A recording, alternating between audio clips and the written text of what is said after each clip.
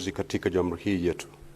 Tutakuomba utuajalie tuyatende na kufikiria mambo yote yatakayofikishwa mbele yetu kwa njia ya haki na uaminifu, ili kustawisha amani, ufanisi na heri ya nchi yetu na wale ambao haja zao umezikabidhi mikononi mwetu.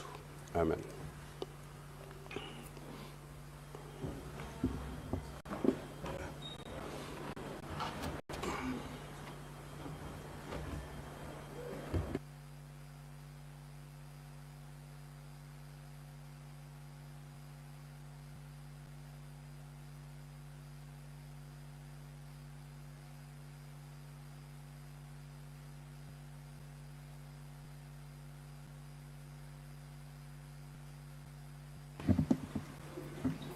Sergeant at Arms, kindly ring the quorum bell for 10 minutes.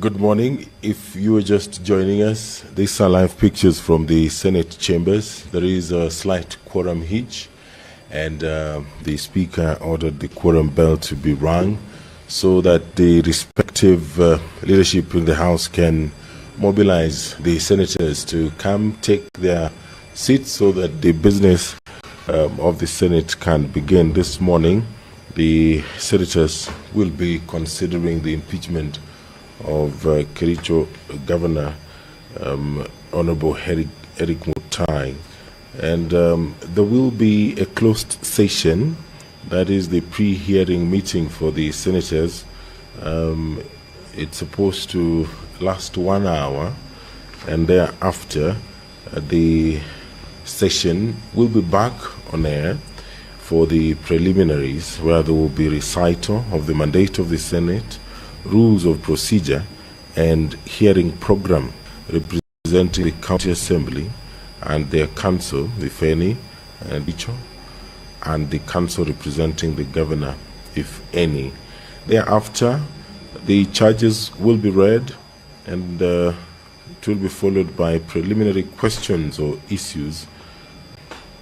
The Senate will take a break and will resume, where there will be the opening statement on behalf of the County Assembly. There is an allocation of time, 30 minutes, followed by the opening statement on behalf of the governor. Also, the time allocated here is 30 minutes. It will be followed by evidence by the council or the County Assembly, and this is evidence of witnesses, if any, cross-examination and re-examination, and this has been allocated a total of 5 hours. The County Assembly, maximum of 3 hours for evidence by witness and re-examination, if any. The governor, maximum of 2 hours for cross-examination, and thereafter the Senate will adjourn. The special sitting is scheduled to take place today, tomorrow, and Friday. The business of the Senate is considering the impeachment of Governor Erick Mutai, the governor of Kericho County, who was impeached by the County Assembly, and his impeachment was brought to the Senate for hearing. Any moment now, the business of the Senate will commence, and this is not the first time that the senators are engaging in this kind of business. It is the mandate of the Senate to hear the impeachment of governors, and it has done so over the years. So this morning, all the way to the evening, tomorrow and on Friday, the senators will be considering the dispute that is arising from the impeachment of the Kericho County governor.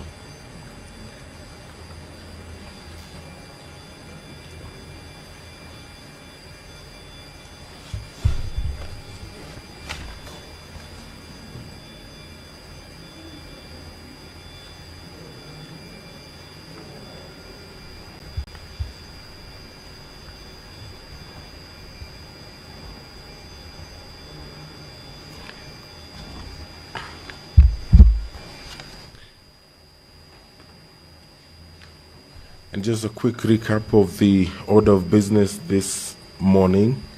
There will be the pre-hearing meeting for senators. This will last 1 hour. It is a closed session. It will be followed by preliminaries, where there will be recital of the mandate of the Senate, the rules of procedure, and the hearing program.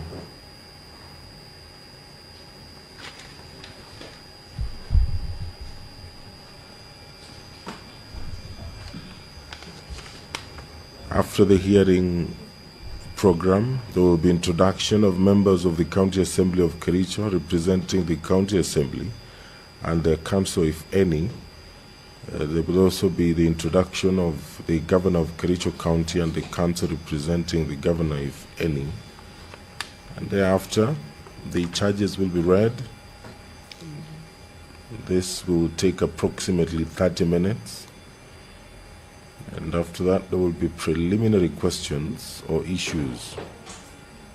And after that, the Senate will take a break. And when it resumes at 2:30, there will be the opening statement on behalf of the County Assembly. The time allocation here is 30 minutes, followed by the opening statement on behalf of the Governor. Also time allocated there is 30 minutes. Thereafter, there will be evidence by the County Assembly, evidence of witnesses, if any, cross-examination and re-examination. The time allocated for this exercise is 5 hours. It includes the County Assembly, maximum of 3 hours for evidence by witness and re-examination, if any, and the Governor, maximum of 2 hours for cross-examination. After that, the Senate will adjourn and resume the sittings tomorrow.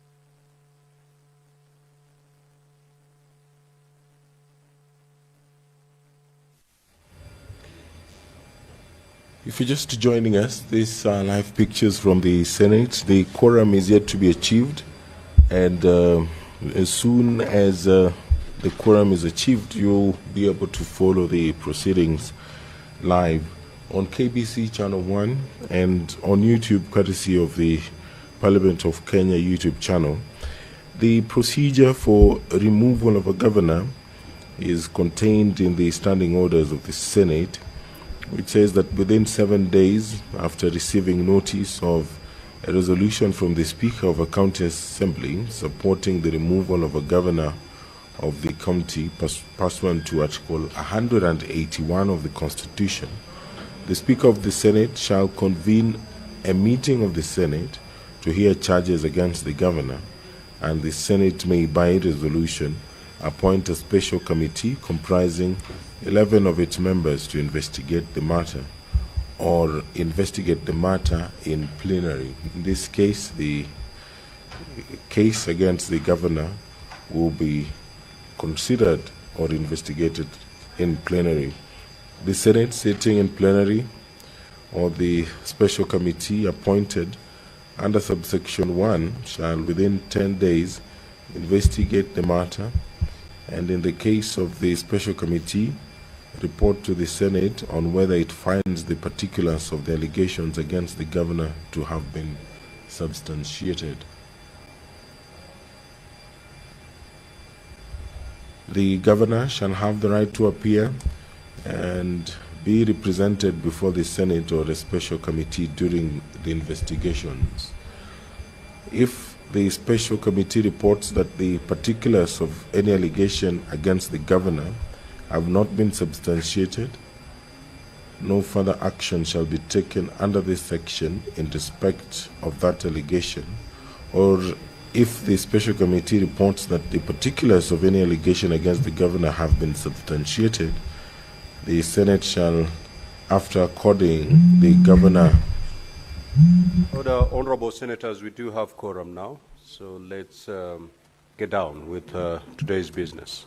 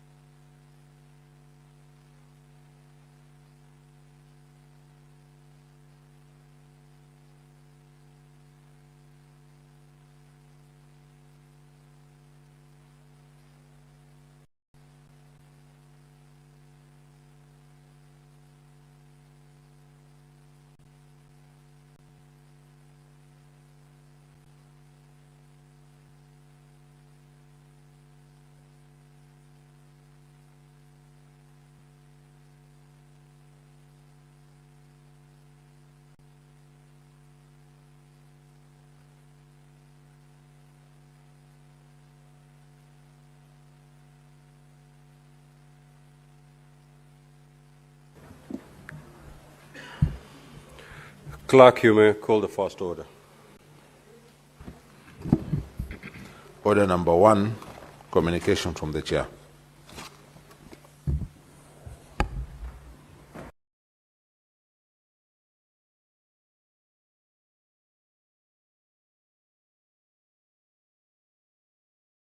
Sisi watumishi wako ambao umeridhika kutuita kwa nyadhifa za uongozi katika jamhuri hii yetu, tutakuomba utuajalie tuyatende na kufikiria mambo yote yatakayofikishwa mbele yetu kwa njia ya haki na uaminifu, ili kustawisha amani, ufanisi na heri ya nchi yetu na wale ambao haja zao umezikabidhi mikononi mwetu.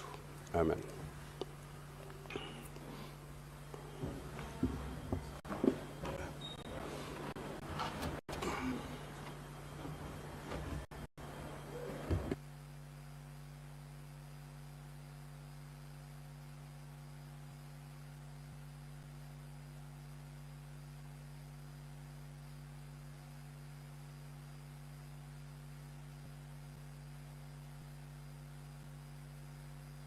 Being the record of proceedings of the County Assembly and the evidence adduced in support of the impeachment motion.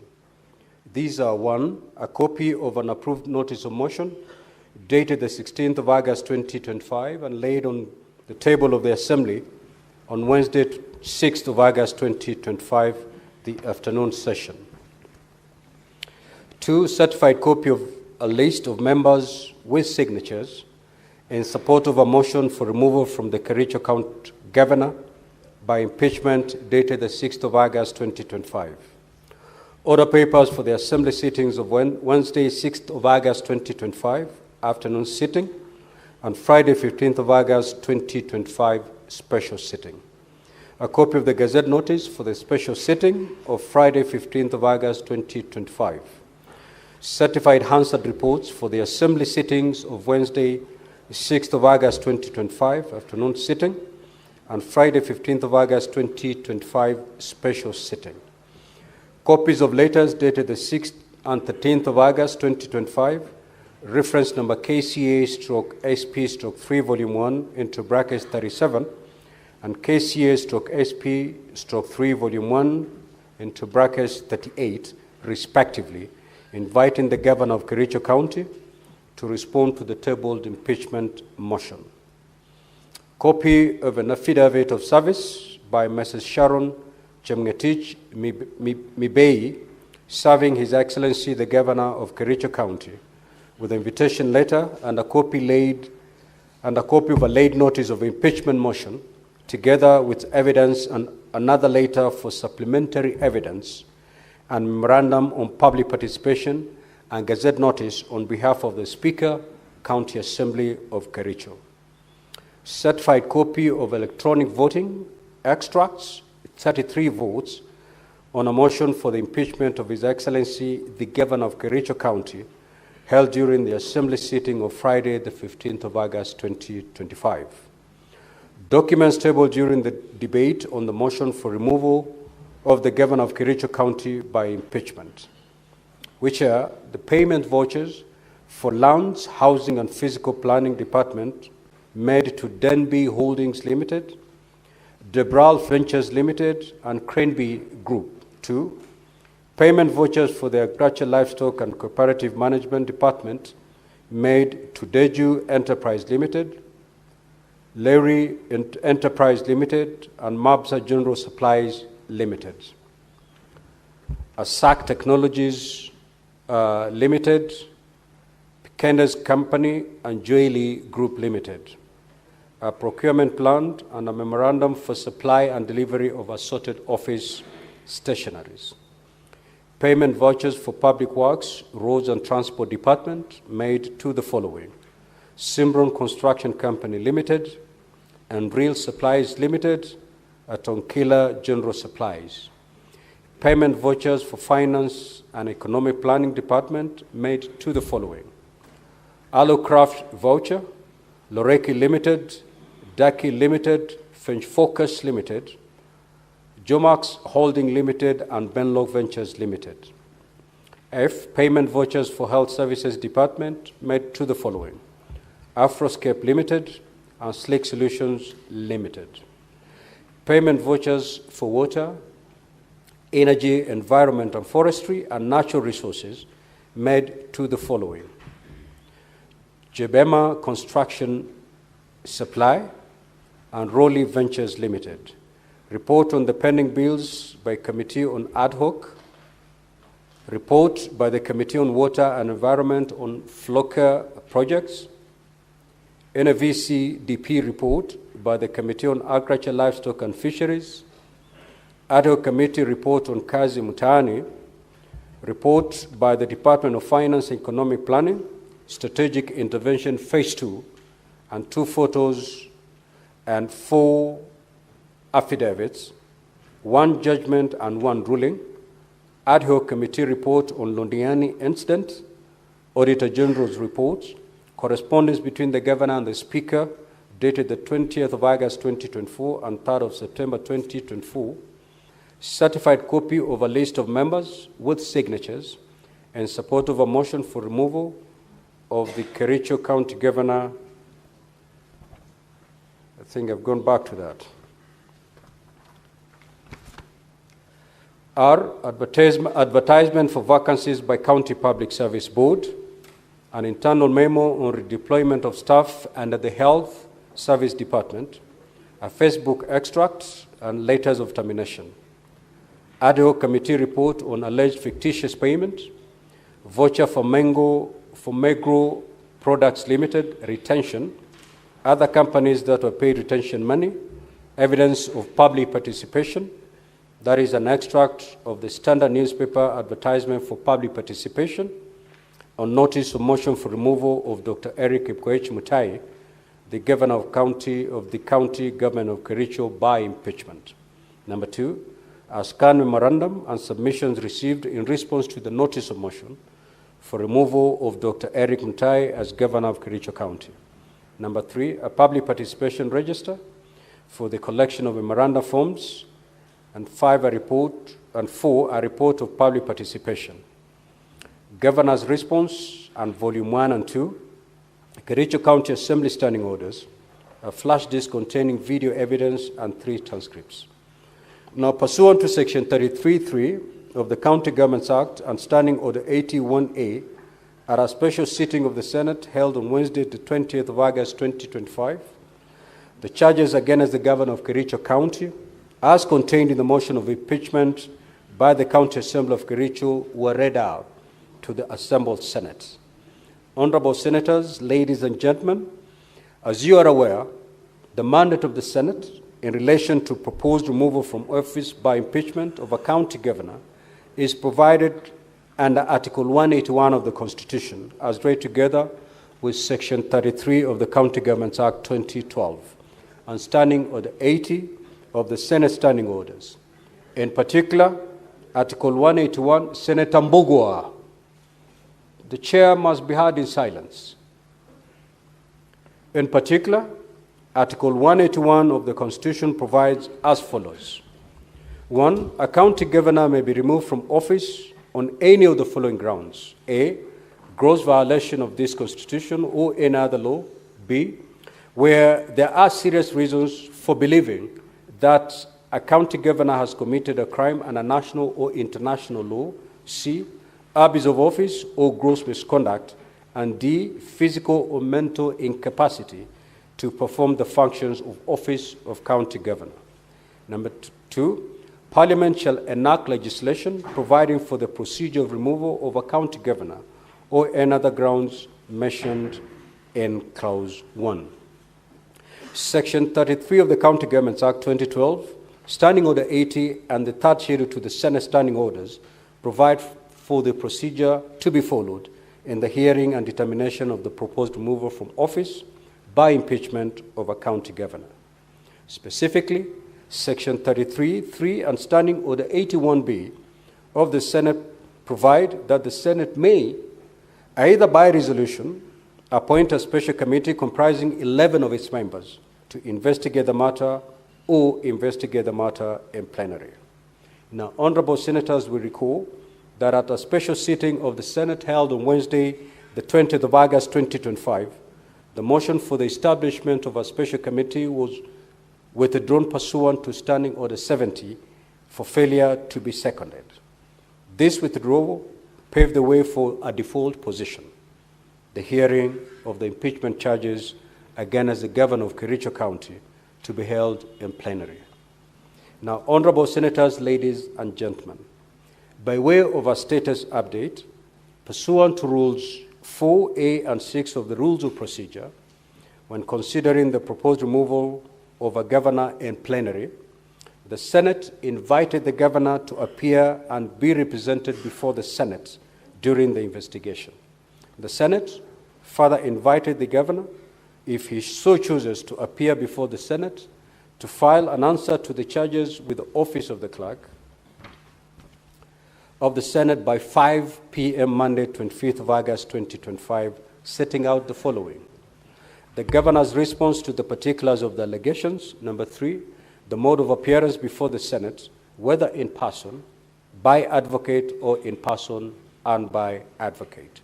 Number 3, the names and addresses of the persons to be called as witnesses, if any, and the witness statements containing a summary of the evidence to be presented by such witnesses before the Senate. And 4, any other evidence to be relied on. Honorable senators, you may walk in and take your seats.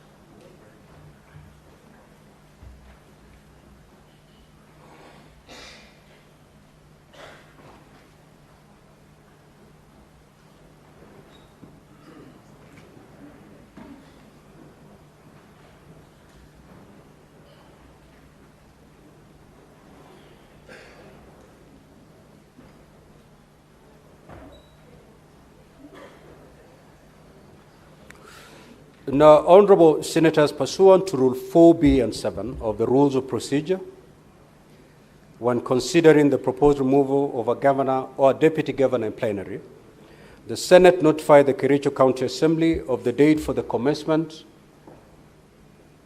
of the investigation and invited the County Assembly to designate members of the County Assembly who shall appear and be represented before the Senate during the investigation.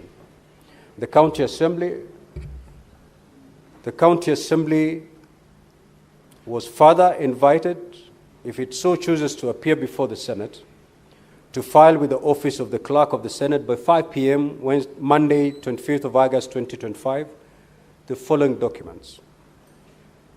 Documentation 1, designating the members of the County Assembly, being not more than 3 members, if any, who shall attend and represent the Assembly in the proceedings before the Senate.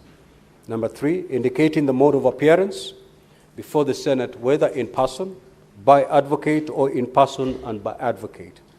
3, indicating the names and addresses of the persons to be called as witnesses, if any, and witness statements containing a summary of the evidence to be presented by such witnesses before the Senate, and specifying any other evidence to be relied on.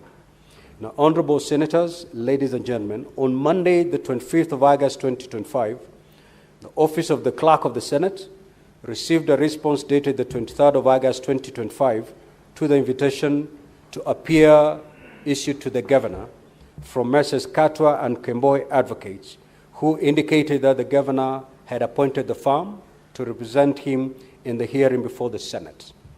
The letter also indicated that the Council represented the Governor and the list of witnesses for the Governor. Counsel for the Governor also indicated that the Governor would appear before the Senate in person and by advocate. Similarly, on Monday, the 25th of August 2025, the Office of the Clerk of the Senate received a response, reference number H&K, /009, /017, /2025, and dated the 24th of August 2025, to the invitation to appear issued to the County Assembly of Kericho County from Messrs. H&K Law Advocates, who indicated that the County Assembly of Kericho had appointed the firm to represent the County Assembly in the hearing, and that the County Assembly would also appear in person and by advocates. The letter also indicated the Council represent the County Assembly and the list of witnesses for the County Assembly. Now, pursuant to Rule 8 of the Rules of Procedure, when considering the proposed removal of a governor in plenary, the Clerk of the Senate furnished each party with the documentation filed by the other party in accordance with Rule 6 and 7 of the Rules of Procedure.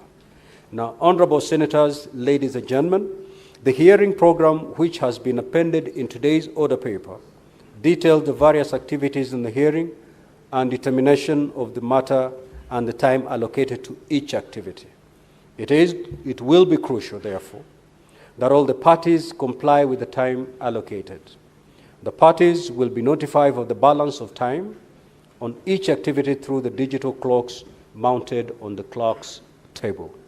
In summary, the program states that today, the Wednesday, 27th of August 2025, after we have dispensed with the preliminary matters, the charges against the Governor shall be read.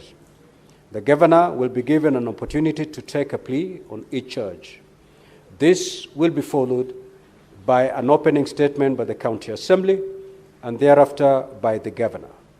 After the conclusion of the opening statements, the presentation of the case of the County Assembly shall commence and shall not exceed 5 hours. At the sitting scheduled for tomorrow, Thursday, the 28th of August 2025, Honorable Senators will be given an opportunity to ask questions or seek clarifications from the County Assembly. Thereafter, the Governor will have an opportunity to present his case before the Senate. The presentation shall also not exceed 5 hours. Honorable Senators will also be given an opportunity to ask questions or seek clarifications from the Governor. At the sitting scheduled for Friday, the 29th of August 2025, the closing statements by the parties will be made for a period not exceeding 1 hour each. The Senate shall then proceed to debate prior to voting on each of the charges. At this stage, a supplementary order paper will be issued to facilitate this debate. In accordance with Article 123 of the Constitution, the County Governments Act 2012, and Standing Order 86 of the Senate, the voting by the county delegations, the voting shall be by county delegations.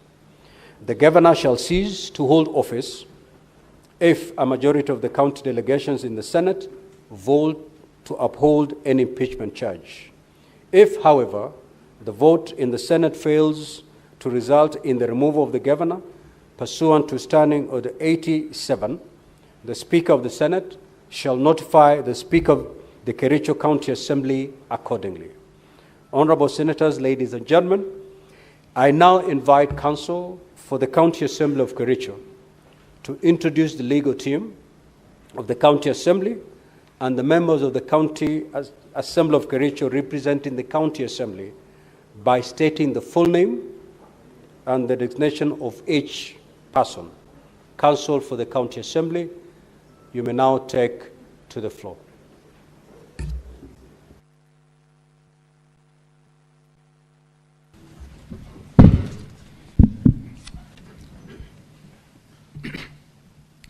Good morning, Honorable Speaker.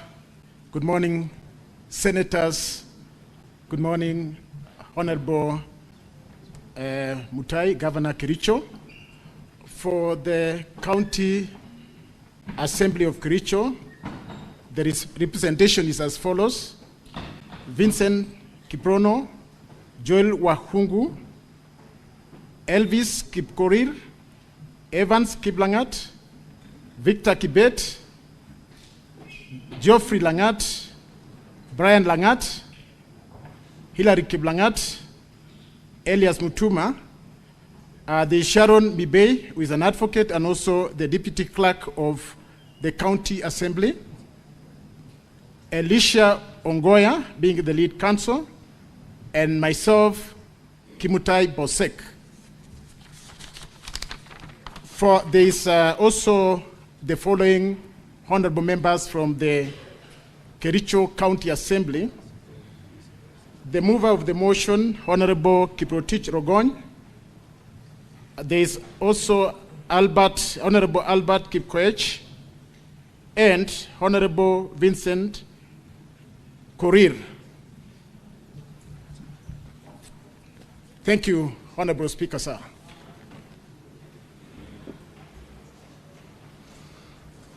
And now, similarly, I now invite counsel for the governor to introduce your legal team representing the governor.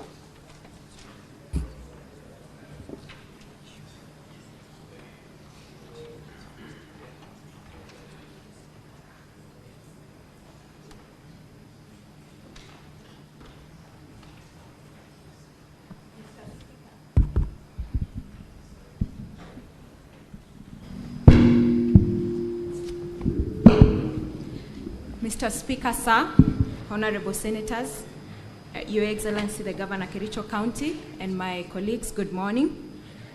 With the permission of my senior colleague, I wish to introduce to you the legal team representing the Governor Kericho County.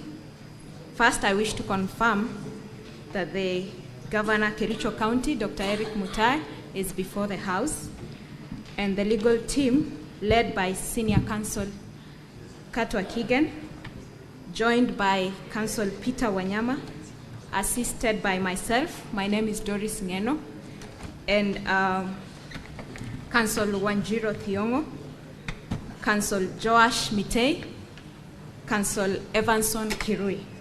That is our legal team. Thank you for the opportunity to appear before this honorable House. Senator Fernandez, take your seat.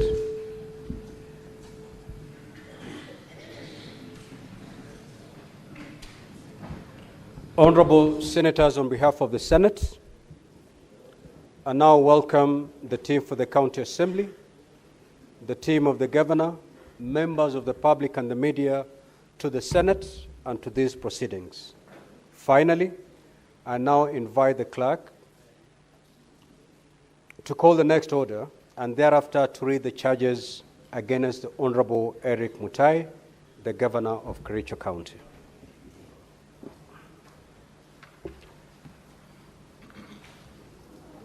Order number 2, reading of the charges on the proposed removal from office by impeachment of the Honorable Erick Mutai, Governor of Kericho County.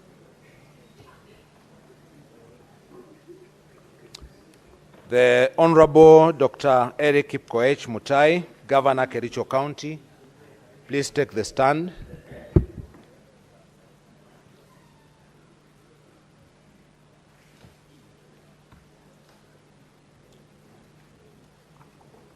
Honorable Dr. Erick Mutai, Governor Kericho County, the charges against you as received from the County Assembly of Kericho are as follows, and I quote: Ground 1, gross violation of the Constitution and other laws, gross violation of the Constitution of the Republic of Kenya 2010, the County Governments Act 2012, the Public Procurement and Asset Disposal Act, the Public Finance Management Act 2012, and Kericho County laws. The particulars of this ground are as follows. Allegation 1, misappropriation and misallocation of county finances.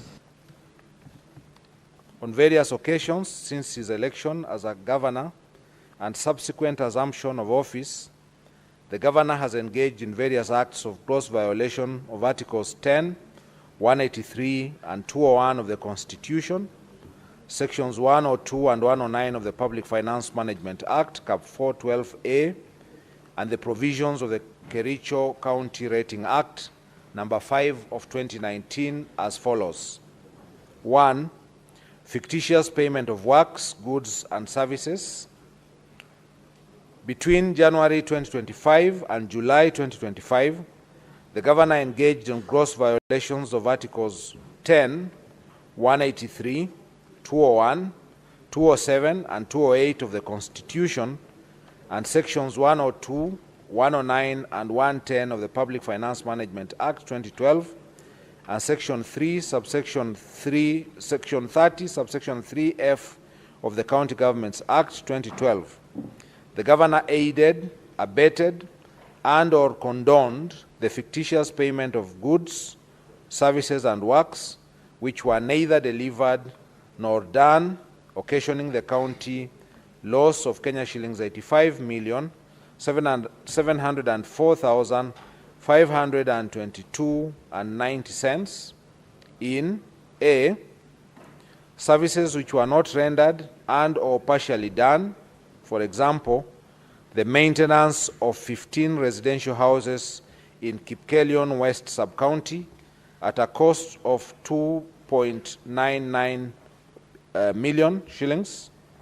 B, goods not delivered, including soybeans, maize jam, sunflower, seed cake, and cotton seed cake, alleged to have been supplied for Kenya shillings 14,980,640.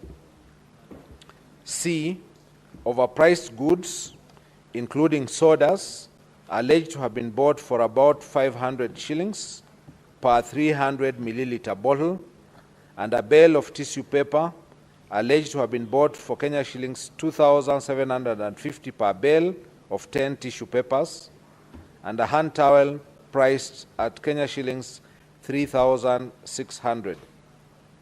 D, works, goods, and services alleged to have been procured for Kenya shillings 5,172,715.60 from companies including Mengro Products Limited, Hildama Construction and Supplies Limited, Brisac Construction and Supplies Limited, Prospera Ventures Limited, and IBM Pro Construction Limited without any supporting documents. And E, payment of contractors from the retention account for the works done for more than 5 years ago, some of which companies had already been paid, and therefore misappropriating county funds through double payments.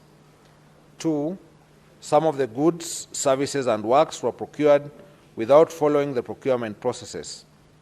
No tender opening committees were formed, contrary to Section 78 of the Public Procurement and Asset Disposal Act 2015, as read together with Regulation 25 of the Public Procurement and Asset Disposal Regulations 2020. Similarly, there were no professional opinions done to the accounting officers, contrary to Section 84 of the Public Procurement and Asset Disposal Act 2015. 3. There was deliberate circumvention of competitive tendering of the same goods, services, and works by splitting of contracts to suit the request for quotation method, therefore violating Section 54 of the Public Procurement and Asset Disposal Act 2015, as read together with Regulation 43 of the Public Procurement and Asset Disposal Regulations 2020. 4. Most of the goods, services, and works were procured outside the approved budget as required under Section 44, subsection 2A of the Public Procurement and Asset Disposal Act 2015. 5. The documents used by the departments were not clear and did not bear references to the procurement requirement, provision of dates, especially invoices generated, and signatures of respective officers. There was therefore blatant violation of the provisions of Regulation 68 of the Public Procurement and Asset Disposal Regulations 2020. 6. No market survey was conducted as required under Regulation 43, Subregulation 4 of the Public Procurement and Asset Disposal Regulations 2020. The contractors therefore supplied goods with exorbitant prices, contrary to Section 54, subsection 2 of the Public Procurement and Asset Disposal Act 2015. 7. All of the subject goods, services, and works were paid for in advance, yet the county has accumulated pending bills over the last 3 years of Kenya shillings 1.1 billion, which have been verified and are yet to be paid from the time the governor assumed office. 8. The report of the ad hoc committee on the alleged fictitious payments tabled before the Assembly on 5th of August 2024 made pertinent and damning findings and recommendations that point to the deliberate failure to act, neglect of duty, and even conspiracy on the part of the governor, to wit, A. The documents shared with the ad hoc committee by the departmental heads called to testify were not accompanied by the ETIM's invoice.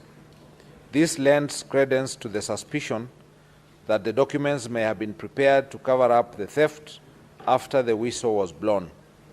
B.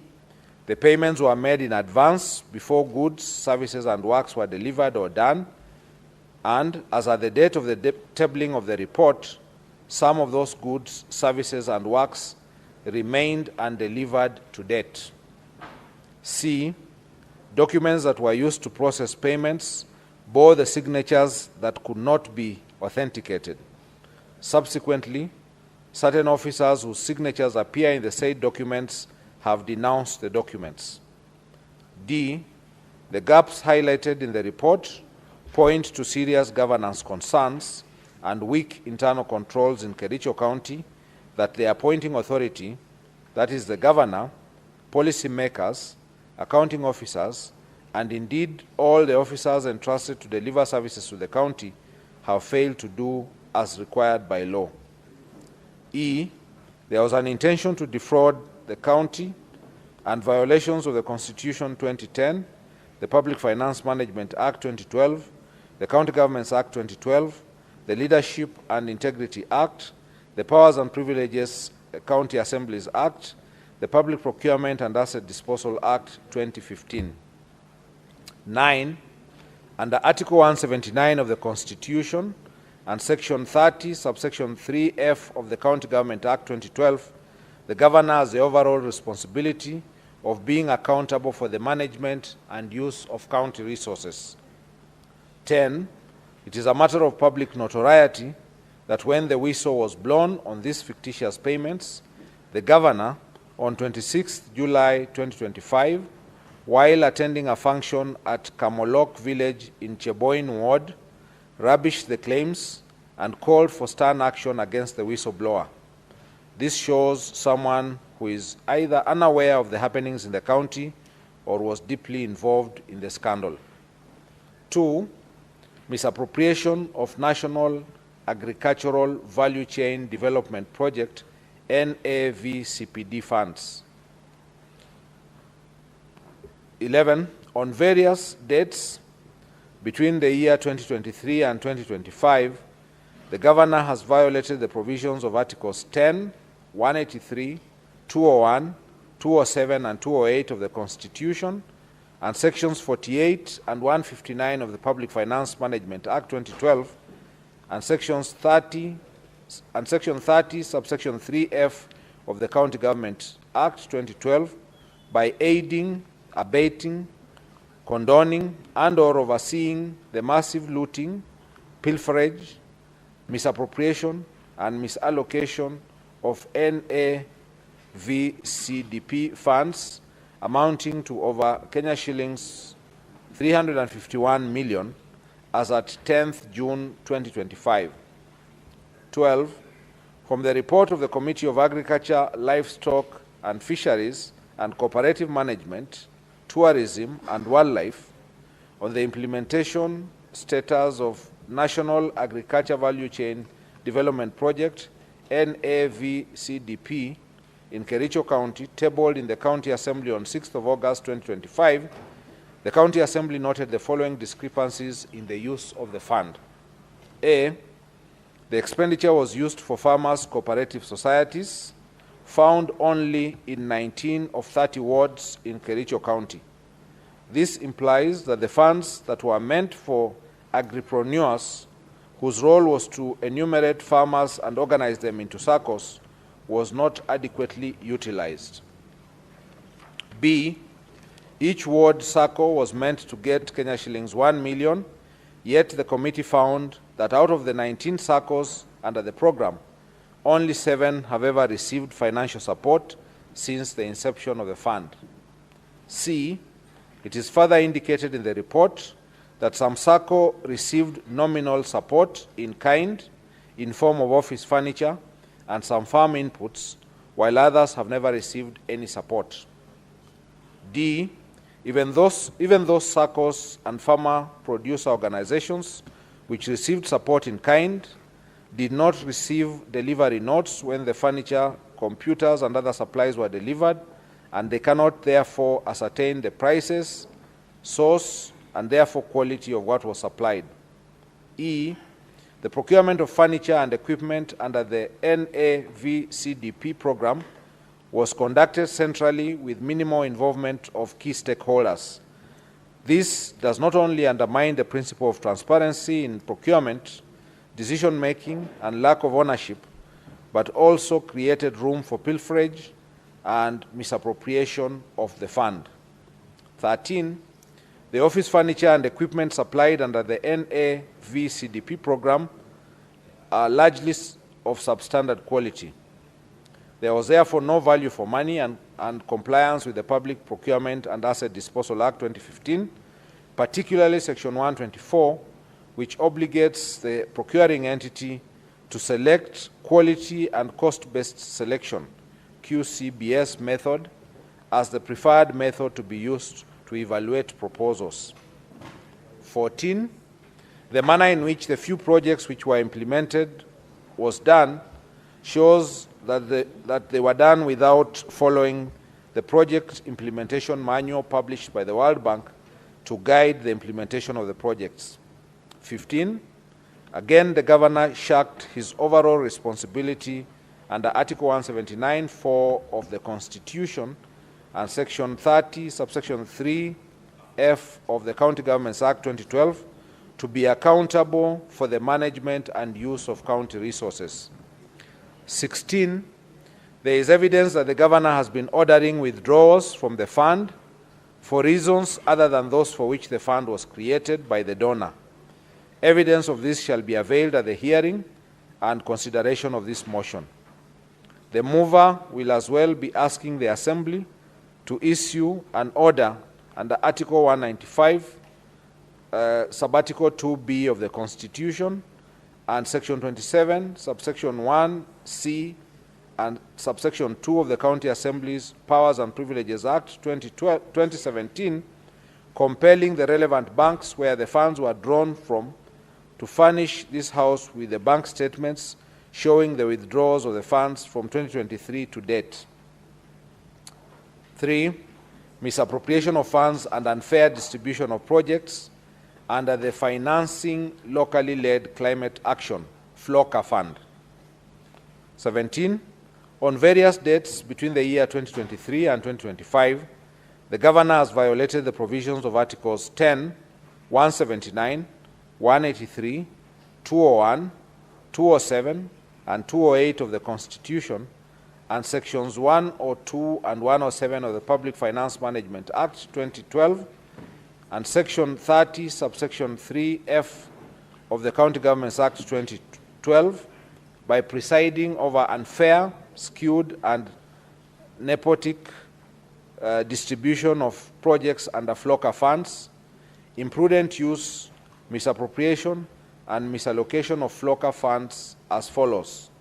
A.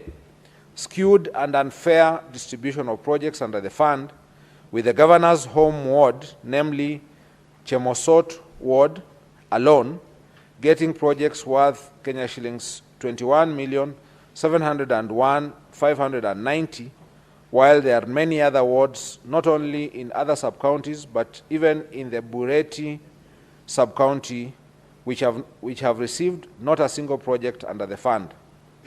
This nepotically skewed distribution of projects under the fund violates the national values and principles of governance under Article 10 of the Constitution, and in particular, the values of equity, non-discrimination, equality, good governance, integrity, transparency, and accountability, the principles of public finance under Chapter 12 of the Constitution, as well as the provisions of Sections 102 and 107 of the Public Finance Management Act, which enjoins the Governor to ensure fiscal responsibility and adherence to the values and principles of the Constitution in the management of the county funds. B. The Joint Committee on Water and Sanitation and Environment, Energy, Forestry, and Natural Resources, in their report on the implementation status of FLOCA programs, noted that some projects under the fund, namely Chemomul Water Project in Kabianga, water and environment projects in Seretut, Cheptororiet Ward, Torachtani Cooperative Society Milk Cooling Plant in Kapsaos Ward, Soliat Water Tree Nursery Establishment Project in Soliat Ward, Arndonyo Mare Borehole Water Project, and Lelaitich Water Project in Soliat Ward are marked as 100% complete, yet there are either defects in the works, incomplete, and substandard works. 18. As a result of this unfair distribution of projects, wards like Cheplanget, Litein, Chaik, Kipchebor, Chilchila, and Kunyak did not get even a single project in all the categories under the fund, namely environment, agriculture, and water. 4. Misappropriation of county funds and Equalizer Kazi Mtaani initiative. 19. On or about 31st of August 2023, the Governor engaged in gross violation of Articles 10, 183, 201, 207, and 208 of the Constitution, and Sections 102, 109, and 110 of the Public Finance Management Act 2012 by launching a program dubbed Equalizer Kazi Mtaani Initiative and drawing county funds towards the initiative without a legislation to anchor the initiative, public participation, prior approval of the County Assembly and the Controller of Budget, and prior approval of the Budget and Appropriation Committee's approval. 20. Under the fund, a total of Kenya shillings 39 million were paid without proper tendering delivered. 20. The County Assembly's report on the ad hoc committee on Kazi Mtaani project pointed out various violations of the Constitution and the law in the rolling out and implementation of the initiative. However, the Governor deliberately disregarded the report, and it has hitherto not been implemented. 22, the deliberate failure, omission, and unwillingness to implement the report of the County Assembly on Equalizer Kazi Mtaani initiative undermines devolution, the doctrine of separation of powers, and is therefore antithetical to the values and principles of governance under Article 10 of the Constitution, the objects of devolution, and under Article 174 of the Constitution. 5, misappropriation of funds under the Strategic Intervention Projects, SIPs. 23, in various dates during the financial year 24-25, the Governor engaged in gross violation of Articles 10, 183, 201, 207, and 208 of the Constitution, and Sections 102, 109, and 110 of the Public Finance Management Act 2012 by overseeing misappropriation of various projects under the Strategic Intervention Projects CIP Fund. 24, for instance, the project for upgrading of Kunyak Dispensary to Health Center, which is a retender project for the construction and renovation of various facilities within the health center by Messrs. Belitra Enterprises Limited for Kenya shillings 44,756,846, a total of Kenya shillings 8,575,186 has been paid for no works done. Indeed, when the County Assembly's Committee on Implementation visited the site, they found that the contractor had only supplied materials, contrary to the Finance Department's report to the Assembly that kitchen and staff house was at walling stage, while the MCH is at slab level.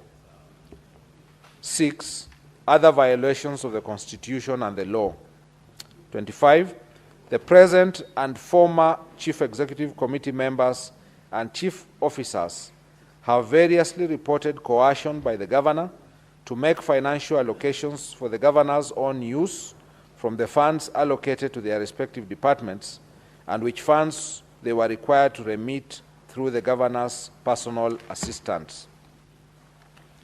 26, violation of Article 201A, D, and E of the Constitution 2010 on principles of public finance, and Article 226 as read with Article 227 of the Constitution by presiding over glaring irregularities evidenced by A, irregular award of contracts and evasion of accountability, B, willfully interfering in the procurement processes and the award of tenders, C, skewed tender awards to various contractors at inflated rates and in collusion with fraudulent contractors and suppliers, D, irregular implementation and unfair distribution of various programs in the county, E, intentionally and negligently presiding over massive theft of county public funds, as evidenced by the Auditor General's reports for the preceding financial years,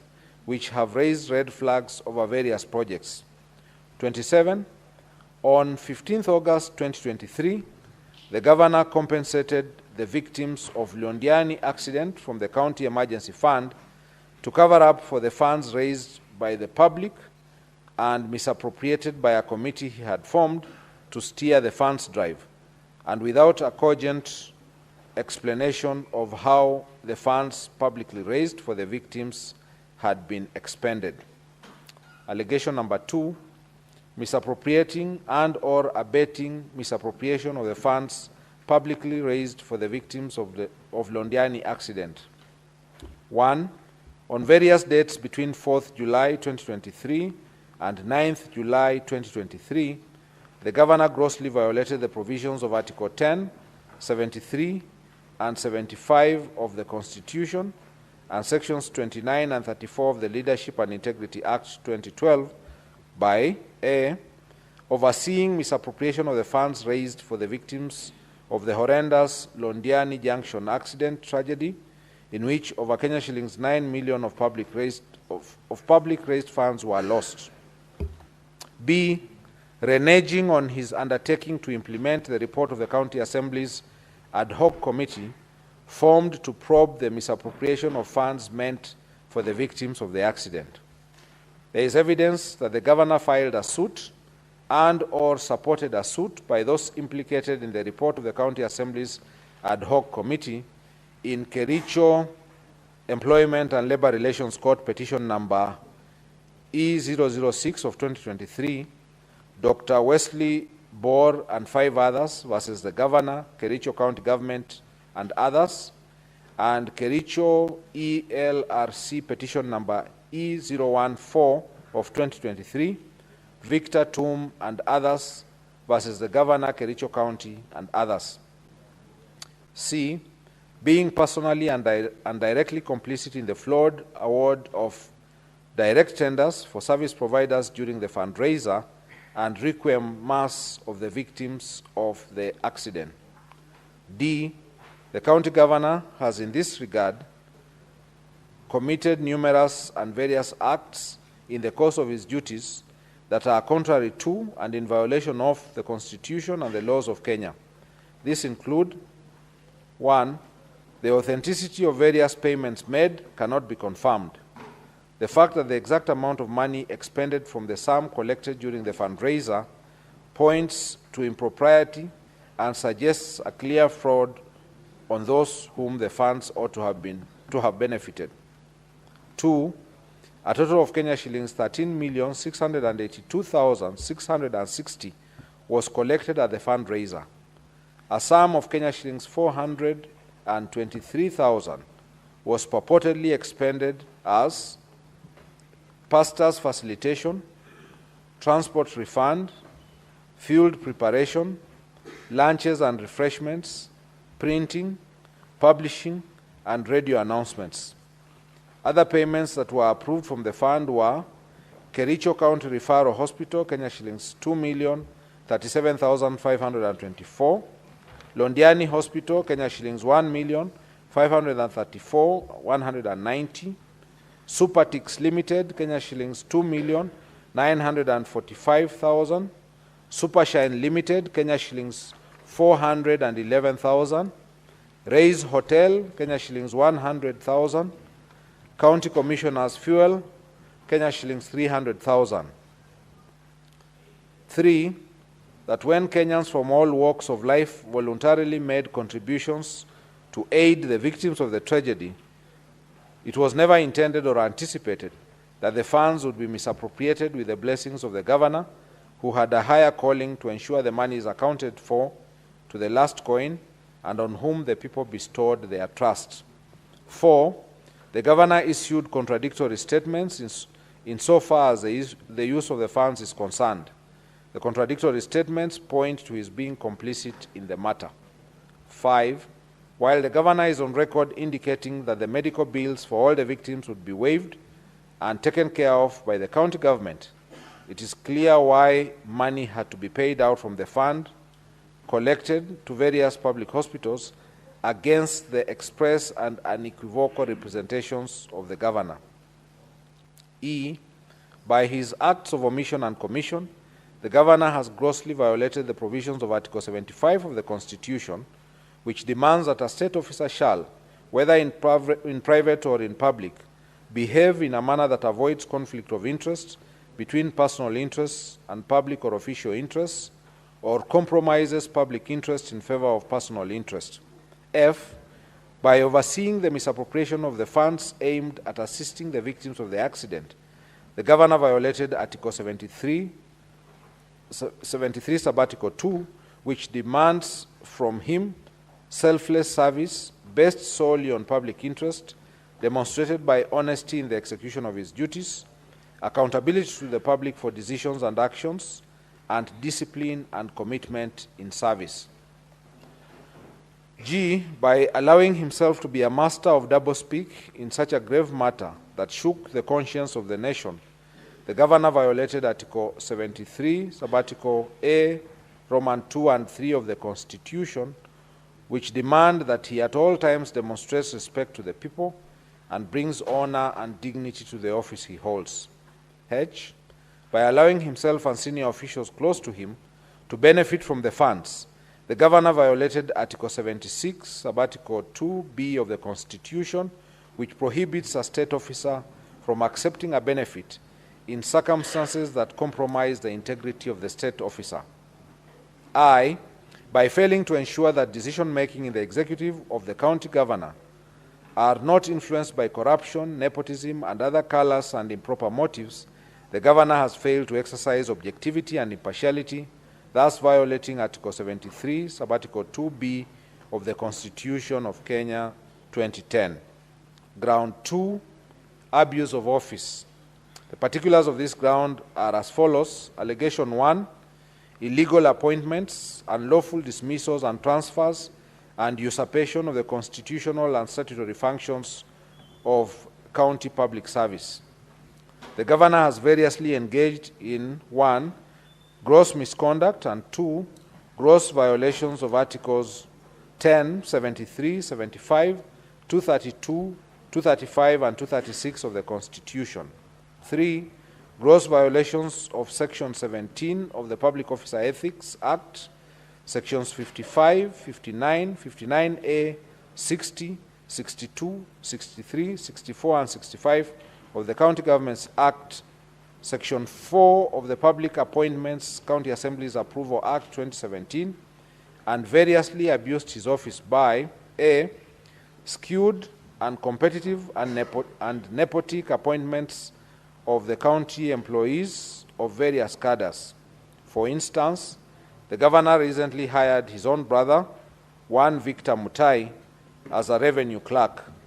Similarly, the governor's personal assistant's wife, one Chepkirui Mercy, was recently hired as a nurse on contract basis. Who was recently hired as a nurse on contract basis was confirmed, yet there are a number of nursing staff who have been serving on contract for long without confirmation. B, illegally appointing one Mrs. Alice Bett, now Judge of the High Court, as the county attorney when there was a substantive office holder, an act which the Employment and Labor Relations Court, the Honorable Lady Justice Wasilwa, affirmed was irregular, unprocedural, and unlawful in the case of Sang versus Governor Kericho County and 2 others, petition E001 of 2023. In that case, the governor was found by the court to be in gross violation of Article 73 and 232 of the Constitution, his actions found to be illegal and unconstitutional, and ordered to pay costs of Kenya shillings 2 million and costs personally. The governor has therefore been already adjudged to be in gross violation of the law and all the Assembly and the Senate. C, causing the advertisement of the positions of doctors, nurses, early childhood education, ECDE teachers, just to endear himself politically when he knew the county government did not have capacity to hire. The applicants were subsequently not shortlisted, nor the alleged vacancies filled up. D, illegally deploying health staff via the notice dated 22nd of July 2024 without any justification, authority, and involvement of County Service Board, thus creating a crisis in the health sector. E, since his assumption of office, the governor has dismissed a total of 10 County Executive Committee CEC members, 6 chief officers, 2 chiefs of staff, among other senior staff, without any cause or reason, thus exposing the county to protracted litigation and the risk of huge compensation in damages. The governor has perpetuated this firing spree, not for any reason, but as a show of might, power, and authority, and that is where the abuse lies. Allegation 2, subversion, discrediting, and impeding of the oversight role of the County Assembly. On 3rd September 2024, the governor engaged in 1, gross misconduct, and 2, grossly violated the provisions of Articles 10, 73, 75, 174, and 185(3) of the Constitution, and abused his office by writing to the Speaker, purporting to direct the Speaker on, among other things, the timelines the Speaker should give the chief officers who are summoned by the Assembly for questioning in exercise of the Assembly's oversight mandate. Ground 3, gross misconduct. The particulars of this ground are as follows. Allegation 1, bullying, incitement, vilification of people and county staff. On various occasions, the governor has repeatedly engaged in 1, gross misconduct, and 2, gross violation of the provisions of Articles 10, 73, and 75 of the Constitution, and Sections 29 and 34 of the Leadership and Integrity Act by A, the governor has been operating with impunity as though he is above the law. On the second day of being sworn into office, the governor led a mob to invade a private land owned by one Mr. Josiah Kiplangat Kogo within Kericho town and tore down the fence. The governor has since designated the subject land as an illegal dump site operated by the county government without the consent of the registered proprietor, the National Environment Management Authority NEMA approval, gazettement by the county designating the parcel as a dump site, and in total disregard of a court order issued by the Environment and Land Court in the case of Kericho, in Kericho in ELC petition number E001 of 2022, Josiah Kiplangat Kogo versus County Government of Kericho. The governor has also obstructed the enforcement of the orders by the police administration. The actions are illegal, contemptuous to the authority and dignity of the court and the rule of law, unethical, and demeaning the office the governor holds. Further, as a result of the illegal actions of the governor, the county was condemned to pay the costs. B, none of the dismissed CECs, CEOs, and chiefs of staff and other senior county staff were given fair administrative due process and hearing, thus violating the provisions of Articles 41, 47, and 51 of the Constitution. C, the governor has persistently intimidated, molested, harassed county officers who do not sing to his tune, leaving officers jittery and creating an atmosphere of fear, uncertainty, and despondency in the county, and thus creating a toxic work environment. This violates the provisions of Sections 11 and 13 of the Leadership and Integrity Act 2012. D, the governor has persistently used divisive and unbecoming language which undermines the office he holds, contrary to Section 8 of the Leadership and Integrity Act 2012. And E, the acts of the governor enumerated above have collectively brought dishonor and disrepute into the office of the governor in violation of Chapter 6 of the Constitution and the Leadership and Integrity Act 2012. The Honorable Dr. Erick Kipkoech Mutai, how do you plead to the three grounds? How do you plead to ground 1? How do you plead to ground 2? How do you plead to ground 3?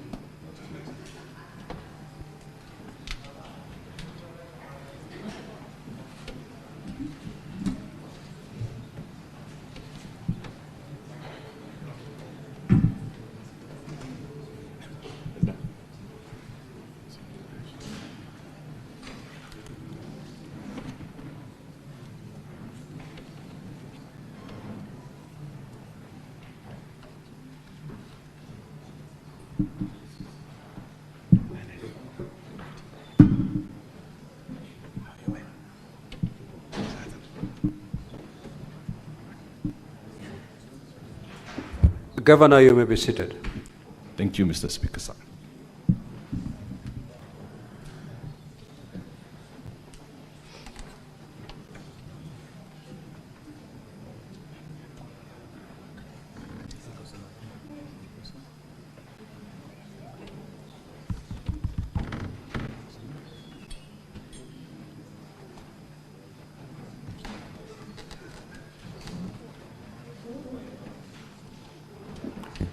Now I'll call upon the County Assembly.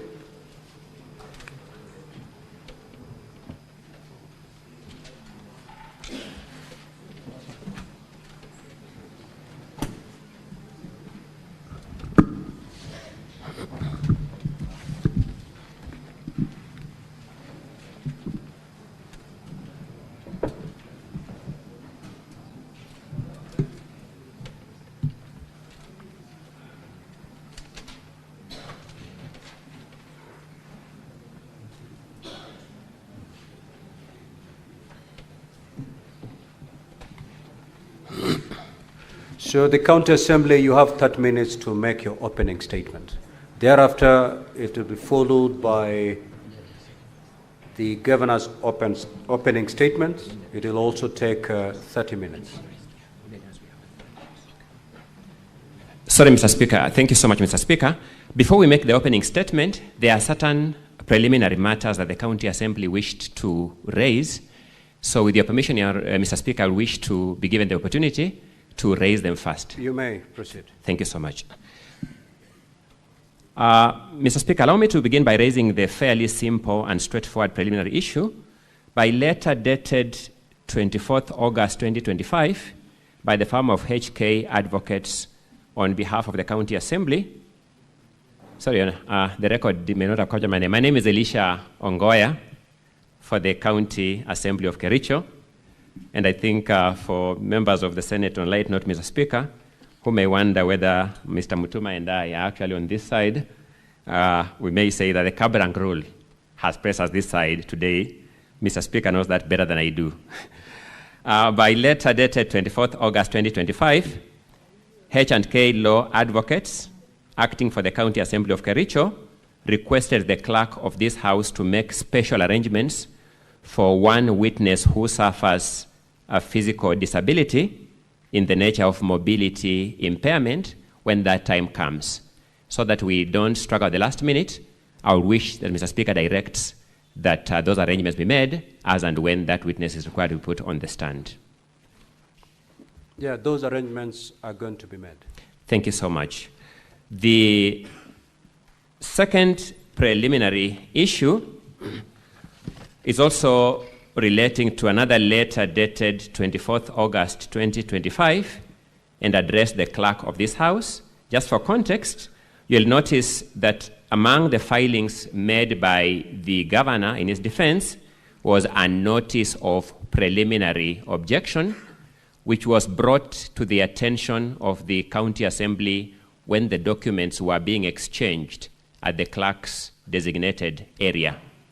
In the circumstances, the County Assembly wrote to this House informing it that it will be seeking the leave of this House to file a response to the notice of preliminary objection. I think, Council, that PO hasn't been raised yet.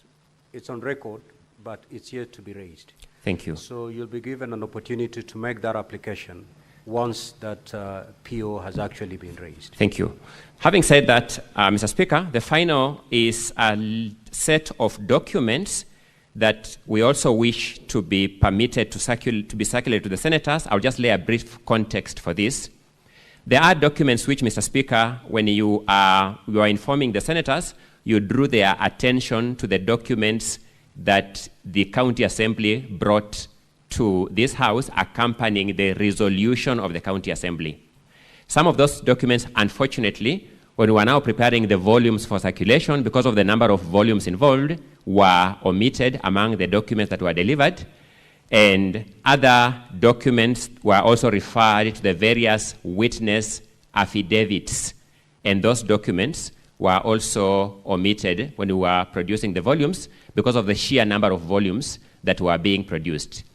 If you give me permission, Mr. Speaker, I can then draw your attention to the specific documents so that then you can consider whether or not to allow them. You may proceed. Thank you. Mr. Speaker, you'll remember you read among the documents that the County Assembly presented to this Senate as payment vouchers for the Department of Agriculture. You also read payment vouchers for the Department of Lands and Physical Planning.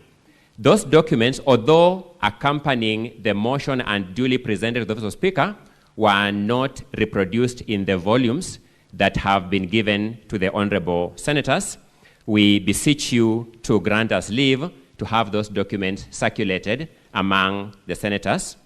We also have documents that are mentioned in the various witness affidavits, but which unfortunately were not reproduced when the volumes were being made. By name, we have a staff redeployment memo dated 10th January 2025, an internal memo of the county government of Kericho. We have certain printouts of M-Pesa statements that are referred to in the affidavit of Erick Koech. We have the letter dated 21st August 2025 with regard to the report of the ad hoc committee on Kazi Mtaani, which, Mr. Speaker, you have alluded to.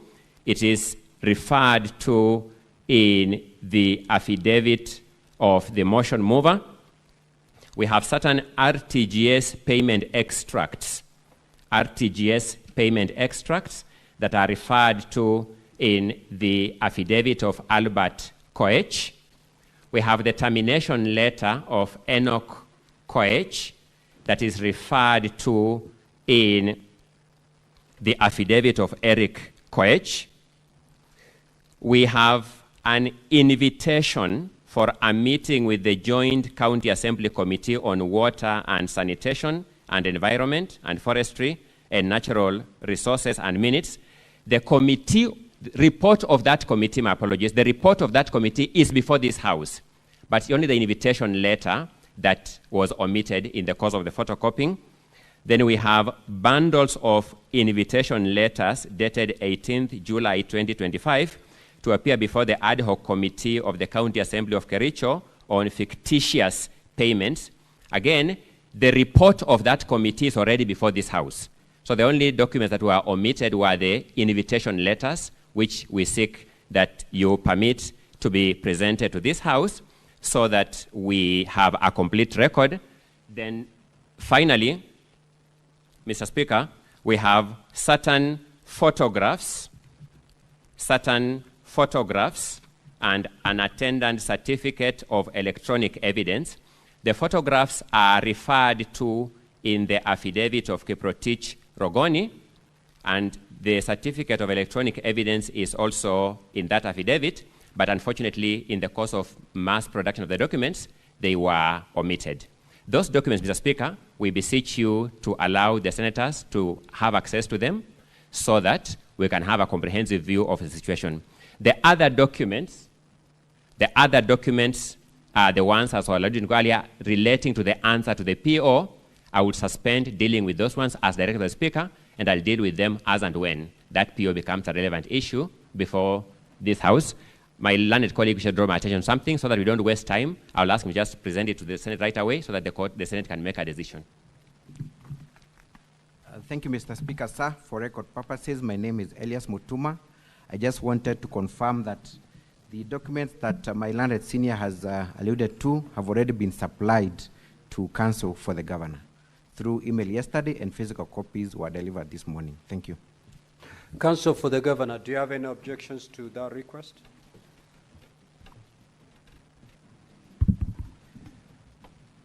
Mr. Speaker, sir, and honorable senators, we very strongly object.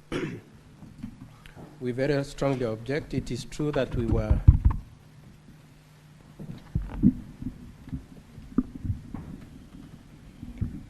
Mr. Speaker, sir, we strongly object to the attempt to introduce new evidence at this point. It is true that this morning, as we were waiting to walk in here, we were served with the documents referred to by my colleague. Mr. Speaker, sir, the first point of our objection is that we will not have had an opportunity to have looked at them and to prepare ourselves to respond to them, considering that today is scheduled for hearing. The second objection, Mr. Speaker, sir, is that you already gave a timetable within which the filings were to be done, and we all struggled to file within that time. including ourselves, who had also equally voluminous documents. So the mere contention that it was voluminous is not good enough a reason. The third objection we have, Mr. Speaker, sir, is that they were not part of the documents that were used during the proceedings at the County Assembly. And for purposes of that point, Mr. Speaker, sir, I wish to make reference to your standing orders, the standing orders for this, for the Senate, particularly the standing order number 20. The standing order is to this effect. In presenting its evidence, the Assembly shall not introduce new evidence that was not part of the allegations against the governor in the County Assembly as forwarded by the Speaker. Mr. Speaker, sir, it is our contention that that standing order clearly prohibits the introduction of this new evidence. It is also our argument that if that evidence had been brought to the Assembly, there is also the possibility that the Assembly could have voted differently. And so, Mr. Speaker, sir, we take objection to the introduction of the new evidence, and we insist that the matter proceeds as per the documents that were filed within the timelines that you had given. Mr. Speaker, sir, I would like my colleague, Mr. Wanyama, to make supplementary submissions on the issue.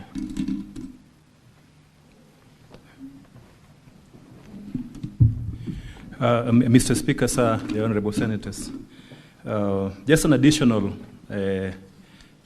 remark.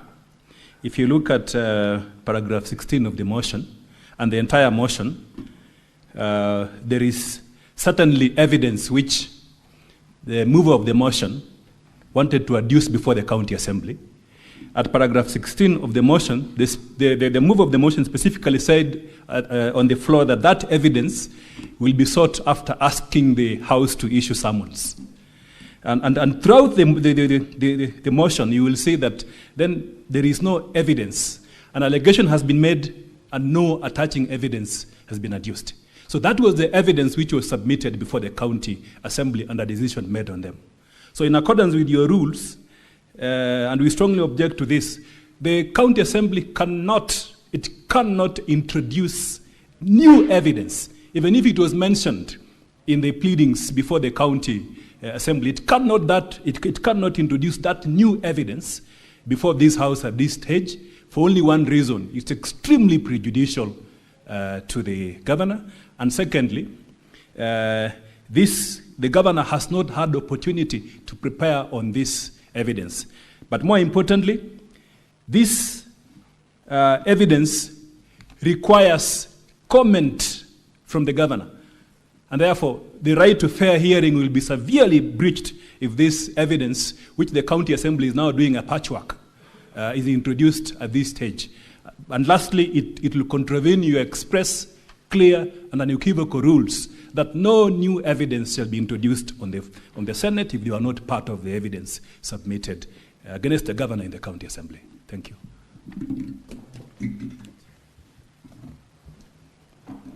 Mr. Speaker, may I have a brief right of reply?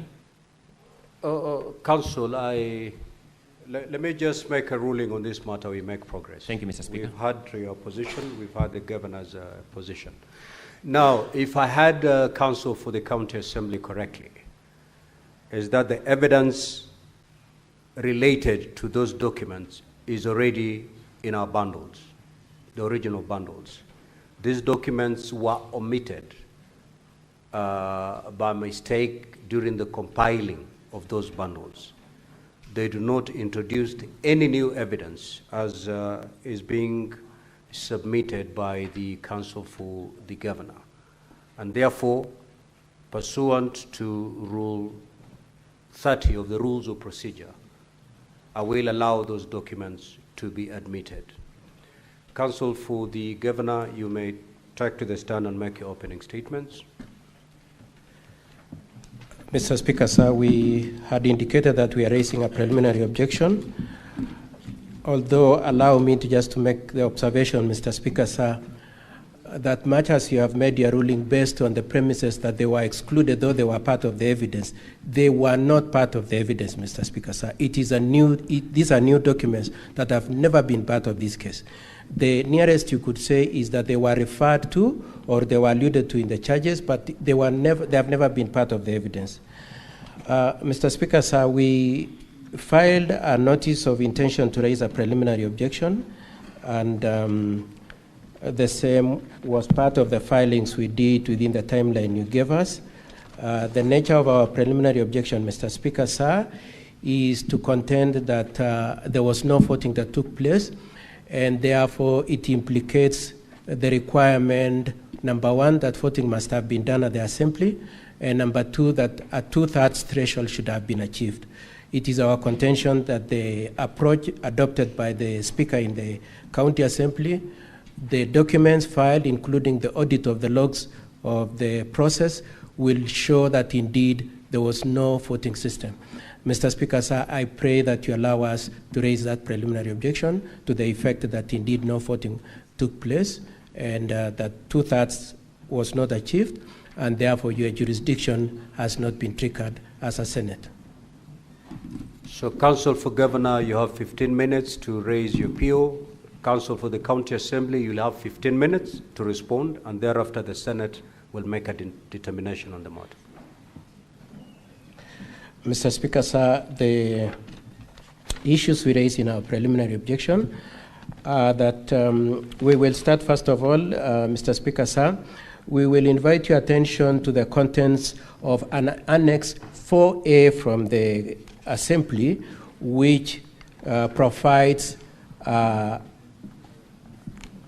audit of the login processes and details of how the voting went on. And Mr. Speaker, sir, that is contained in the affidavit by the IT expert at page 79 to 85, and also in the affidavit sworn by the clerk, page 95 to 93. And Mr. Speaker, sir, the IT expert says particularly at paragraph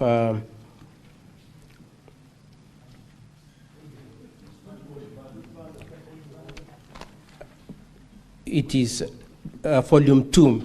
Volume 2. What is your issue, Senator for Nairobi? Volume 2 of the County Counsel Assembly. for Governor, just hold and pause the time for the Governor, please. Yes, Senator Sifuna. No, Speaker, we've been through this process many times, and these are experienced lawyers. Part of the thing they should do before they start is to introduce to the Senate their documents. You can't just refer to documents, and we have volumes upon volumes here. I would expect that Counsel for the Governor start by telling us what his documents look like, and then we can be able to go together. Other than that, you're just speaking to yourself.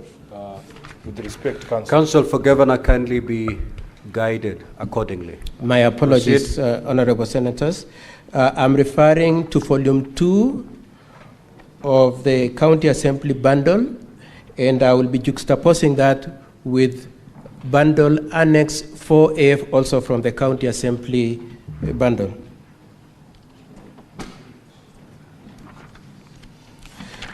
Mr. Speaker, sir, our preliminary objection, the first point I wish to address is what has been referred to by the IT expert, and that testimony, his affidavit is at page 79 to page 89.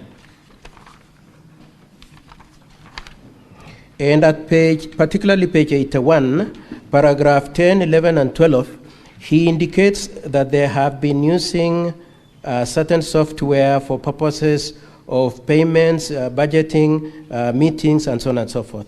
Then he says in October 2024, an enactment was made of Standing Order number 77, and attendant to the enactment of that section, they then developed a system for voting by upgrading what they already had for purposes of implementation of that standing order.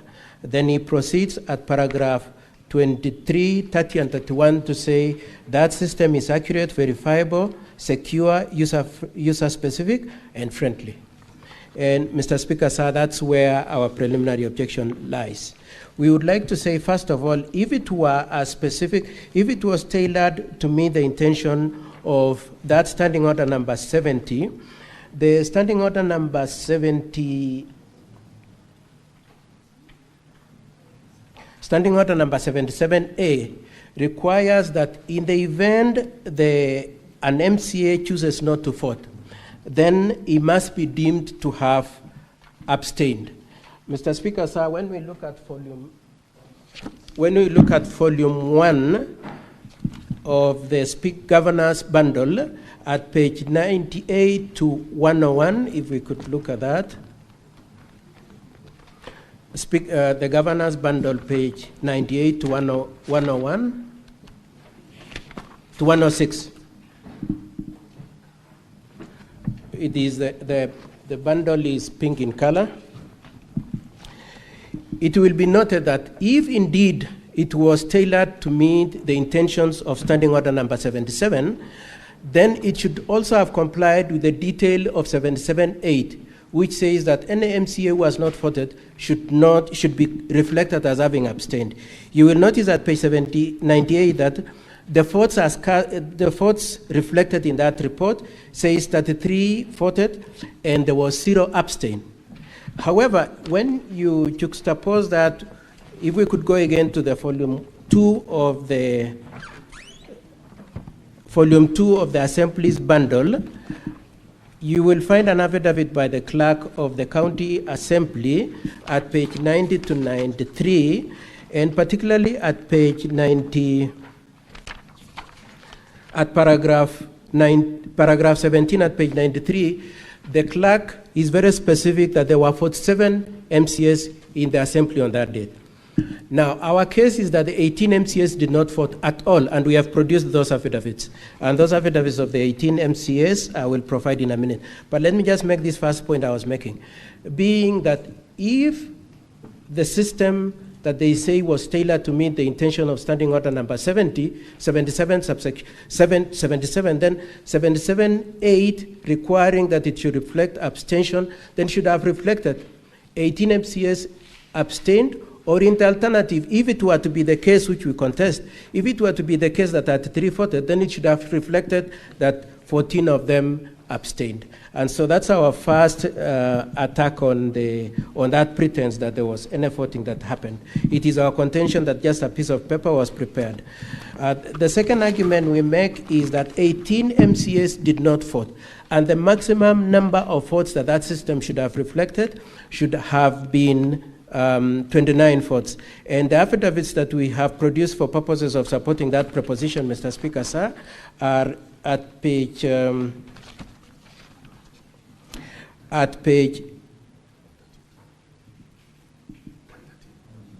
117 to 120 of the Governor's bundle. That is an MCA called Kiptegan. Then there is an MCA called Kibet Bozuben at page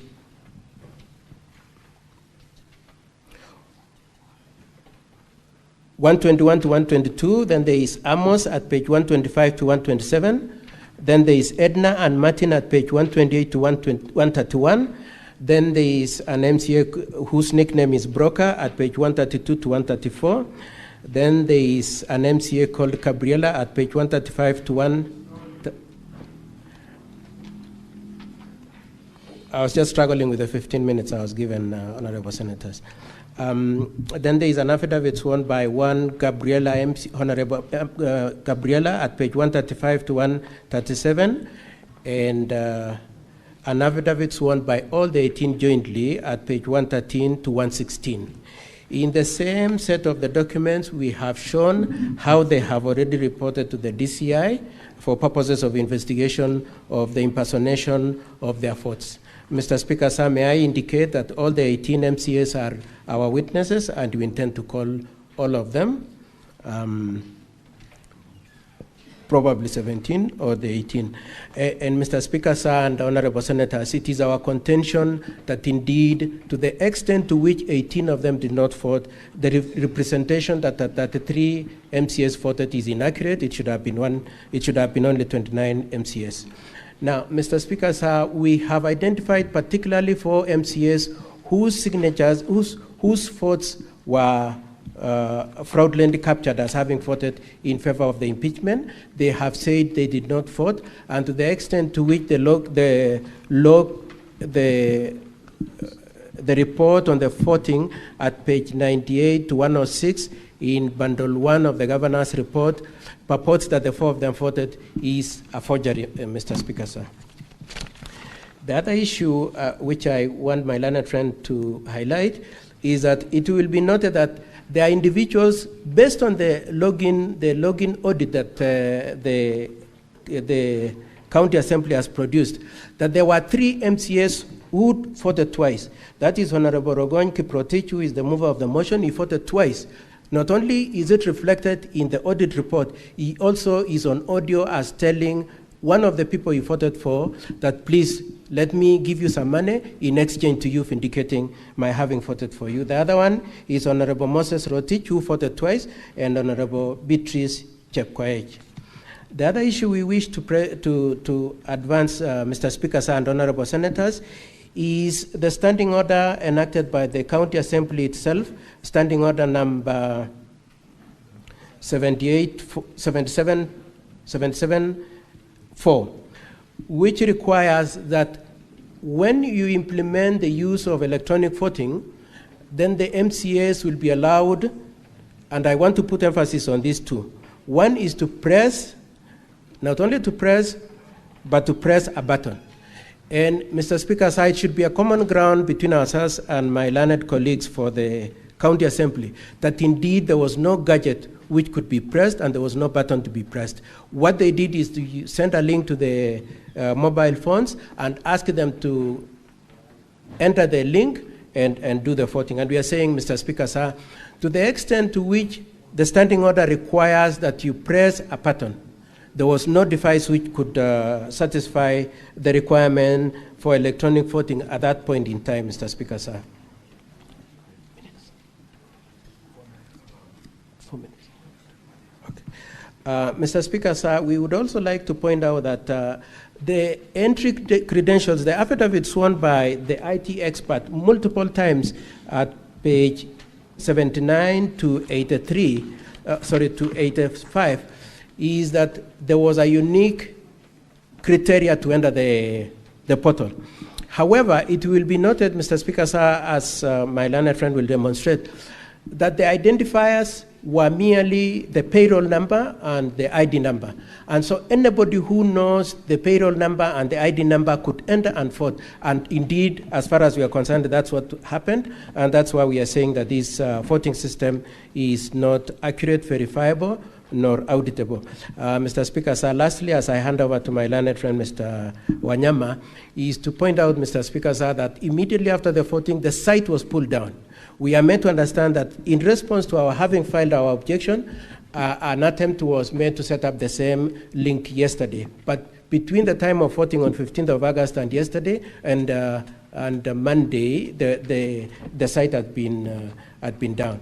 Mr. Speaker, sir, and honorable members, we contend that indeed this voting system does not satisfy the requirement that indeed a voting should have happened and that voting should have achieved 2/3 of the MCAs to warrant you are having to entertain and determine this preliminary objection. We pray that you decline to accept this motion into your House. Mr. Speaker, sir, I request for 5 minutes for my colleague, Mr. Wanyama.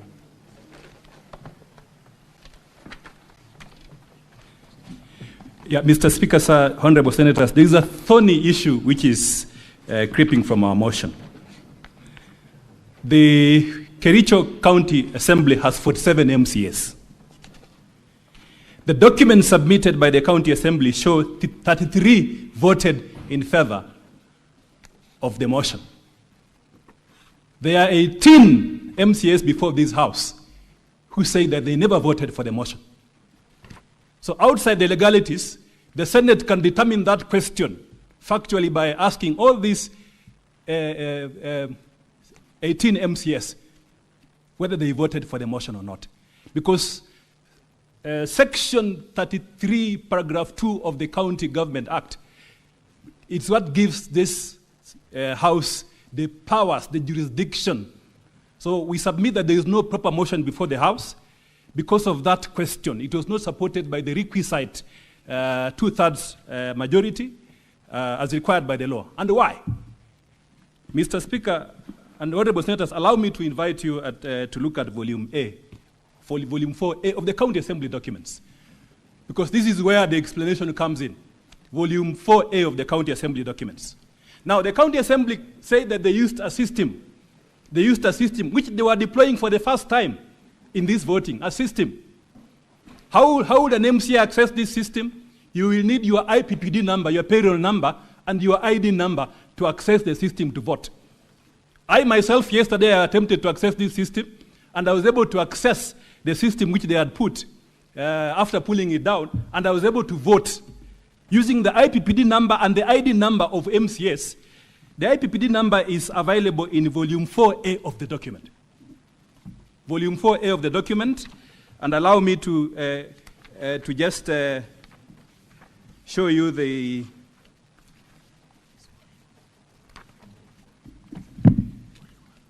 yes, the same document is at volume, the governor's bundle at page 259. The governor's bundle at page 259. And then from the County Assembly documents, that is page 1 of volume 4A, you will see the ID numbers of the MCS.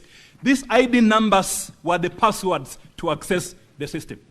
The ID numbers were the passwords to access the system. So the ID numbers are here. They are there. Then the username is contained at page 4 of the County Assembly document. Page 4 of the County Assembly document, you will see the IPPD system. The unique payroll number of each MCA. So that's a system which was deployed. Now, this system fortunately leaves an audit trail. It leaves an audit trail. It's a system which, when you extract, it leaves an audit trail for you. So at page 13 of the County Assembly document, their own documents which they've submitted in the House, page 13, you will see the audit trail. You will see the audit trail. Whatever happened to that system, which you could access using your ID number and the IPPD number as an MCA, and anyone could access. And before I go to this audit trail, the persons who could access the system is the clerk, the MCS, and the IT personnel. So the system will tell you the whole story. So from this page 13 and from page 13 to page 14, page 13, 14, 15, you will see the audit trails. And allow me to show you this. This is very significant. Counsel for Governor, 2 minutes. Yes. This audit trail will show that there are 3 MCAs who voted twice. And remember, this is from the County Assembly's own document. 3 MCAs voted twice. Can I show you their IPPD numbers and their names? Yes. If you look at page 16 of the volume 4A,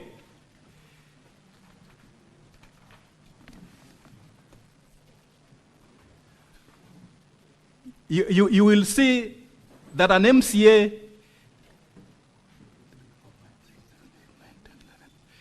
at number 12 from the bottom, you will see the credentials of an MCA, the IPPD number, the payroll number of an MCA, which is 202-002-51726. These are the credentials based on the County Assembly document, the IPPD payroll number, the credential of an MCA known as Moses Rotich. It says yes. The logs say he voted yes. Now, hold your page on that. On page 17 of the County Assembly document,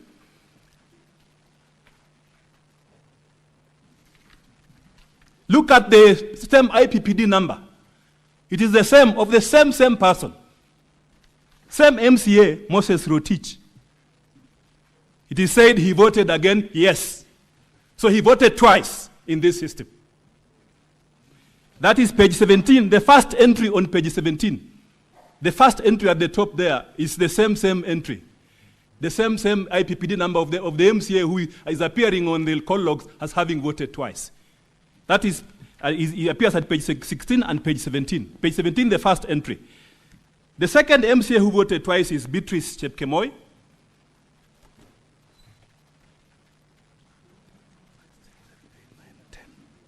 On the 9th line, at page 16, on the 9th line, page 16, Mr. Speaker, sir, on the 9th line at page 16, you will see an MCA voting yes. And the credentials, as you can see there, the IPPD number is 202, again 202, 96089. This MCAs, based on the county assembly document, we can identify the name is Beatrice Chepkemoi, voted yes. At page 17, on the 4th line, Mr. Speaker, sir, on the 4th line, you will see the same credentials for Beatrice Chepkemoi, again voting yes,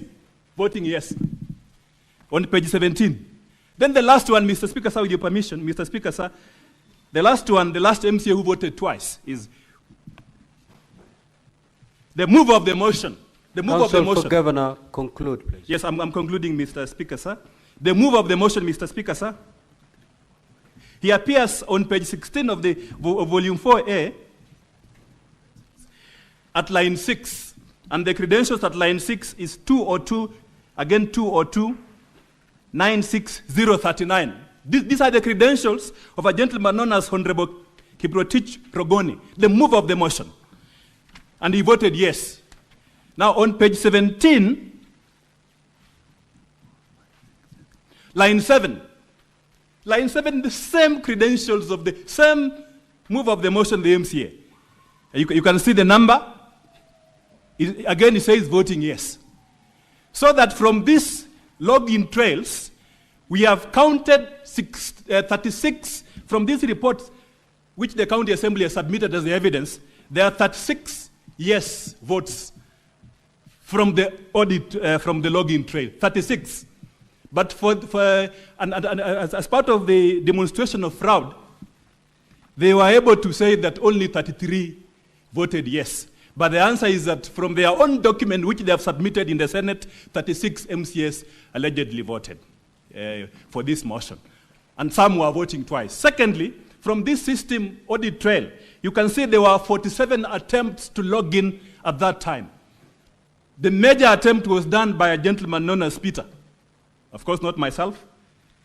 Peter attempted to log on this system 7 times using the ID number, using the IPPD number of the MCS. You cannot see it, Mr. Speaker. You can't see the ID number because the ID number was the password. So you cannot see it. Instead, you will see the IPPD number. So you can see a gentleman known as Peter has attempted to log in 7 times. And the login trail will indicate that there were 47 successful login attempts. And then, this is maybe the second last point as I sit down. The technical people, while this system was running for voting, the technical people accessed this system 2 times. And allow me to just point out the last one at page 17 down there. At page 17, the second last entry on page 17, you will see log user admin.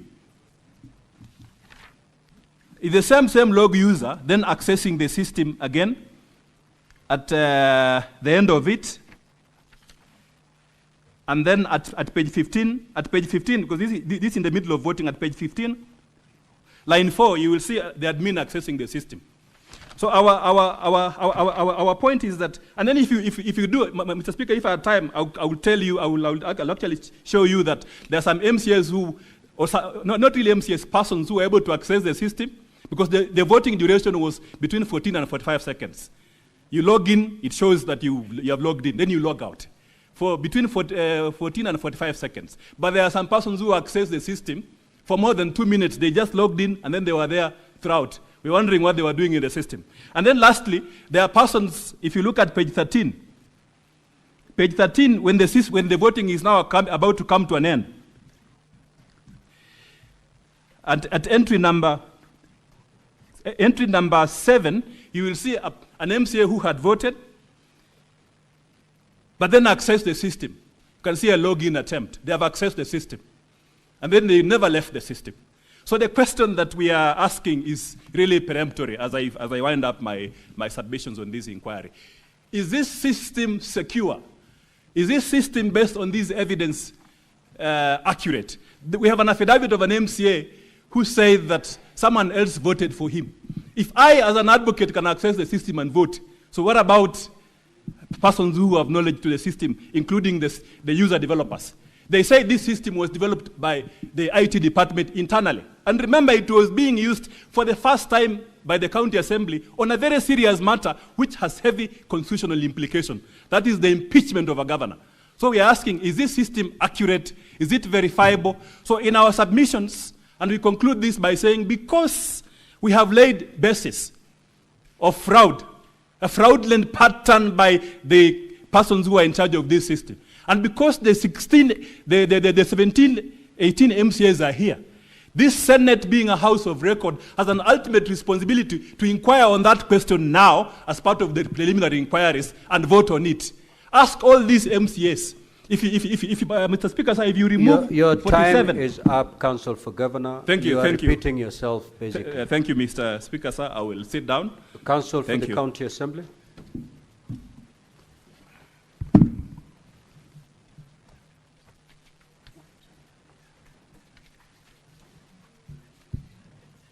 Mr. Speaker, can I be heard? Mr. Speaker, can I be heard? Thank you. Mr. Speaker, my name is Elisha Ongoya. I beg to reply. For starters, in response to this notice of preliminary objection, the County Assembly has filed grounds of opposition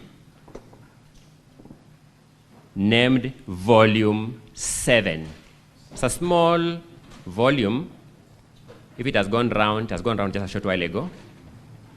And an affidavit named Volume 7A, being the affidavit of Edna Chepkirui Tonui.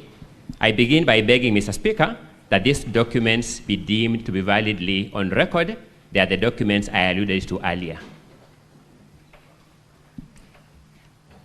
Having said that, I begin by saying that if you look at the written notice of preliminary objection, there are two elements of the objection that my learned colleagues for the governor have either abandoned or not alluded to specifically, alleging violation of a court order and reintroduction of the motion, because they have not argued it. Counsel for the County Assembly, respond to the PO. Not the proposed PO. Thank you so much, Mr. Speaker. I'm comfortable with that. I'm comfortable with that. Thank you so much, Mr. Speaker.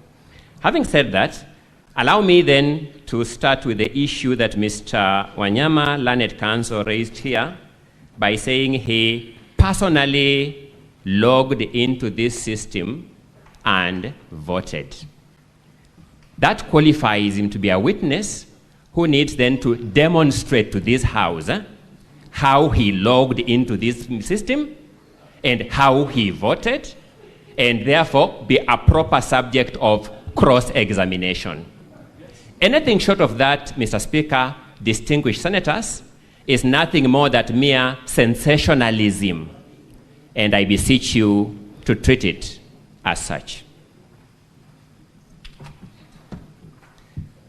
The second issue, Mr. Speaker, is on the allegation of the logs that you have just been taken through. And I wish to spend just 1 minute. It's amazing how sensationalism can arise.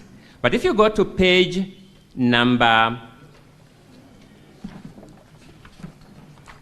13 of Volume 4A of the County Assembly's documents, the audit logs run from page 13 all the way to page 17. And allow me to demonstrate why you cannot determine this objection on the grounds raised by my learned colleague, Mr. Wanyama, by referring to a decision of the High Court on a similar issue. This Senate impeached another governor called Governor Mike Sonko Mbuvi Gideon Kioko, and an issue of electronic voting arose in that matter. When that matter went into the High Court, there was a petition number A425 of 2020 that was considered by the High Court, and the judgment is publicly available on the National Council for Law Reporting. At paragraph 169 and 170 of that judgment, the three-judge bench of the High Court observed, and I quote, "The court is now left with two separate sets of affidavits that present contradictory positions. On the one hand, some MCS aver that their login credentials were forged. Same thing you are hearing here, and that they never participated in the voting process on 3rd December 2020, and even went to the extent of making a report at Kwale police station. Same argument you will hear here. On the other hand, 20 of the same 39 MCS saw affidavits for the governor. 20 of them saw fresh affidavits on 4th December 2020, stating that they willingly voted on 3rd December 2020. You will find the same scenario in this case before you. Same scenario. The Hansard, this is the High Court saying, which is the official record of the County Assembly, shows that 90 MCS voted in respect to Honorable Ogada's motion. In view of the contradictory averments by some of the MCS who are alleged to have been in Kwale, coupled with the lack of any expert evidence in support of the alleged hacking. Let me stop there by demonstrating that Mr. Wanyama is a lawyer like me. He's no expert in ICT. He will not guide you on the functionality of ICT. Coupled with lack of evidence to support the alleged hacking, we find the petitioners did not establish that the 2/3 statutory requirement for the impeachment of the governor was not met. Having said that, let me go to the logs at page 13 to page 17. These are logs in a system, in an ICT system, and yet what you have before you is a print out of those logs. It means one must copy the logs, then print them out. That's the only way we can present the evidence of the logs here. Otherwise, this ICT expert has put the link in his affidavit, and when he takes the witness stand, when the trial starts, he will demonstrate to you how this system works, and you will see the logs themselves. But to give you a print out, which is a requirement of the rules of procedure, one has to copy the logs and put them here. And therefore, if the logs are copied twice, it does not mean that somebody voted twice. Allow me to take you through the exact entries that my learned colleague, Mr. Wanyama, has alluded to. At page 16 is a log called at 15th of August 2025 at 19:25:29 hours, 7:15 p.m. and 29 seconds. He alleges that there is a vote cast by that IPPD number. And you go to page 17, you see where he's alluding to at the first line, 15th August 2025 at 9:15:29, vote cast by that IPPD number. Let's look at the next log. The next log, 15 August 2015, 19:15:26. Let's go to the corresponding log on the following page, 17, 15th August 2025, 19:15:26. The same hour, the same minute, the same second. Go to the third entry, senators. This is 19:15:23. Then you got the following log, 19:15:23. Failed log. You see the same entries of the same IPPD number by the same person at the same hour, same minute, same second. This is a product of the copying of the logs for purposes of printing. It is not the logs in the system. It's how when you copy the log to print, you can copy twice. The results of this election, which my learned calls will notify, are at pages 21 to page 26 of volume 4A. My apologies, not 26, 28. The results are at pages 21 to page 28. And if you go to page 22,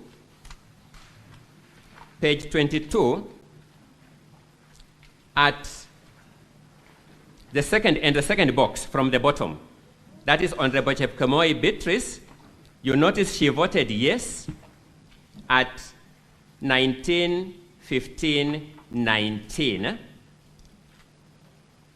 and you don't see her in any other entry in the results of the vote. These are the results of the vote. This is what the Speaker declared. You run from page 21 to page 28. You will see every senator, sorry, my apologies, every MCA who voted yes captured once.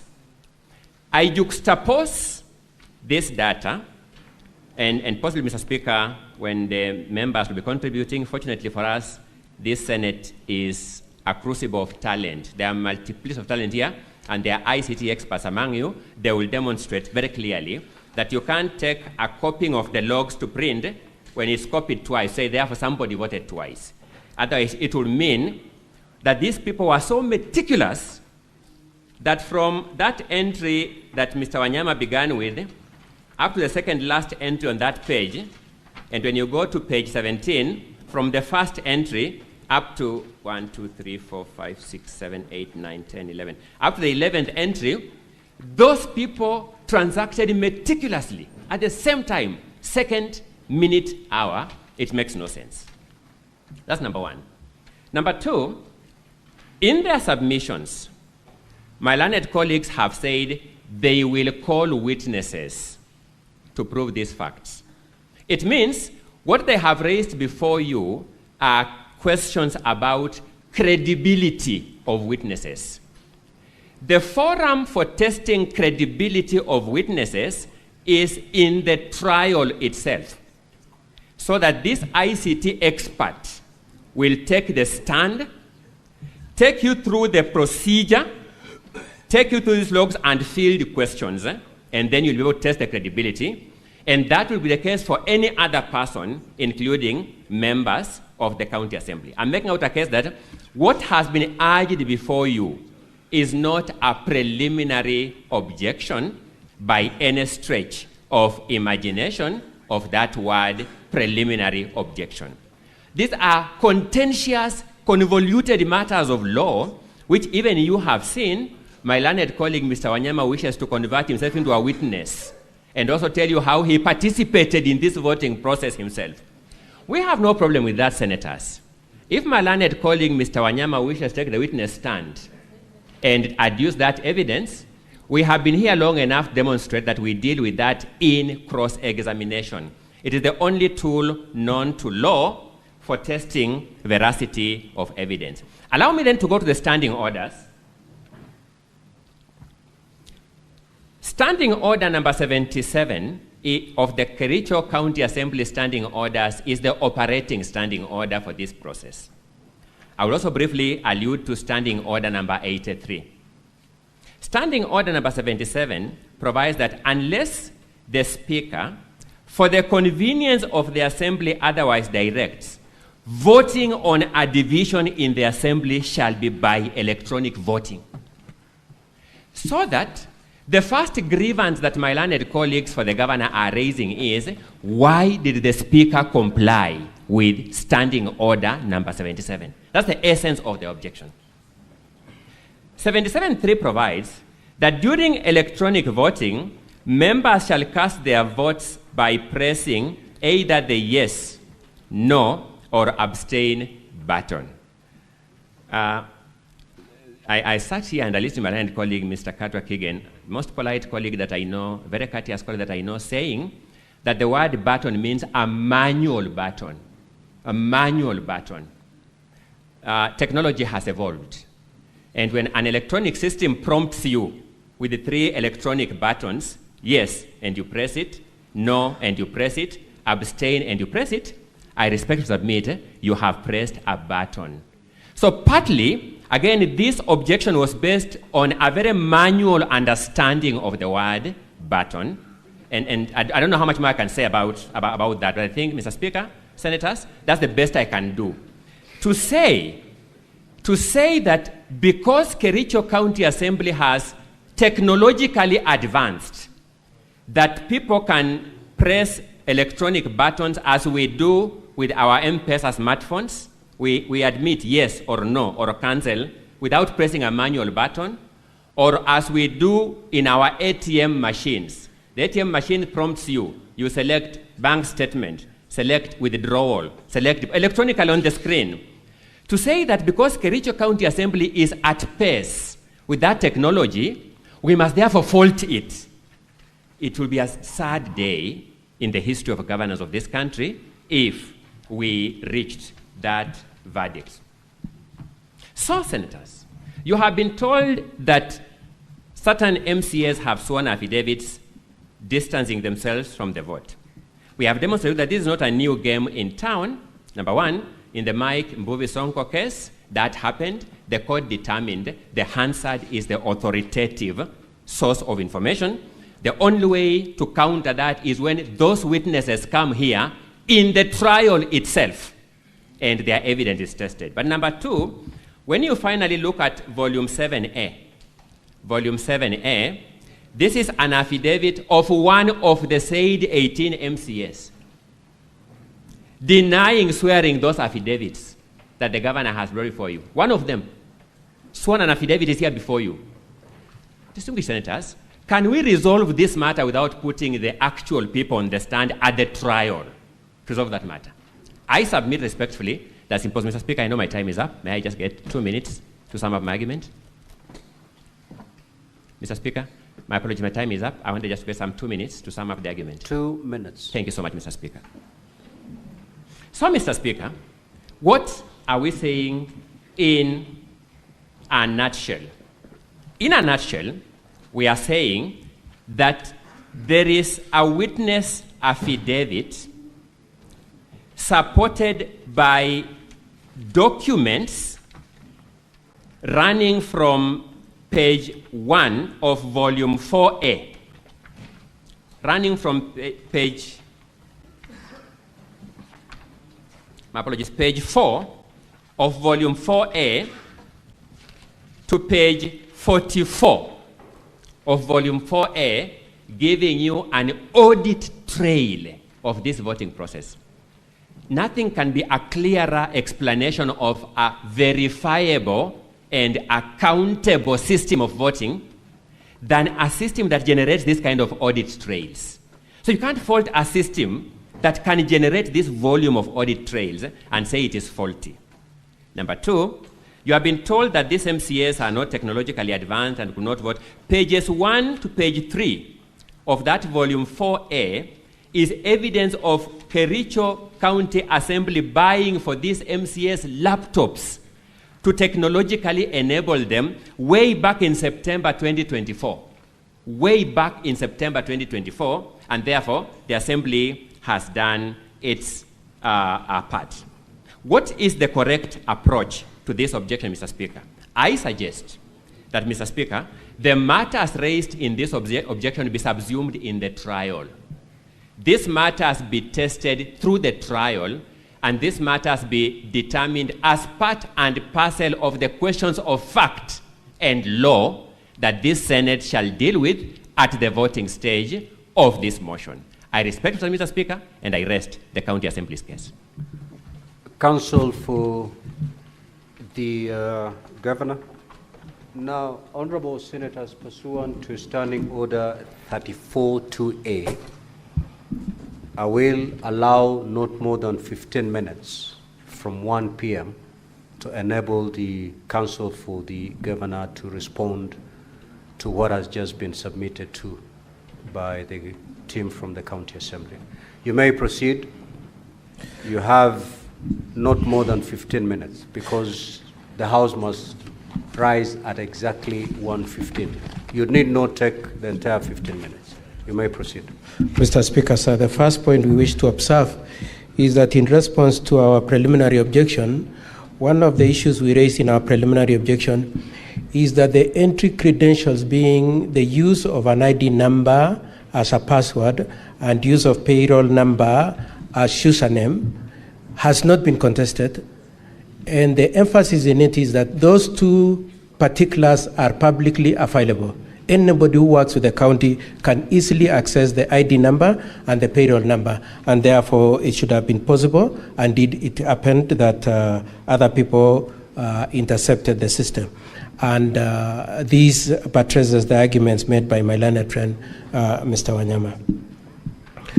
When he pointed out somebody called Peter and others who logged in, including the admin who in the audit report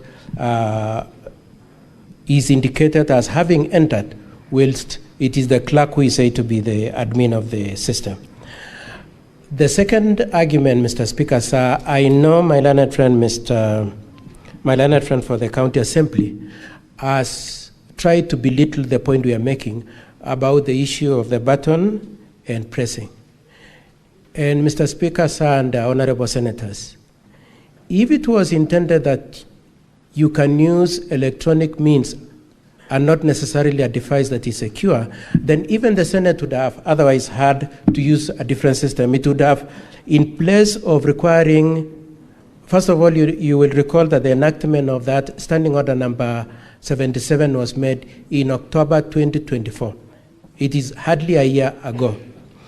And so if the Kericho County intended to be very electronically advanced, then they should have, in place of using the word button, said we will use a link to vote. If it was intended that they should not necessarily press but click to vote, then they should have used the word in that standing order number 77.3 to say we will vote by clicking, not press. Mr. Speaker, sir, I insist that the intention of standing order number 77.3 was to ensure that there is an accountable, responsible, and verifiable voting system.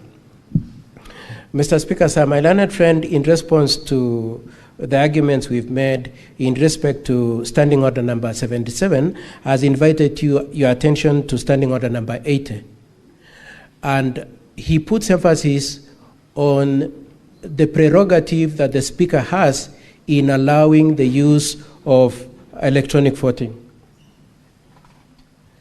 In reaction to his invite to you to make reference to standing order number 80, we would like to invite you to the standing order that is immediate before the one he has referred to, standing order number 80, being standing order number 79, which says that if MCS insist that they want to vote by roll call, then the Speaker has no choice, provided there is somebody who has objected and is supported by more than 5 people, is supported by up to 5 people.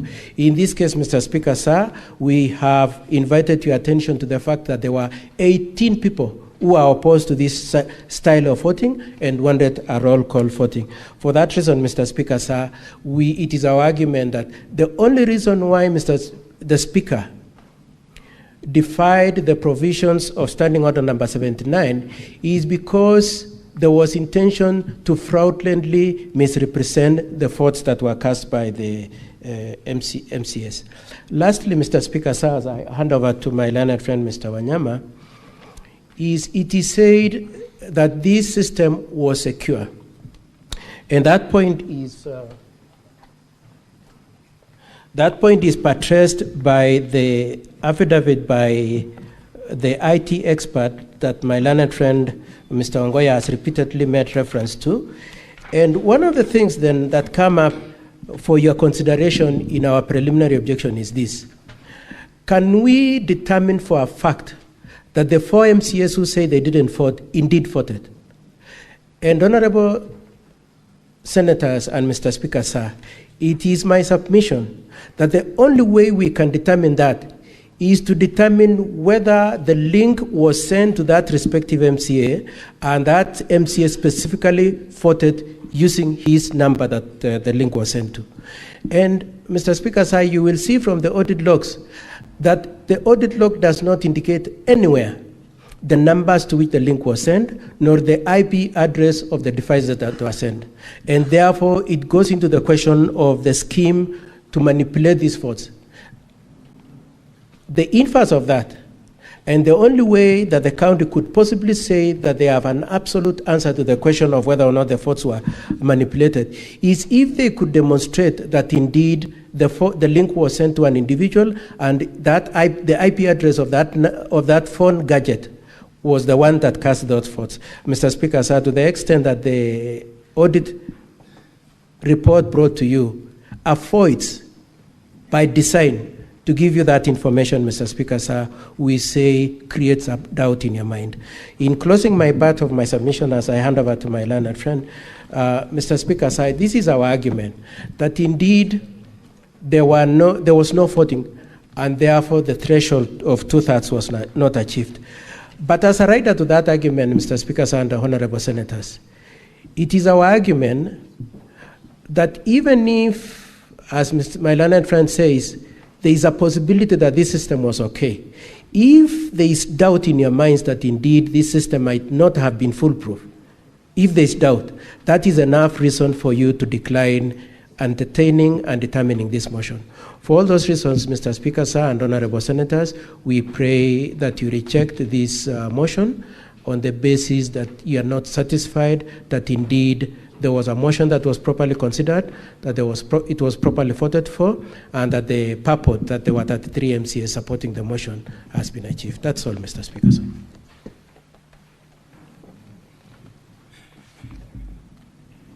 Yeah, Mr. Speaker, sir, I will stick to the time.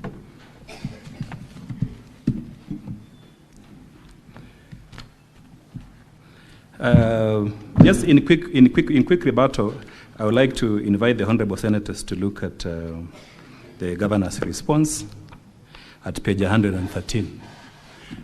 My colleague, Mr. Ngoya, talked about one MCA. That's the governor's response, page 113. The governor's response, volume 1, at page 113. The governor's response, volume 1, at page 113, because ultimately for the Senate to determine that the motion is properly before it, it must be satisfied on the threshold. From the 47 MCAs in the county assembly, at least the threshold requires that 32 of them vote in favor of the impeachment motion. Now, at page 113, it is true what Mr. Ongoya has said, that one MCA has sworn an affidavit. Principally, they jumped ship, swore an affidavit saying that they didn't meant what they said. But there are 17 other MCAs who have evidence in support of the PO at page 113. 17 MCAs. Ultimately, this is a process that follows the law. The Constitution is the Senate is a house of record, house that follows the Constitution, follows the law and the standing orders, and looks and listens to the evidence. So, what is the evidence that I am showing you here? At page 115 is the evidence of 17 MCAs who have said they never supported the motion. So, what does it mean? Do we have contrary evidence to rebut the cogent allegations by these 17 MCAs? If you do a quick calculation, minus 47, minus the 17 from 47, how many numbers do we have? We have 30. Does 30 meet the threshold in section 33(2) of the County Government Act? The answer is definitely not. Do we need to wait for this question to be subjected to trial the way Mr. Ongoya has invited? The answer is no. The evidence is before the Senate to determine the issue. What about the logs? We are relying on the logs given to us by the county assembly. They are the ones with access to the system. They printed it out and submitted to the Senate. We are simply relying on it, and we have pointed out more than 10 mistakes on the logs. Why can't they just do impeachment on the right thing? Why are they hiding in technology, trying to manipulate the votes for purposes of achieving an objective which the Constitution requires a very high threshold? Just to finish, Mr. Speaker, sir, we have also audio evidence, KB1, which we request that when you retire, you can have opportunity to look at it. That is KB1. It just fortifies it fortifies this fundamental point that we have a problem on this matter that is before the Senate at the threshold question.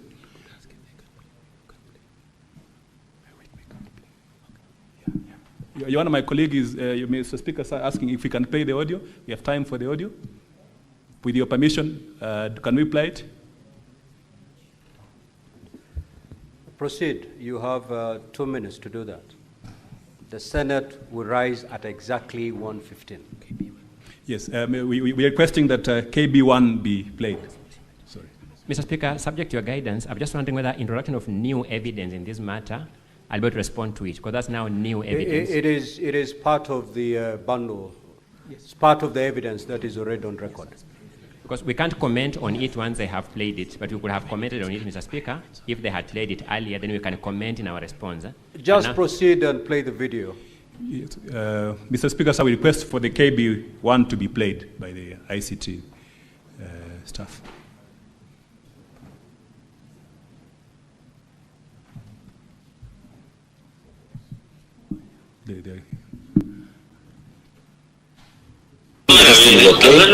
We urge more counties to do their own ERP system just the way Kiambu is doing.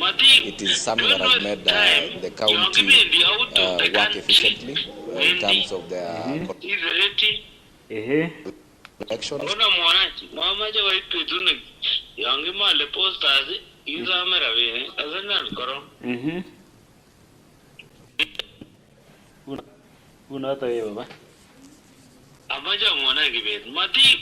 Don't waste time. You're giving out of the country, Wendy. Your Honor, the screens, Mr. Speaker said the screens are off. There was a transcript. Yeah. Don't waste time. You're giving out of the country, Wendy. Is ready. Ona mwanachi, mamaja waitu tune. Yangi male posters.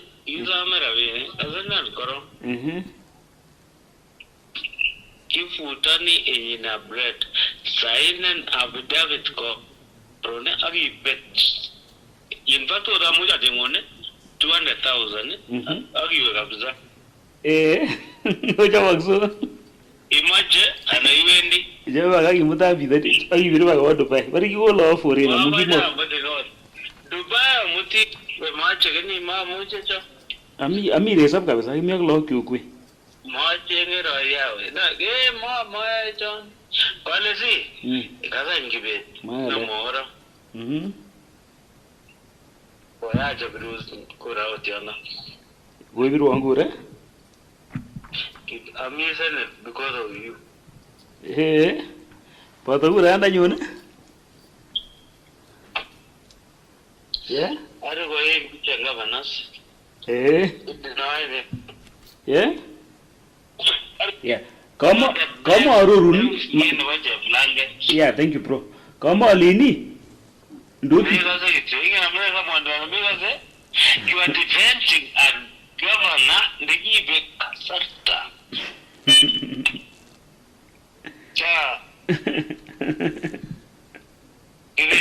ara aizen to tiada yeah jawi we gabza ara boy bilis nemu listed no agbe chevlange we to garo ngarijo agbe suena bide kabura.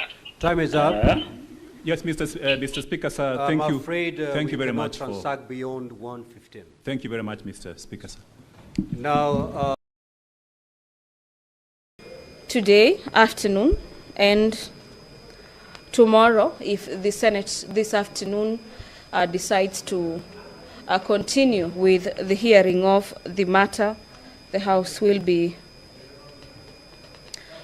determining on Friday whether he is guilty or not guilty. That is through the upholding of the impeachment by the County Assembly or quashing that impeachment by the County Assembly of Kericho, and thereby letting the governor to continue with his duty of being the county boss of Kericho County. On the 3 grounds for impeachment, the Constitution provides that in the event either of the charges acquires the requisite vote to uphold it, one charge is enough for the governor to have been considered as impeached by the Senate.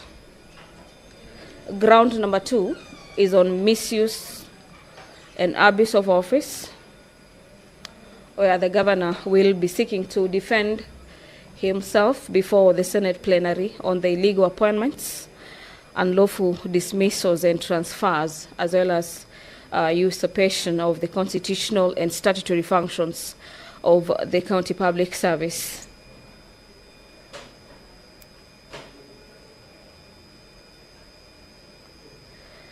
In the documents before the Senate, the governor is said to have abused his office by way of skewed, uncompetitive, and nepotic appointments of the county employees of various cadres.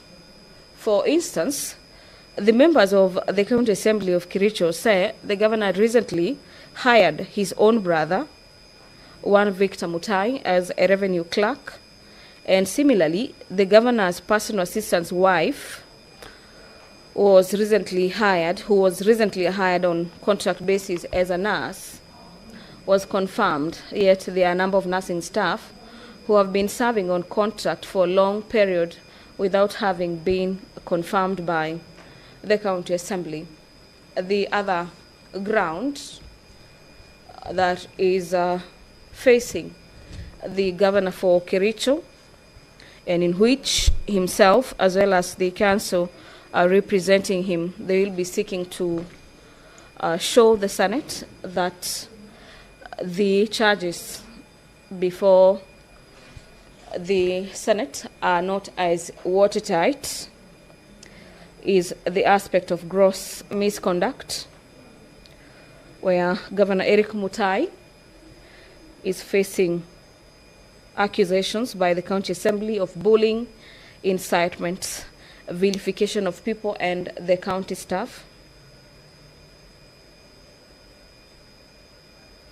Members of the County Assembly have quoted the provisions of Articles 10, 73, and 75 of the Constitution, as well as Sections 29 and 34 of the Leadership and Integrity Act. And they are accusing the governor of operating with impunity as though he is above the law.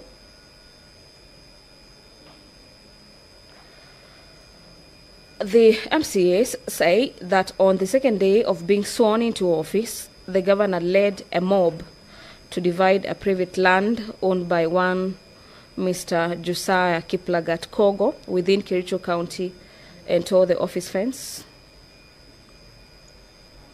This is among other issues highlighted by the County Assembly. The MCAs also say that none of the dismissed CECs or CEOs, as well as chiefs of staff and other senior county staff, were given fair administrative due process to matters to do with the hearing of their case, and thus violating the provisions of Article 41, 47, and Article 50, subsection 1 of the Constitution. The governor is also facing the accusation by the members of the County Assembly, where MCAs, in their submissions before the Senate, are accusing the governor of persistently intimidating, molesting, and harassing county officers who do not sing to his tune, leaving officers jittery and creating an atmosphere of fear, uncertainty, and despondency in the county, and thus creating a toxic work environment This, according to the members of the County Assembly, is in violation of the provisions of Sections 11 and 13 of the Leadership and Integrity Act of 2012. The other issue that the governor will be seeking to debunk at the Senate is the matter of persistently being divisive and unbecoming and using unbecoming language, which is undermining the office of the governor that he holds. This is contrary to Section 8 of the Leadership and Integrity Act.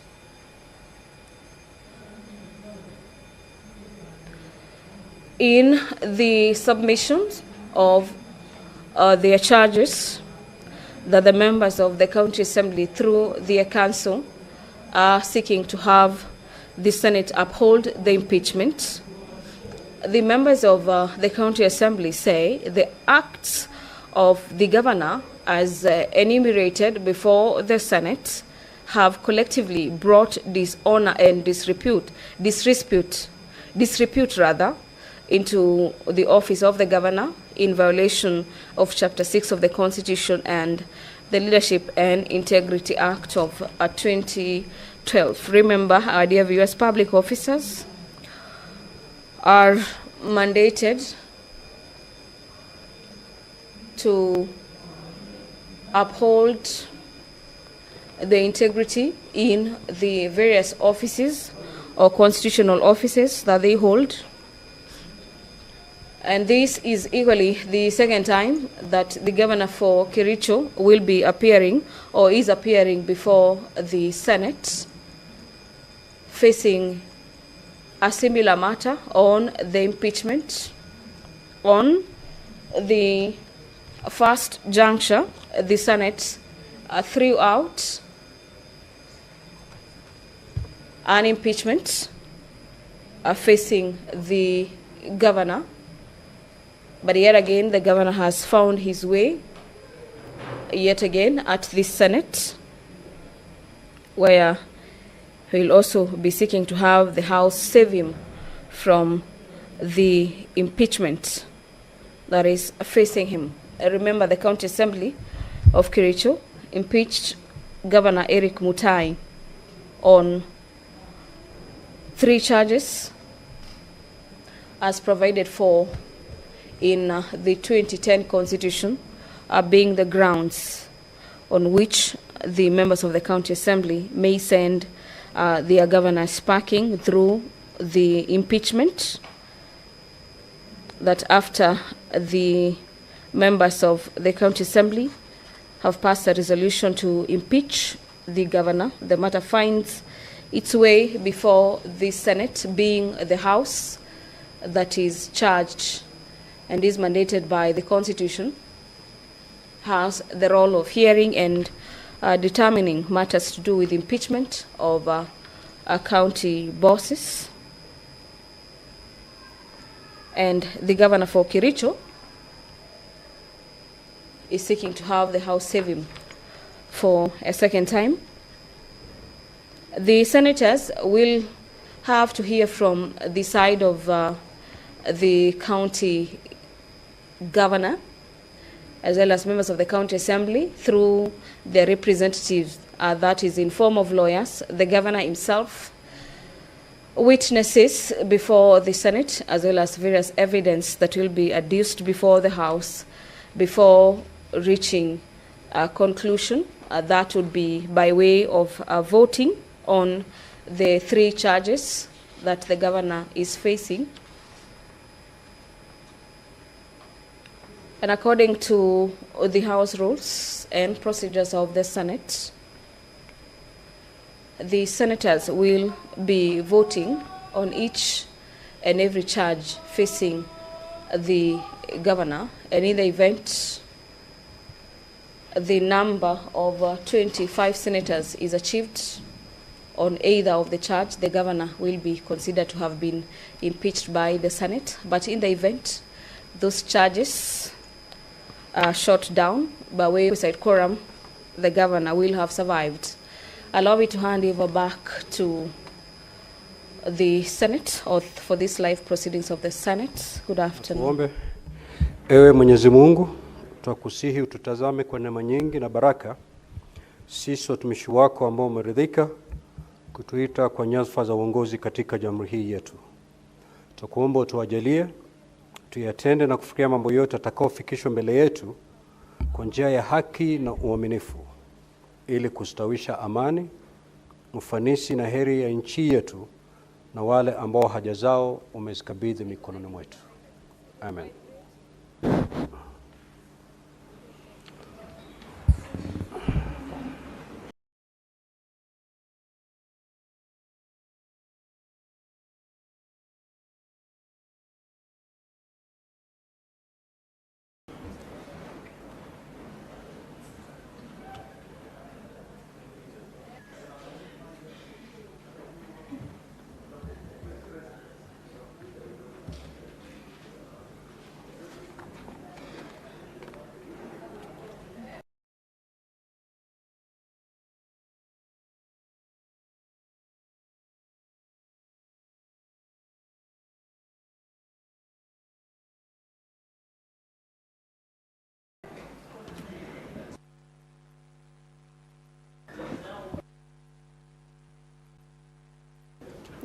Clerk, do we have quorum?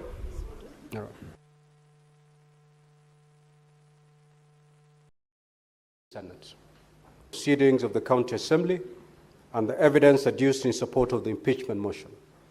These are: 1, a copy of an approved notice of motion dated the 16th of August 2025 and laid on the table of the Assembly on Wednesday, 6th of August 2025, the afternoon session. 2, certified copy of a list of members with signatures in support of a motion for removal from the Kericho County Governor by impeachment dated the 6th of August 2025. Order papers for the Assembly sittings of Wednesday, 6th of August 2025, afternoon sitting, and Friday, 15th of August 2025, special sitting. A copy of the Gazette notice for the special sitting of Friday, 15th of August 2025. Certified Hansard reports for the Assembly sittings of Wednesday, 6th of August 2025, afternoon sitting, and Friday, 15th of August 2025, special sitting. Copies of letters dated the 6th and 13th of August 2025, reference number KCA/SP/3 volume 1 into brackets 37, and KCA/SP/3 volume 1 into brackets 38, respectively, inviting the Governor of Kericho County to respond another letter for supplementary evidence and memorandum on public participation and Gazette notice on behalf of the Speaker, County Assembly of Kericho.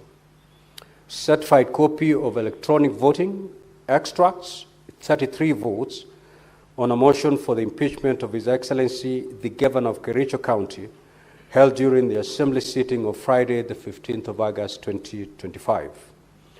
Documents tabled during the debate on the motion for removal of the Governor of Kericho County by impeachment, which are the payment vouchers for Lands, Housing and Physical Planning Department made to Denby Holdings Limited, Debral Ventures Limited, and Cranby Group. D, the system did not have provision for voting by means of pressing a button as required by the standing orders. Instead, a link was sent to the phone numbers of the members. And lastly, the use of payroll and ID numbers as passwords could easily and was indeed compromised, and therefore the system was neither secure nor accurate. The thrust of the County Assembly's response to the preliminary objection raised was to urge the Senate to find that this was not a proper preliminary objection and consisted of mere sensational allegations. Council drew the attention of the Senate to the decision of the High Court in the matter of Governor Sonko, as he then was, in the High Court petition number E425 of 2020, in which similar contestations arose as between the County Assembly and the Governor on the number of members of the County Assembly of Nairobi who had voted in favor of the impeachment motion and whether the two-thirds threshold had been attained. In that case, the court held that in view of the contradictory evidence adduced by both parties, coupled with the lack of expert evidence, the court was unable to find that the two-thirds threshold had not been met. Counsel further stated that the matter in which the system works and whether the allegations made by the governor's side about the integrity of the system was sound was a matter of ICT experts who will be required to adduce evidence in support of the county assembly's position or the governor's position, whichever. Arising from the preliminary issues canvassed, the following are the issues that require determination by the Senate. 1, whether the preliminary objection raised qualifies as a preliminary objection, properly so called, and whether, therefore, a determination must precede the further progress of the current impeachment process. And 2, if whether to the first issue is in the affirmative, then whether the voting on the impeachment motion in the county assembly took place in accordance with the law, and whether the threshold required under Section 33(2) of the County Governments Act, Cap 265 of the laws of Kenya, was therefore made so as to qualify the continued progress of the present impeachment process. Now, honorable senators, ladies and gentlemen, the question of what constitutes a preliminary objection was well set out in the leading case of Mukisha Biscuit Manufacturing Company Limited versus West End Distributors, contained in the 1969 EA at 696.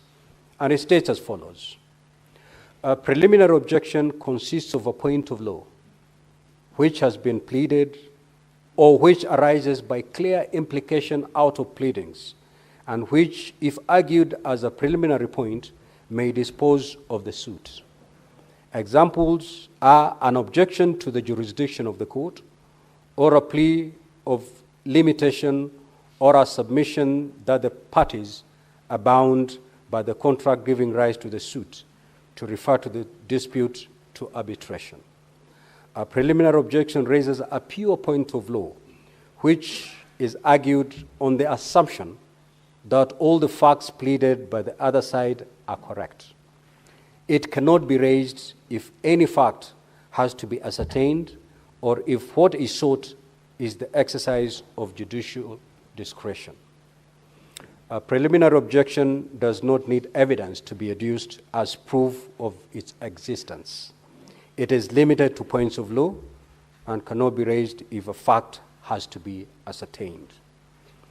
Now, honorable senators and ladies and gentlemen, drawing from the decision in the Mukisha Biscuit case, the issue of whether the impeachment of the governor met the threshold required under Section 33(2) of the County Governments Act, Cap 265 of the laws of Kenya, is a factual question that is contested. The governor has raised questions on the manner and integrity of the voting process, which calls for the Senate to interrogate the documentation and pleadings presented before it by both the County Assembly and the Governor of Kericho.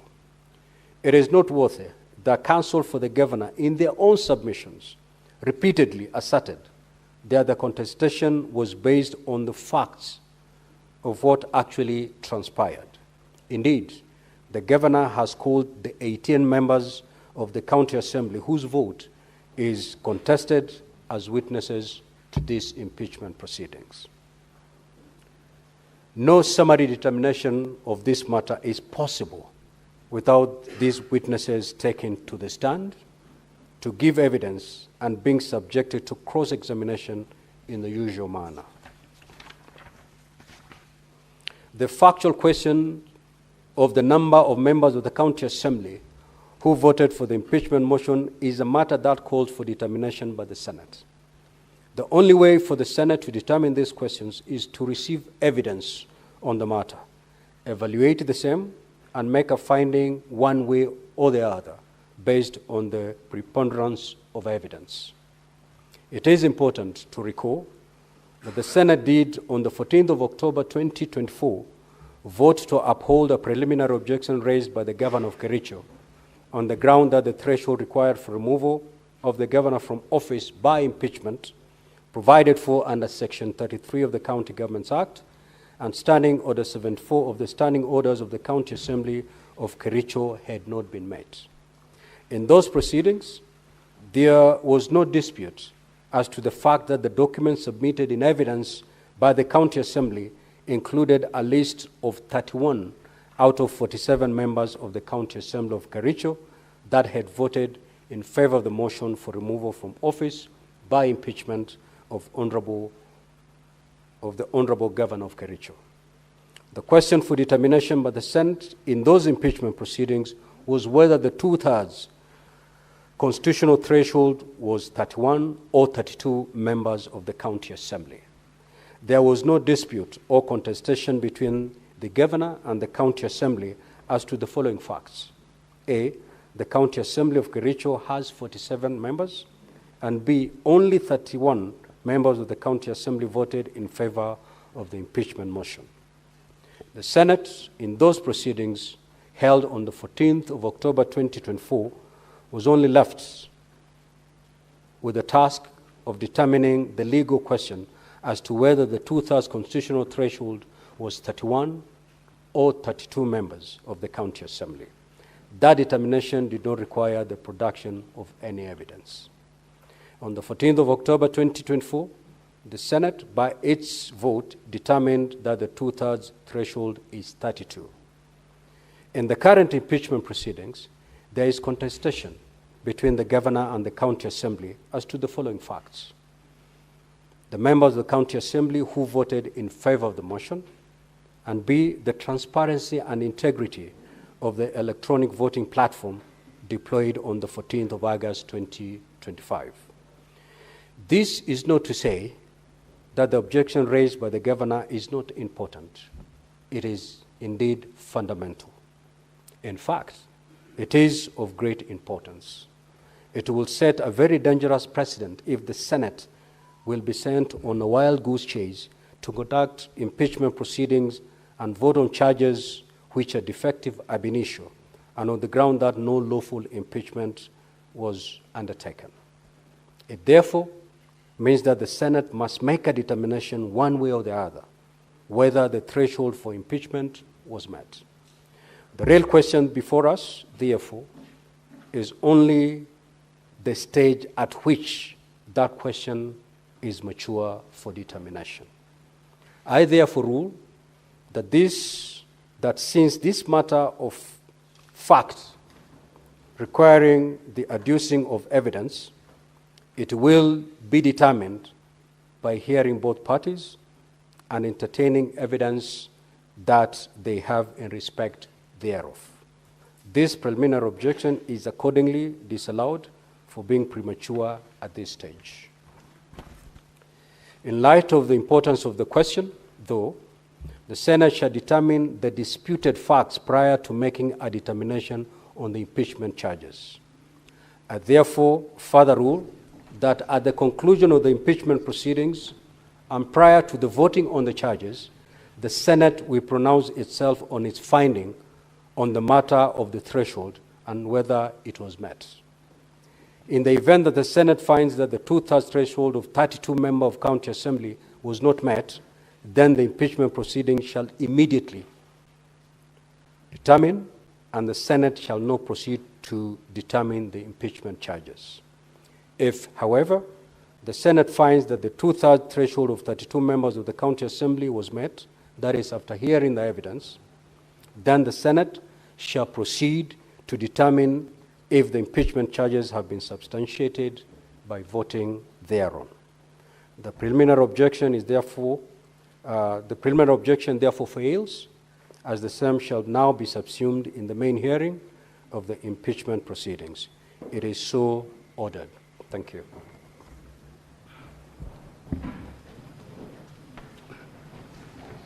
Next order. Order order number 2, hearing and determination on the proposed removal from office by impeachment of Honorable Dr. Erick Mutai, Governor of Kericho County. Now we will proceed to hear the opening statement by the County Assembly. Thereafter, we will move to hear the opening statement by the Governor. Each party has 30 minutes to do that. Counsel for the County Assembly, you may now take to the floor.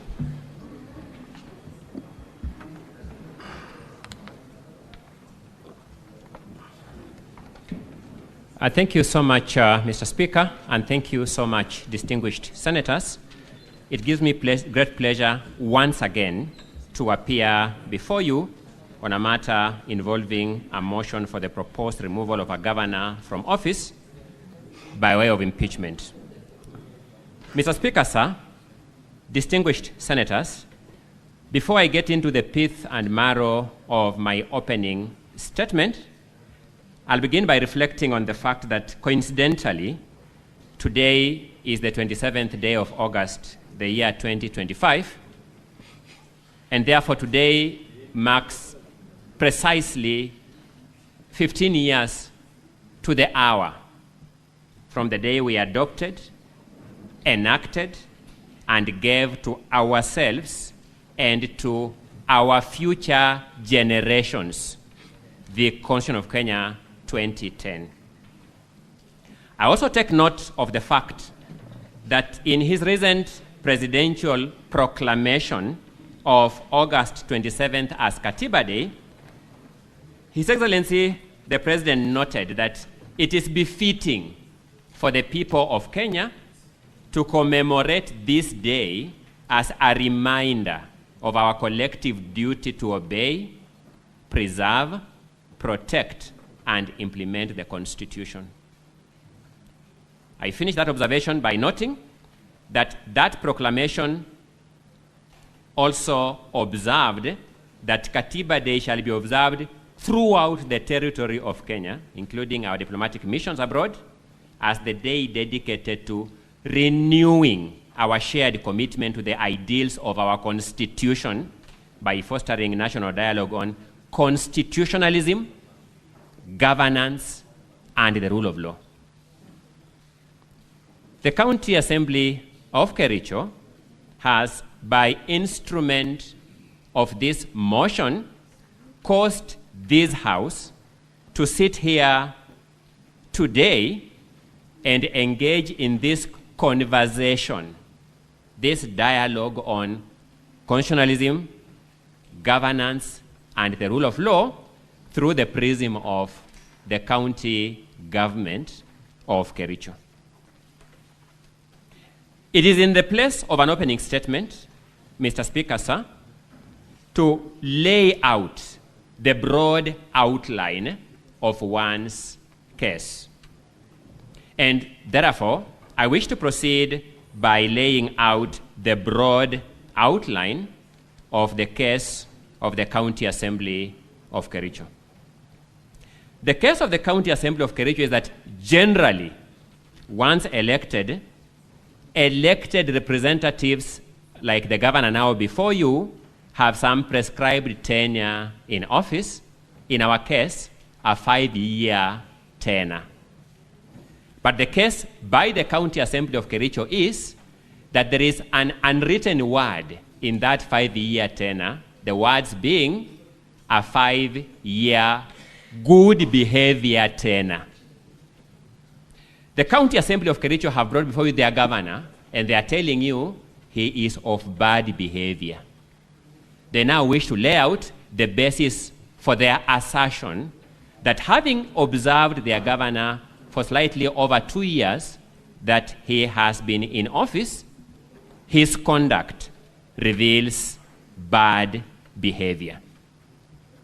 The County Assembly of Kericho takes note of the fact that this House ordinarily summons county governors and county executives and sometimes decries the rot in county governments. What the County Assembly of Kericho has done is that internally, through its standing committees and through its ad hoc committees, it has undertaken an oversight role of the county governor and his executive. So they have had a scientific method of approaching this matter. At the conclusion of their investigations through standing committees and ad hoc committees, the rot in the government of the governor now before you has come to the fore. They have therefore carried that rot to you as evidence of bad behavior and will be inviting you to consequently vote for the removal of this governor from office. How will they do that? For example, when the time will come, they will take you through payment vouchers for multiple transactions. Multiple transactions. And when you study those vouchers and their supporting documents, part of the data that you'll come across is found in volume 4D of the County Assembly's documents. So that, distinguished senators, when you look at volume 4D of the County Assembly's documents, you will see a summary of what various payment vouchers and other transactional documents reveal regarding the county government of Kericho. I'll give you a few examples. Evidence will show that a company called Mengro Products Limited was awarded a contract to maintain a bridge at a contract sum of 3,120,790 shillings. As is common with infrastructure contracts, there is a retention amount that is retained by the contracting party, the county government, for a defect period, which is 10%. When the vouchers are laid before you, 10% of 3,120,790, you will notice, is 312,079 shillings. And that is actually the amount that was prescribed in the contract, as the documents will show you. On 8th November 2021, before the governor in question came to office, that matter was settled, and Mengro Products Limited was paid 312,079 shillings in full and final payment of the retention amount. After this governor came to office, fictitious documents were created, new payment vouchers generated, and on 16th October 2024, during the tenure of this governor in office, Mengro Products Limited was paid 312,079 shillings, the same amount that had been paid in full and final settlement on 8th November 2021. You'll be glad that you will have the inspection reports that were supposed to support this voucher for this payment. And whereas this is a contract for the construction of a bridge, the inspection report will talk about how bushes were cleared. You will see that standard observation in all inspection reports to support this double payment. Somebody had a cut and paste observation in the inspection reports to support all these fictitious payments. That company, evidence will show, was given another contract to maintain a road that is specified in the evidence before you at a contract sum of 3,722,878. The retention amount was 372,287. That money was paid fully and finally on 1st April 2021, before this governor came into office. After he came into office, courtesy of creative accounting, fresh payment vouchers were generated fresh supporting documents were generated, and on 16th October 2024, an amount of 372,288, the same retention amount that I made earlier, was paid afresh to the same company. Evidence will show, Senators, that Mengro Products Limited, the same company, got another contract for construction of Lelsotet Bridge in Londiani Ward for a contract sum of 4,968,601. The retention amount, pursuant to that industry practice of having a retention figure, was 496,860. Vouchers and other supporting documents which were obtained from the county executive through the county assembly's investigation committees will show on 16th November 2021, before this governor came into office, the full retention amount was paid, 496,860. After this governor came into office, on 16th October 2024, the same amount, 496,860, was paid to Mengro Products Limited. In the course of this drafting, I sought to know whether somebody knows who is Mengro, because behind these companies are people. Unfortunately, I was working with people who don't work in the executive, so they could not put a face to who Mengro was. I hope at an appropriate time, this Senate will ask that question directly to those concerned, who is Mengro. Cherire Holdings Limited is a company that was granted a contract to construct a road in Soliat Ward at a contract sum of 4,530,360. The retention amount was 453,036. That money was fully paid during the term of this governor on 28th June 28th June 2024. Full amount paid. On 16th October 2024, 4 months later, fresh payment vouchers were generated, fresh supporting documents generated, and the same amount was paid to that same company, Cherire Holdings Limited, on 16th October 2024.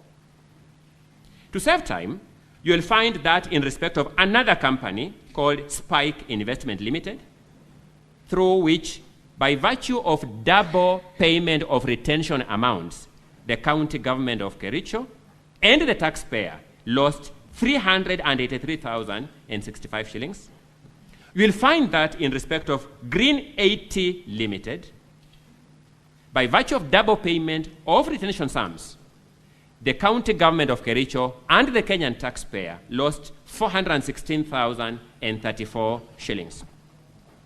You will find that in respect of Prospera Ventures Limited, where the taxpayer, through double payment of retention amounts, lost 423,000, my apologies, 756 shillings. You will find that in respect of Bitworld Holdings Limited, where through double payment of retention amounts, the taxpayer lost 565,278 shillings. You will find that in Afriscape Limited, in respect of Afriscape Limited, Rolly Ventures Limited, twice. We are saying this, distinguished senators, unlike in the past where people have come here with generalized allegations on misappropriation of funds. The County Assembly of Kericho has meticulously compiled vouchers pointing to each of these transactions. When you go to page 3 of that same volume, you'll find another scheme of double payment of retention amounts. This involves companies like Prospera Ventures Limited, Brerey Limited, Bitworld Holdings Limited, Green 80 Limited, twice, Cherire Holdings Limited, twice, and Spike Ventures Limited. At page 4 of that volume, the County Assembly has tabulated for you the full losses amounting to 8,432,182 and 60 cents. My clients instructed me that if this was one isolated transaction, they possibly would have thought of excusing the governor. The multiplicity of these transactions show either a governor who is not in charge of this county or who is complicit in these ills, and they'll be accordingly asking you to hold that governor to account. While at it, I will beseech the technical team to give you a sneak preview of what you will see in evidence through playing video number KCA V11. KCA V11, which will demonstrate to you another element of high-handedness on the part of this governor.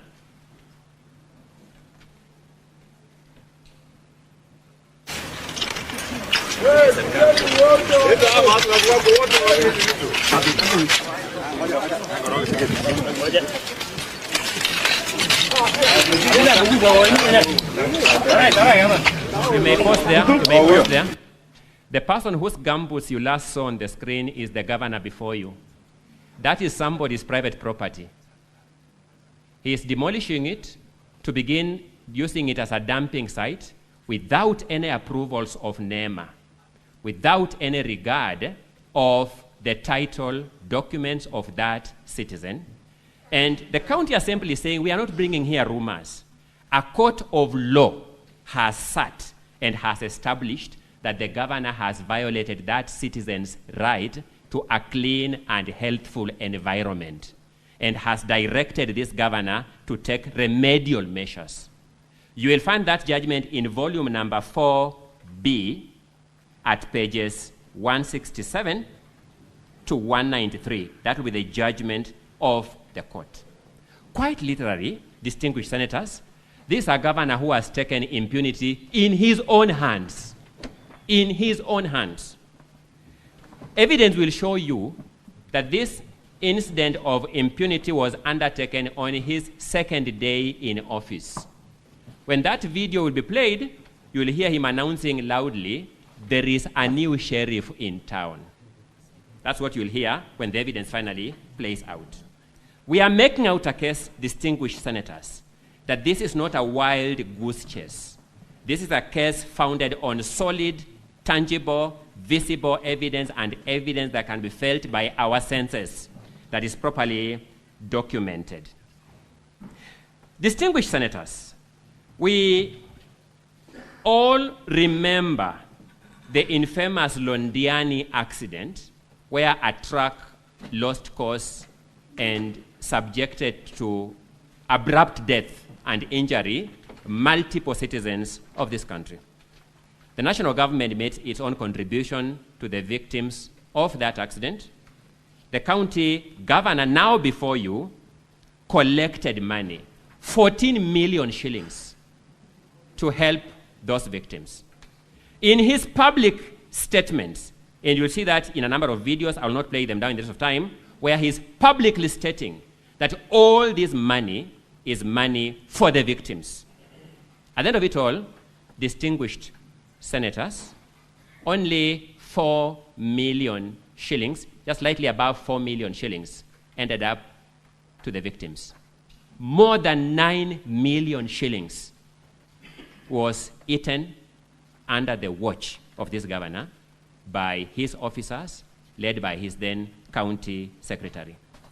At volume 4B, pages 82 to 83, you will see the minutes that the county secretary presented to the ad hoc committee of the county assembly trying to cover up for that theft. When you look at the report, of the ad hoc committee of the Kericho County Assembly investigating this matter, you will be told 100,000 shillings was paid to the pastor who prayed at the function where we were collecting that money itself. You'll be told 300,000 shillings was given to the county commissioner to facilitate him to move around in that respect. You will see millions of shillings that will be accounted for as money for tents. And I was telling my clients, I wish we were told that these are tents that are set up in the funerals to help people mourn. No.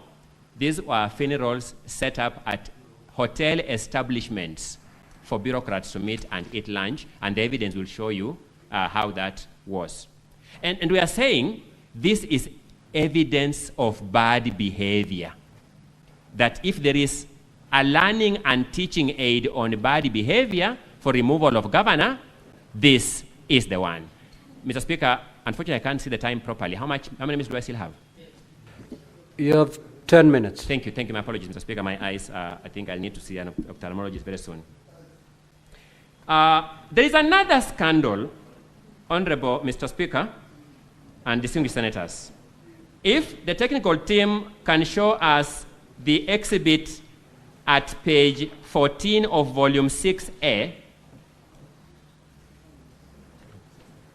if the technical team can show us the exhibit at page 14 of volume 6A, if they can, I'll appreciate. If they won't, then I'll just be able to ask you to look at your volumes. Page 14.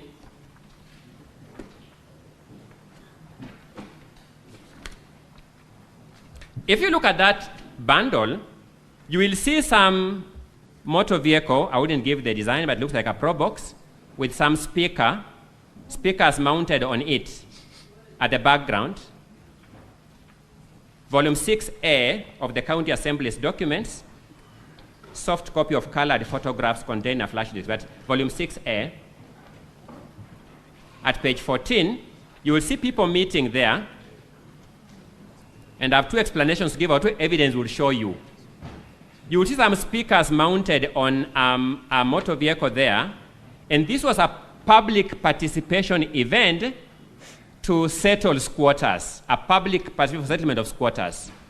Those two speakers mounted there for a one-day event that took 5 hours, you will be told, cost the county government of Kericho 325,000 shillings. Those two speakers mounted there, they are the ordinary speakers that we use in village funerals in day-to-day practice.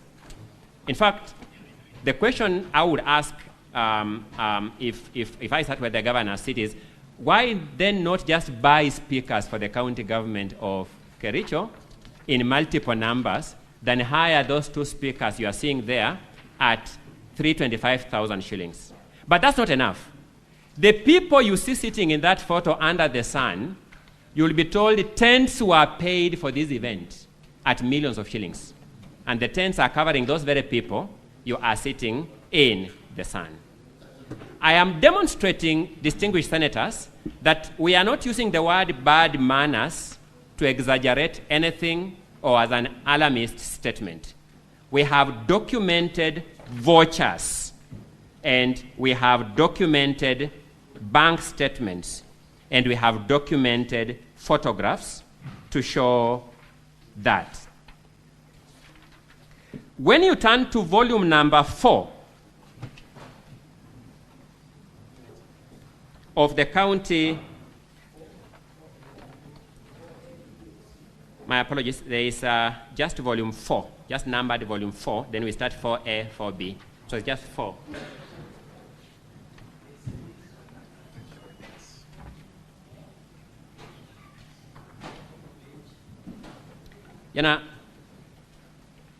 Sorry, my apologies. If we look at volume number 4, I wanted us to look at the photos. The bills of quantities at pages 129 to 136. The bills of quantities at pages 129, my apologies, 129 to 136.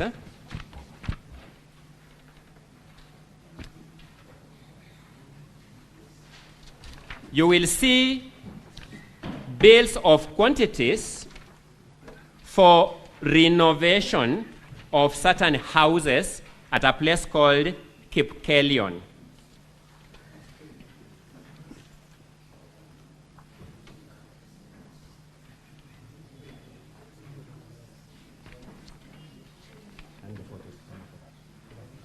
Council, as you refer to the volumes, yes. Also refer to the page so that the honorable senators can follow. I was coming to that. The bill starts at page 139, 129, my apologies, but the actual bills are at page 130. Page 130 tells you what should be done to external walling and to re-roofing. And Mr. Speaker, subject to your guidance, I would want your technical team now to put on our screen the photos of that house, those houses. They are in volume 4A from pages 102 to 107. As we look at the bills of quantities in front of you, I would beseech the technical team, Mr. Speaker, to play for us the photos that run from pages 102 to 107 in volume 4A.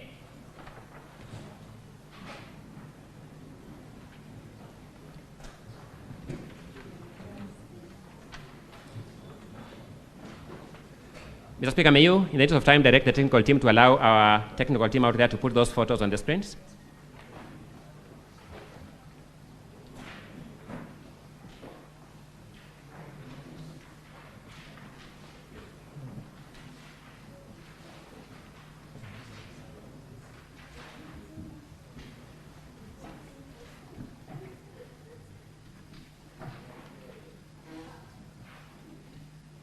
Just repeat your request. I'm requesting that there are photographs that are in volume 4A at pages 102 to 107 that can be shown on the screen. Technical team, can you beam those photographs on the screen, please?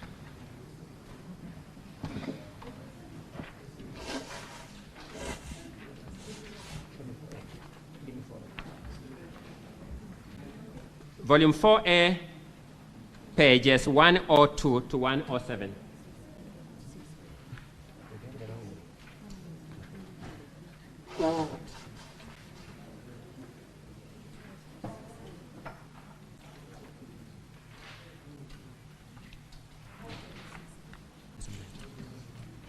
Council for Governor and for the County Assembly, are they in clip form?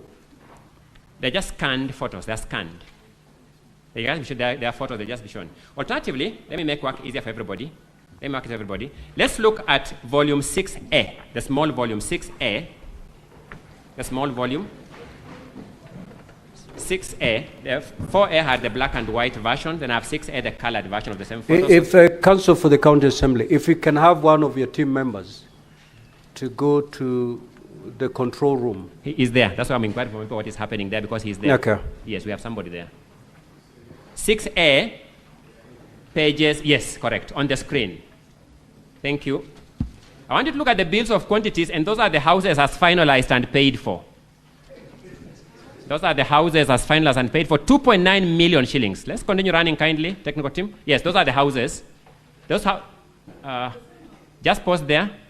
There are a number of houses. They are the same design. They are the old national houses, housing council houses, the same design. But so that's it. Those houses, one of the bills of quantities paid for is re-roofing. And you'll see the description of the roof supposed to be put. These houses have been fully paid for, 2.9 million shillings. When the county assembly steps here and tells you, we have brought you a governor of bad behavior, I beseech you, distinguished senators, to give them a keen hearing and to ask, there are some wrongs you can commit to fellow citizens, and we can say man is to error, and we may excuse you. But the big question is this one of the wrongs, even if this was the only ground, that we can say man is to error and forgive him? I asked myself this question, that if I served as governor and traveled to Kericho West, where this project is, and learned that this is what I'm doing to my fellow citizens, would it prick my conscience that I may be bringing a curse to my own children and children's children? The decision, senators, is yours. Our duty is to lay that evidence before you. Seeing that my time is spent, this is the contour of the evidence that you are going to see in the multiple volumes presented before you. in the interest of the citizens of Kericho County, 3 more years to them is too long. If this is what they're going through, we'll be asking you to help them remove this governor from office, because only you can do that by law established. I rest the County Assembly's opening statement. Counsel for the governor, you have 30 minutes to make your opening statement. Thank you, Mr. Speaker, sir. Mr. Speaker, sir, I request that you allow me to invite the governor. He wants to say something. We commit to confine ourselves within the 30 minutes you've given us. Very well. Thank you, Mr. Speaker, sir. Thank you so much, Mr. Speaker, sir, and the honorable senators. First of all, I appreciate this sitting. And as the lead counsel of the Assembly has indicated, we're here to celebrate the Katiba Day, a very important promulgation by our president. As I stand before you, Mr. Speaker, I wish just to indicate some few observations. Number one is that a PO already addition has been made on the same. And as to reflect on the Procedural Day, the bigger question that will be advancing in this discourse as we move forward as to whether there were proper impeachment or not at the County Assembly. I say this with a lot of conviction as the governor of the great county of Kericho. That's number one. The items that has been tabled before the Great Senate today, that is the report, the ad hoc report on the NAFCDB program, the ad hoc report on the FLOCA program, the ad hoc report on the fictitious payment. The role of a governor is to instill discipline where necessary. I wish to state before the honorable senators with a lot of humility that the report on the fictitious payment was handed to me by the County Assembly after my impeachment has been tabled by the County Assembly. They asked me to act on it after they have tabled my impeachment. On its recommendations that we are going to look at it, much of it, including the pictures that we have seen here of houses and many others, the good committee had indicated that let the CEOs be punished by the Public Service Board. But the impeachment has already been tabled before I even got the report. Mr. Speaker, the conversation on the FLOCA programs and other ad hoc reports were tabled right after my impeachment, and the reports were equally given to me after my impeachment motion. The big question I'll ask the Senate, Mr. Speaker, naturally, how then would the governor acted on the state officers when an impeachment motion has been tabled first, then now the reports are given to him? I say this to demonstrate the malice in the County Assembly of Kericho. We were here last year, Mr. Speaker, because these honorable senators, the great upper house, indicated that the numbers were not 32. The assembly, led by the speaker in his own wisdom, decided to manufacture 33, just add one number so that they can be heard in this assembly.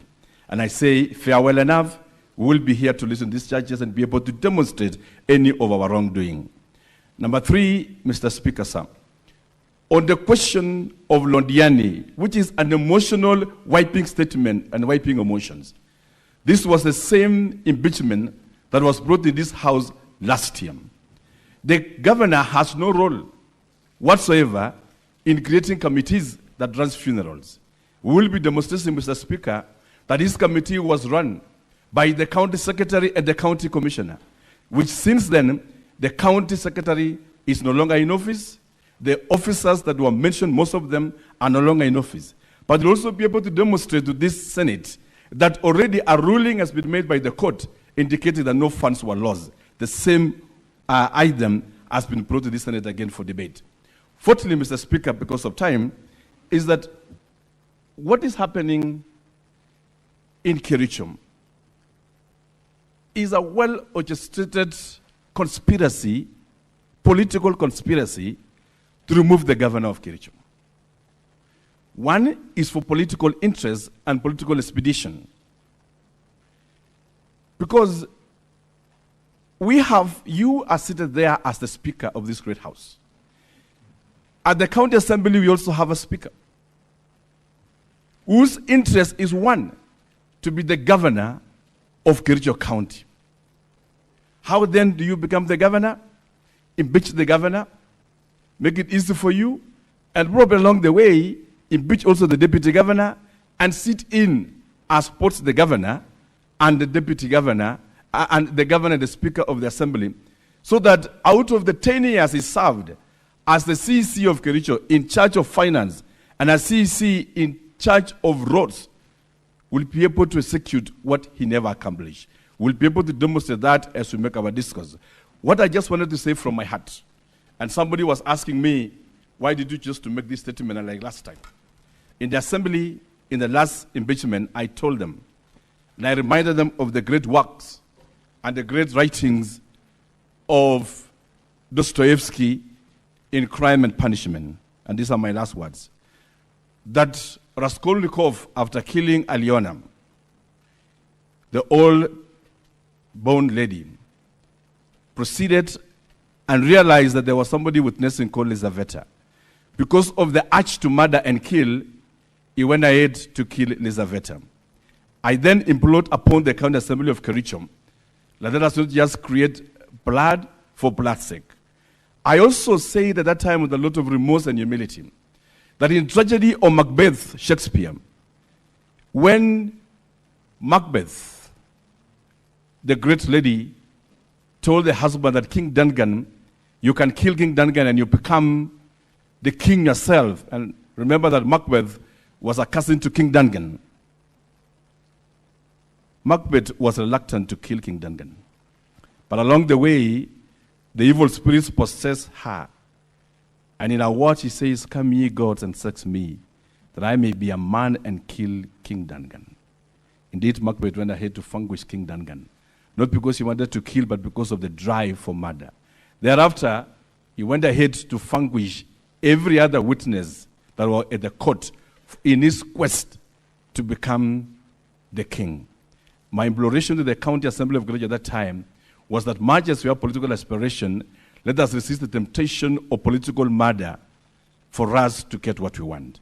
We are here in a process that was faulty, and the whole world must know that as it is, there was no impeachment of Kericho. And I know, Honorable Speaker, because the upper house will always make correct decisions at the appropriate time, I beseech of you, Mr. Speaker, and the Honorable Senators, that as we deal with this matter, we separate between the responsibility of the governor and the responsibility of the CEOs. Some of them that will be brought here to adduce evidences are former CECs of Kericho County. Some of them were mentioned in the Londiani scandal. Out of it, I was able to release some of them out of work. Today, I'm being in Senate, being asked that you sack some people on procedurally, while some of those names that will be testifying here are the same names that were active in the so-said Londiani scandal. Some of them were presiding over Kazim Tahani. Today, they are seated here also, probably being aligned as advocates after we release them. We are in a case of history as celebrated Katiba Day, to ask ourselves that to what extent is political persuasion and political desire compared to morality, compared to the rights of an individual.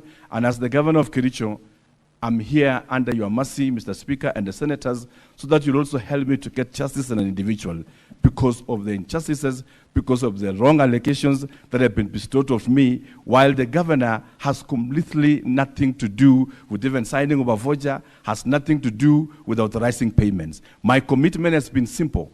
The officers that are found culpable of wrongdoings, the law will then follow its case. Out of this, Mr. Speaker, I call then for your consideration deeply, and the Honorable Church has said it here, on the matters that will be laid on us, so that the people of Kericho County get justice, while at the same time also the governor of Kericho get justice that he so deserves. Thank you, Mr. Speaker, and may God bless this great Senate, and we put all our trust and hope in this very good upper Senate that over time has proven that it does things in an appropriate way and uphold the Constitution. Thank you so much.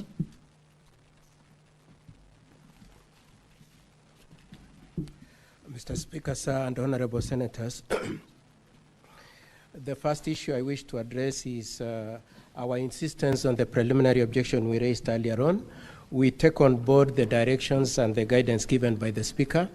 We will adduce evidence of the 18 MCAs who did not vote, and we maintain that indeed this motion should not be here because the total optimum number of MCAs who could have possibly voted in favor of this motion could have been 29. And we are not saying that 29 necessarily are voted. We are saying that the results that were brought here were manipulated. And so that would be the first item in terms of my opening address. The second issue I wish to contend with Mr. Speaker and honorable senators is we contest the allegation or the contention that the governor is of bad behavior. It is our argument that the governor is a victim of political machinations, especially at the instance of the Speaker of the County Assembly. Mr. Speaker, sir, it will be our case that the law provides for responsibility for every individual in all the cases that the County Assembly, through my learned friend Mr. Ngoya, has identified. Whether it is a case of signing of the contracts, whether it is a case of payment, whether it is a case of procurement, whether it is a case of fictitious payment, there are people who the law has assigned responsibility for, and none of those situations touch on the governor. Mr. Speaker, sir, it is our argument that the nearest you could come to hold the governor responsible in a fair situation is if it were to be the case that indeed the improprieties have been brought to his attention, he has been afforded an opportunity to act, and he has chosen not to act. And it is our case in this situation that the report, the impeachment motion, was hijacked by the mover of the motion even before the various ad hoc reports had properly landed at the County Assembly. It will also be noted when we eventually come to the case that each of those ad hoc reports made recommendations for actions to be taken by various aspects of the County Assembly.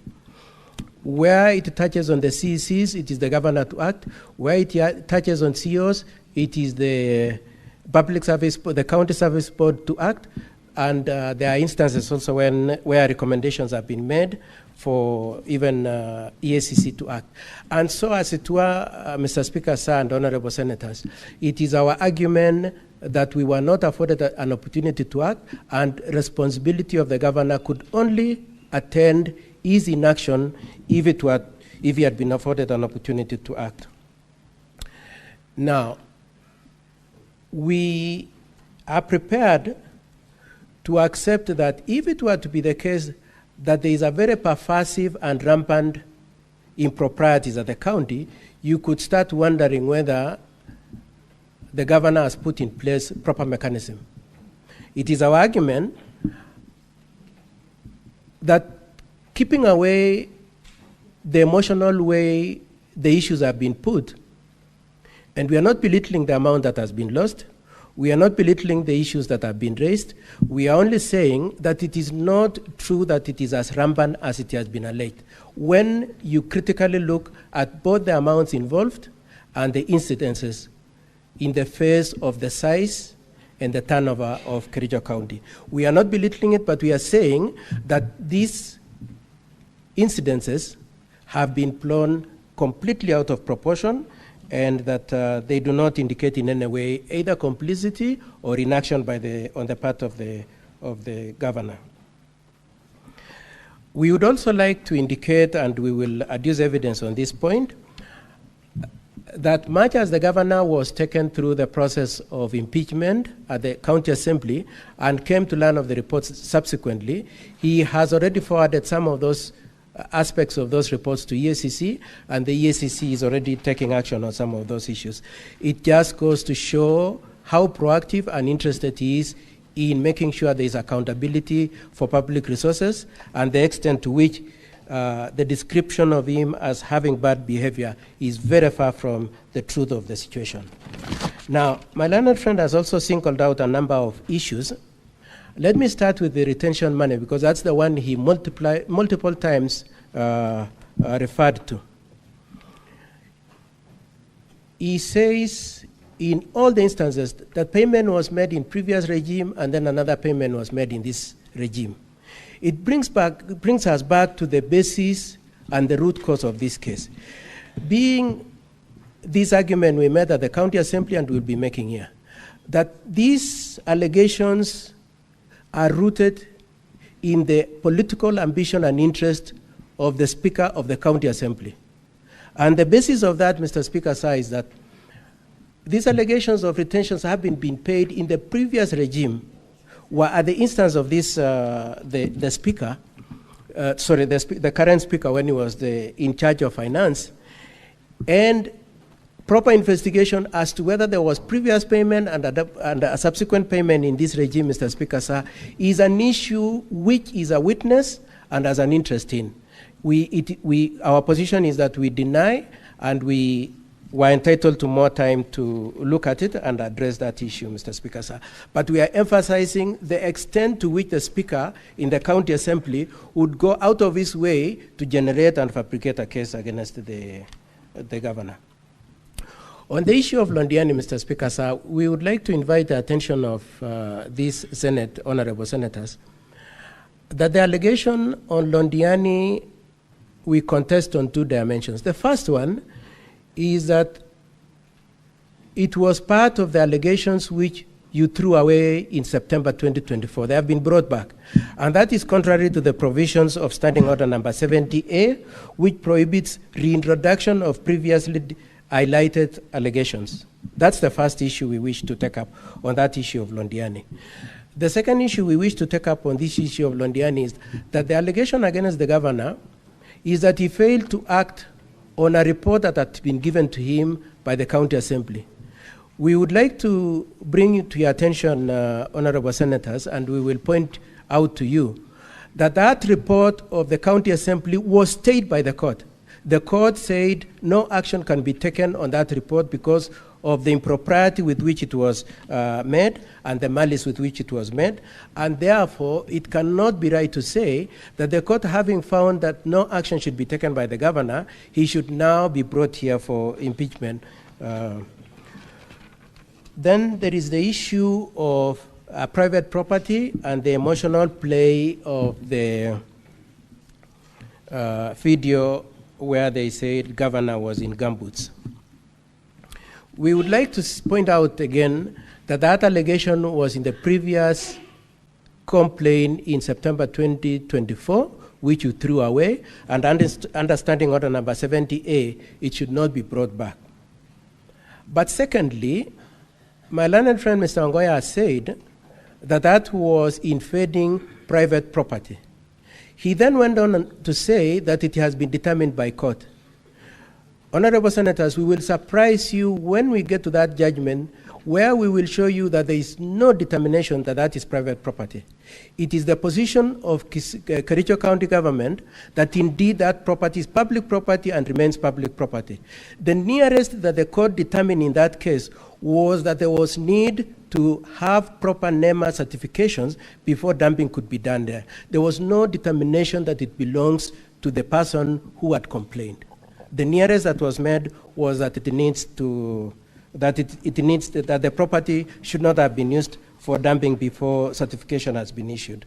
And for those reasons, honorable senators and Mr. Speaker, sir, we pray that in the course of this trial, we will show that this impeachment motion, number one, doesn't meet the threshold for it to stand here. Number two, that the allegations have been overstated, they have been exaggerated. And number three, that quite a number of them are not true. I would, within the time that I still have, I would like my learned friend, Mr. Wanyama, to say something. Just a minute before he sits down. I forgot to indicate, Mr. Speaker, sir, that the land in question that has been debated and so sensationally brought here, Senator Aaron Cheruiyot does not, because I don't need to discuss him here because he's the majority leader, he helped us the other day to get the title deed towards the portions of that land through Adendwale. And the lands and the process is ongoing to get the title deed of the entire parcel. And of course, the documents that will be tabled here will also be able to demonstrate that. Secondly, I would like to emphasize, Mr. Speaker, because I stand this year, I don't know my fate after this. And it will be prudent in future. This is just my thinking, not as a governor, but as a scholar, that if we will not be careful in this country, speakers who have ambition and have good money in their pockets will just be able to wake up one morning, create a list and send to Senate for governors to be impeached. And if we will not be careful, Mr. Speaker, the lot of humility, there will be cocktails of impeachments in Senate. Some of the senators here are also aspiring to be governors. And I know some of them at a personal level that they have high chances of being governors. If we will trend in this direction, nobody will be safe in this country. And this constitution you are talking about today will be just a piece of paper. And that is why that constitution was very clear that to impeach a governor, you must have 2/3 of the threshold required. And that 2/3 is what will later on provide the latitude now to discuss the substance, because the substance are tied with the numbers. Lastly, Mr. Speaker, I beseech my good colleague in another circle when I was teaching in the university, and I'm still a don, Mr. Ongoya. He has kept referring to me as tit and that. In another circle, in a light touch, probably I would have been his senior, because the last time I left there, I would have been his senior, and in a light touch, I would beseech of him that he doesn't refer to me again as that or this, but rather with some decorum. Thank you so much, Mr. Speaker, sir.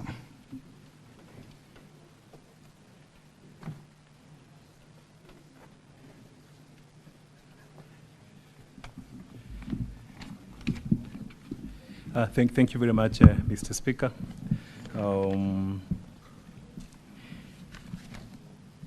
I want to ask a question, and this question responds to a video which was played by Mr. Ngoya, where the governor was undertaking what we call self-help measures. When you go home and you find a stranger in your kitchen, what will be your first instinct as a human being? In common law, there's a doctrine known as self-help. In Kenya, there is a major problem on land grabbing. The land in question, where the governor undertook self-help measures, which is allowed in law, and the matter is under litigation, is public land. A private developer, an individual who has an interest in this land, then takes up the matter in court, and then we are saying that is a ground for impeachment, impeaching the governor.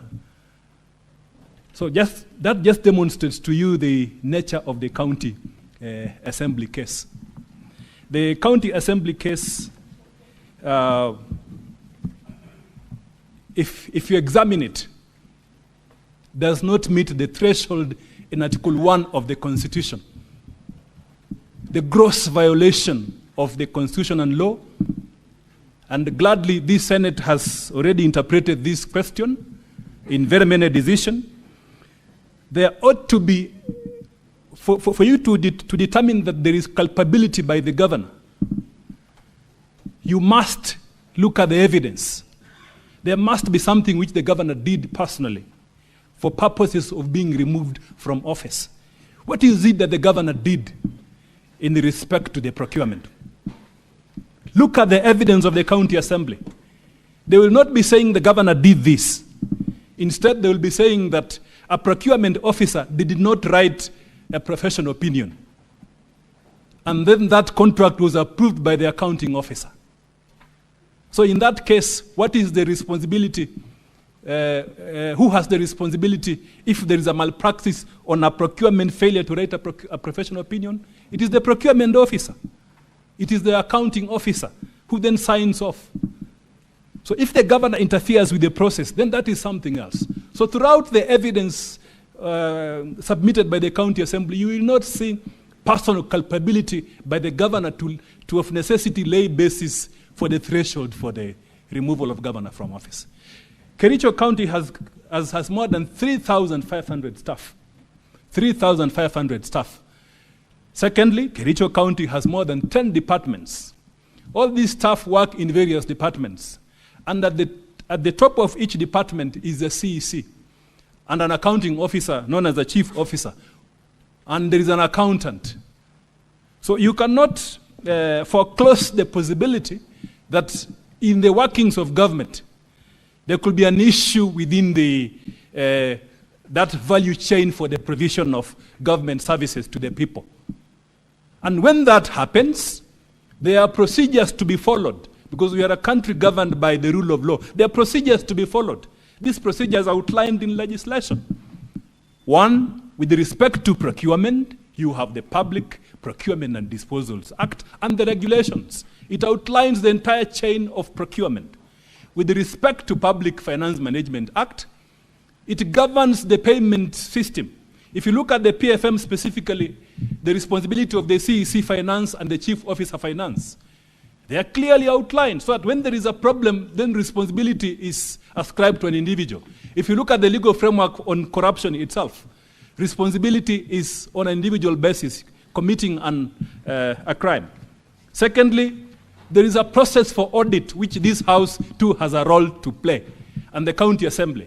You will find that most of the allegations which they have submitted against the government have not been audited. They have not been subjected to a process of audit for purposes of verification, either by the County Assembly, in examining the report of the Auditor General, or by this House. So do we take that precipitate decision to impeach the governor when all these things are prematurely, appear to be premature? Definitely not. Look at the responsibility of the County Assembly itself within this process. The County Assembly, under Article 185 of the Constitution, has a heavy responsibility on audit and oversight. Sorry, let me use the word oversight. They oversight the county executive. So what steps has the County Assembly done to summon the procurement officer, the accounting officers within the county government on the various departments, for them to answer and get satisfied on the primary questions before we take the next level issues to impeach the governor? So that is very important. You will be seeing this throughout the issue of nexus. It is not there throughout the evidence by the County Assembly. On the issue of voting, the threshold question, we will be laying basis in cross-examination and also part of our evidence. We will be cross-examining the ICT officer who says he developed this system internally. And this system was deployed for the first time in this impeachment, as I said, on a serious matter concerning the removal of governor from office, being deployed for the first time. And then we will be demonstrating to you the vulnerabilities of this system.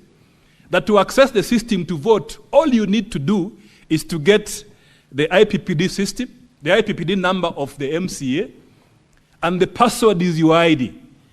Then you access this system, which is tied to the website. So anyone with that can access. And we will be laying evidence in terms of video, showing that the leader of majority has confessed on record, on video, showing that he voted on behalf of an MCA, who will be standing before this forum, before this House, to tell you that he never voted. Instead, the leader of majority promised some financial inducement to that MCA. The move of the motion. Financial inducement to that MCA to vote. That is evidence on the question of numbers. We will be laying evidence here that despite the logs which are before the House, the logs which are before the House, there are 4 MCAs who never voted. Mr. Speaker, sir, these 4 MCAs never voted. They will be standing here to speak. And then the County Assembly report says they voted.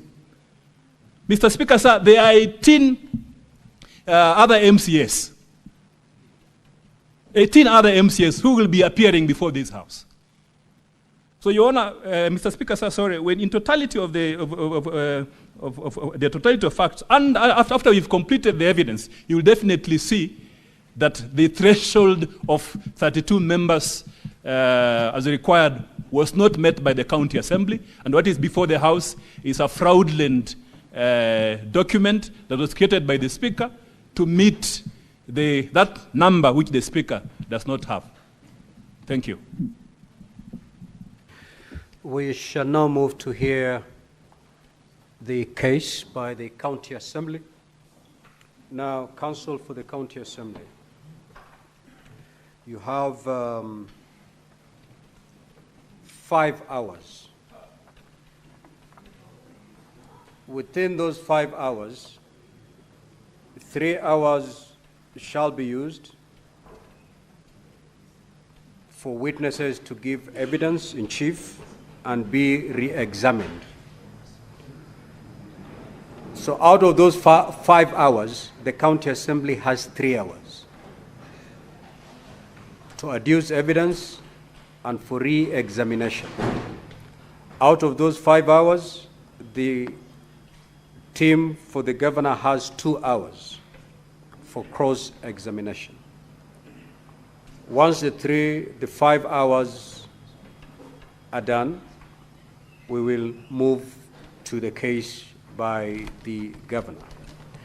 Now it's now 4 p.m. The House will adjourn at 6:30. So you'll have 2 hours, 2.5 hours for today. And tomorrow morning, when you resume at 9, you will have the remainder to be utilized tomorrow morning. So the team from the County Assembly, may the lead counsel take to the floor so that you start by calling your first witness.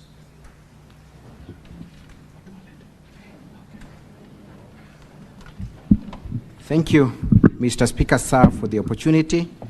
For record purposes, my name is Elias Mutuma. I'll be leading our first witness. His name is Geoffrey Bett. You will recall, Mr. Speaker, sir, that we had made a request to accommodate this witness, considering that he's physically challenged. I hope that the arrangements have been made.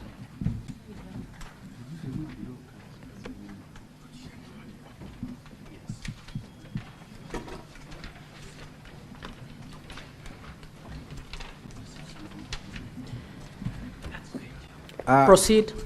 Thank you, Madam Speaker. In terms of our documents, we shall be making a lot of references to Volume 2 of the County Assembly's documents. His affidavit is to be found at page 103 of Volume 2.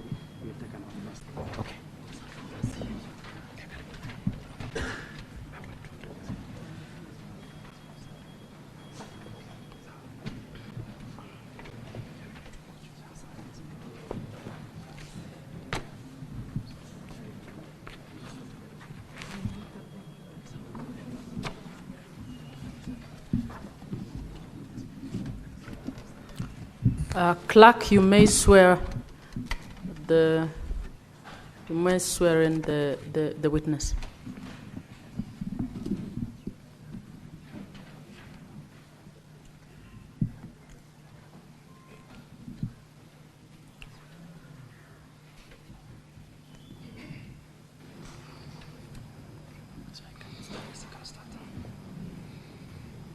I, Kipngeno Geoffrey Bett, do solemnly swear that the evidence that I shall give before the Senate in respect of the matters before the Senate shall be the truth, the whole truth, and nothing but the truth. So help me God. Thank you, Madam Speaker. I humbly request senators to also turn to our Volume 4A. That is where most of our lectures shall be contained, and I shall be leading the witness towards the specific pages. Mr. Geoffrey Bett, good afternoon. Good afternoon. Kindly state your full names for the record and what you do for a living.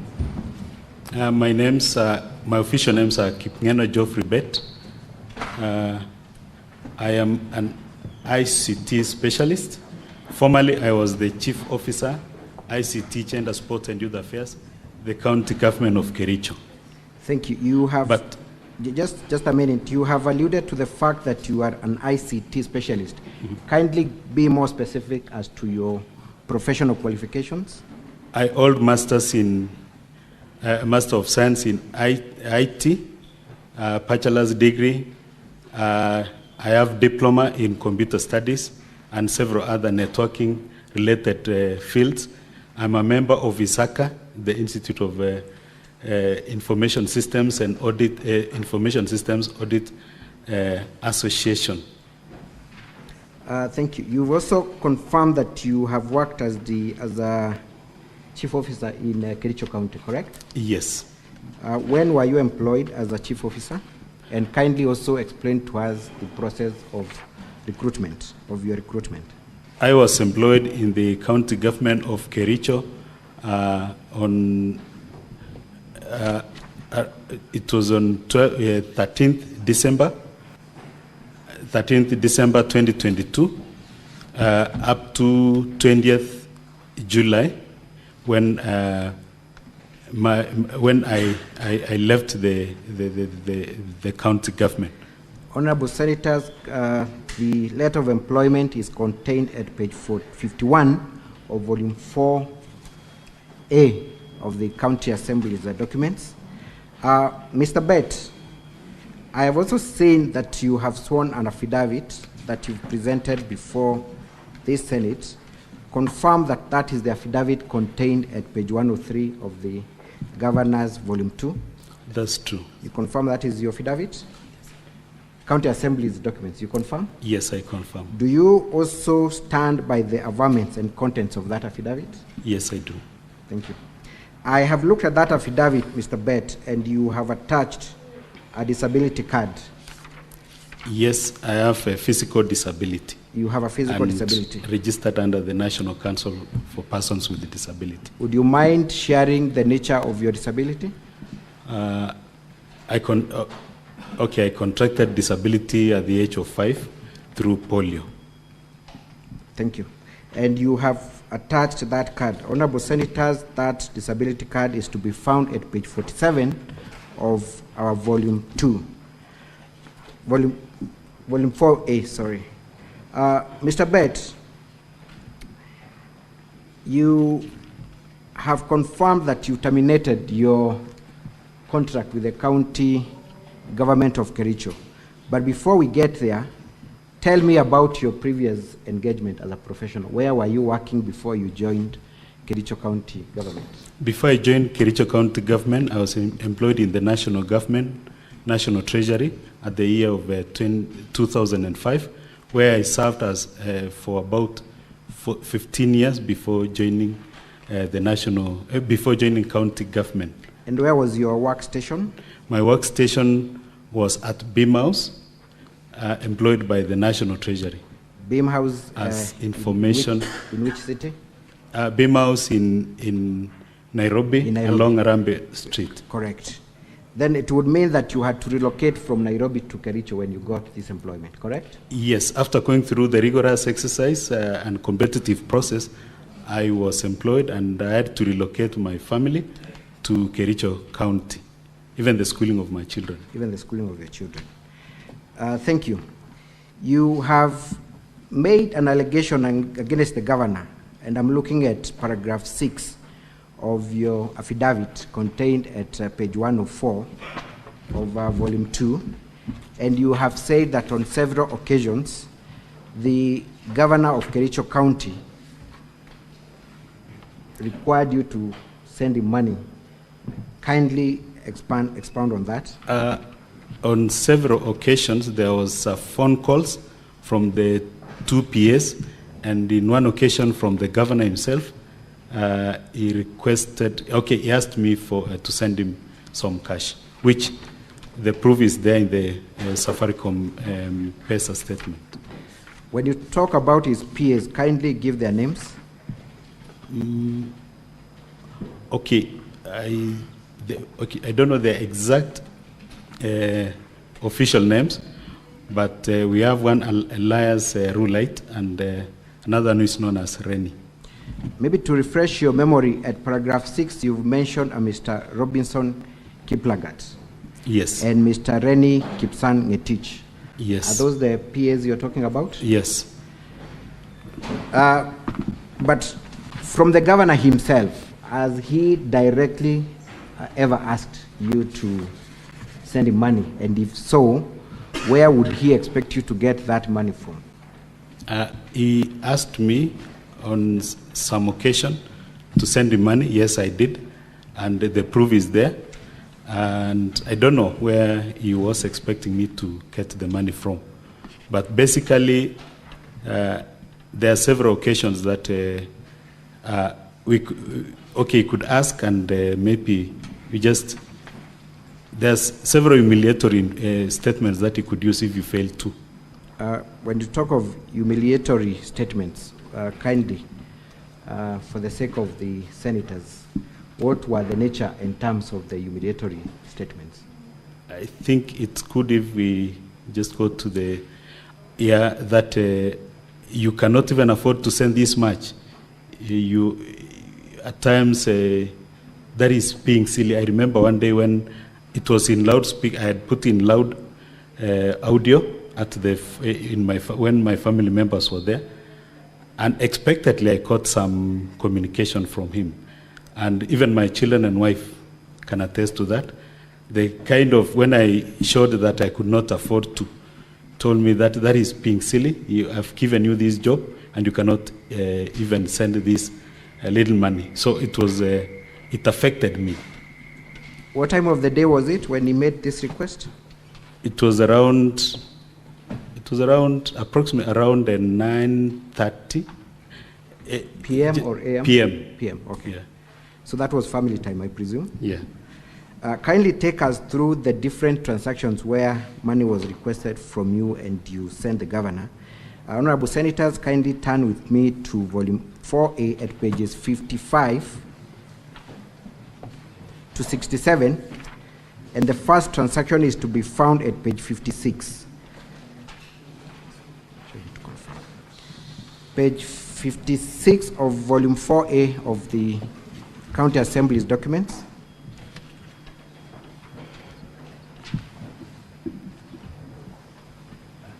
Honorable Senators, from the top, if you count the 23rd transaction, you will come across a transaction, 23rd and 26th transaction from the top, if you are to count.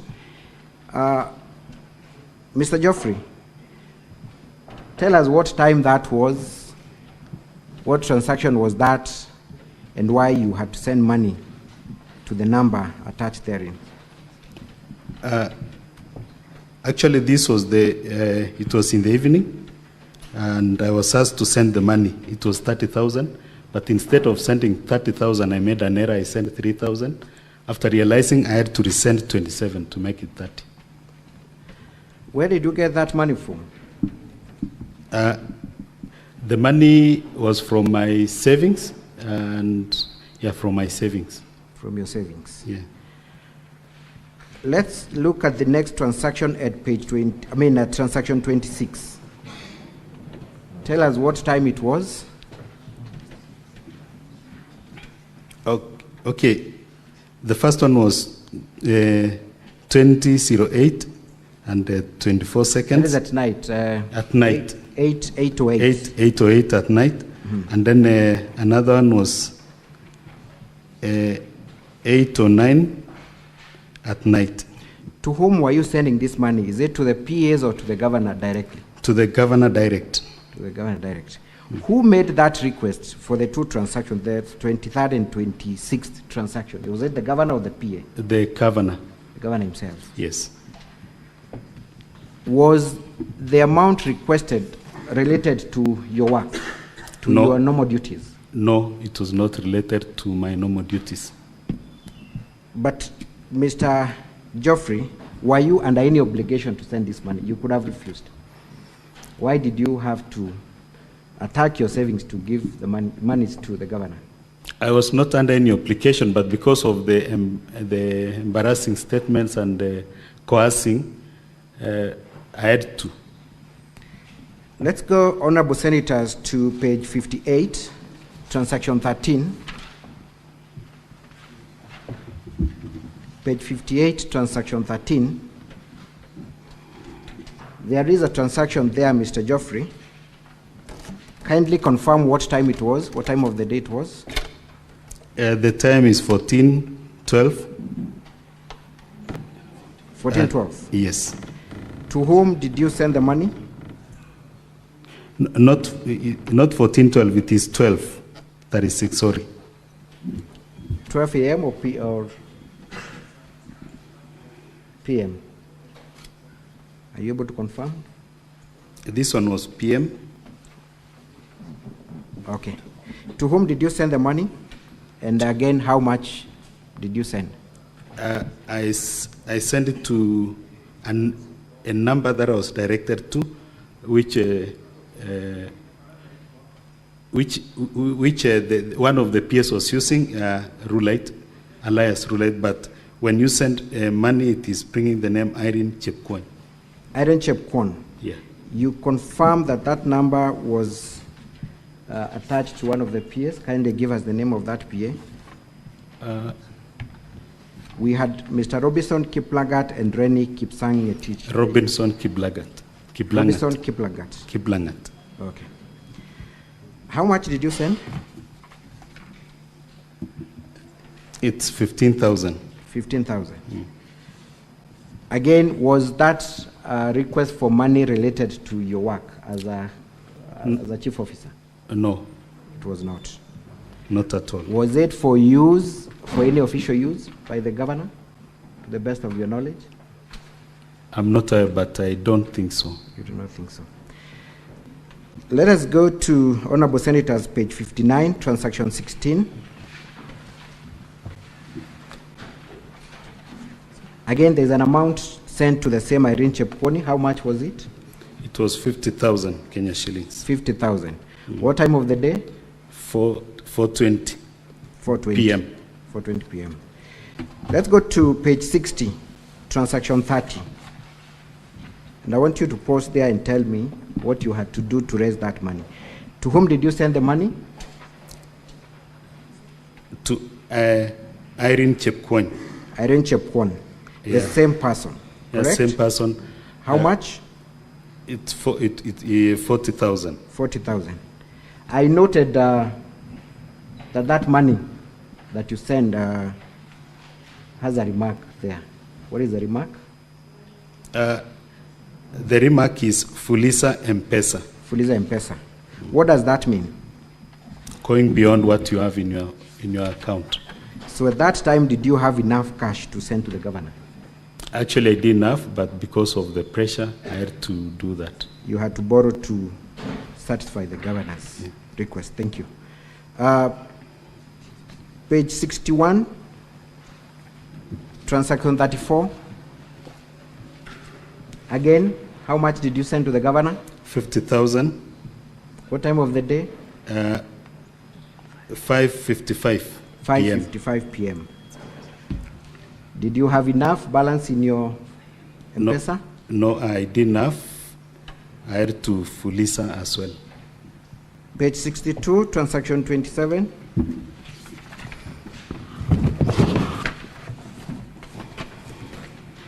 Again, are you able to see that? Yes. To whom did you send the money? What time of the day and how much? To one of the PS Irene, alias Irene Chepkwony. It was at 5:06 p.m. 5:06 p.m. Let's go to page 64. Transaction 6. Page 64, transaction 6. To whom did you send the money and what time of the day, how much? I sent 40,000 to Ngetich Kipsang. Who is Ngetich Kipsang? One of the PS to the governor. Was that request made by the governor or the PA? By the governor, and then you are directed on the number that you are supposed to send to. Thank you. Page 65. Sorry, page 67, transaction 23.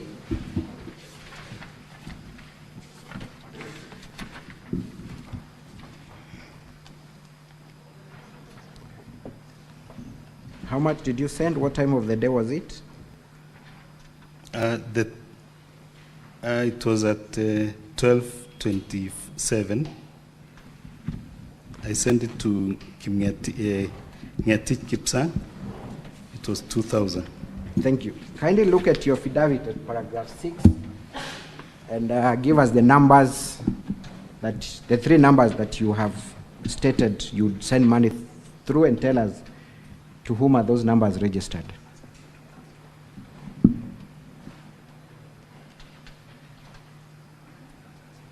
At paragraph 6 of the volume 2. The first number that I sent the money to was 0705-810004. And to whom is that number registered?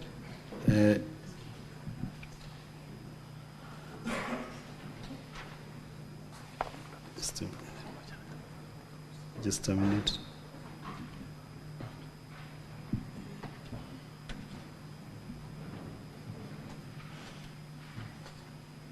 That is His Excellency the Governor, Dr. Erick Mutai.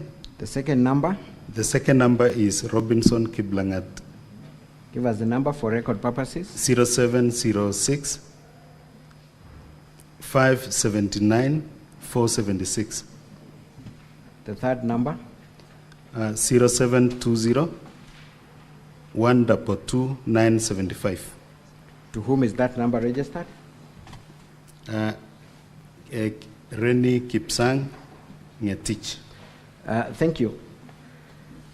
How much in total, Geoffrey, can you tabulate from your M-Pesa statements that you confirm you sent to the governor either directly or through his proxies? It's approximately 200,000. That is through M-Pesa. Through M-Pesa, 200,000. Approximately. Are there instances where you send money through any other mode? Cash, but they're cash. Yeah. Are you able to approximate how much you sent through, rather you gave through cash? I can't approximate at this time, but now the cash money were huge than the M-Pesa money. So the amount you gave in cash was more than 200,000? Yeah. How did you raise that amount? That you gave in cash? Okay. Initially, it was through savings. Then I went on. At some point, I had to go for loan. At some point, I had to dispose of my property, including the vehicle that I had when I was going to the county government. You sold your motor vehicle to give proceeds to the governor? To support, to give the the cash money to meet the demands which were there. And also parcel of land. You sold your parcel of land? Yes, not one, actually two. And all that money you gave to the governor? Is that your testimony before the Senate? It's not all the money, but the better part of the money. How would you describe that conduct or the demand from the governor in your own assessment? I think that is unexpected from a leader of that caliber, and also it's inhuman, especially after maybe from the savings that you are to use for your personal gains, but you end up maybe using it for other for other things, Thank you, Geoffrey. Let's move on to the next issue.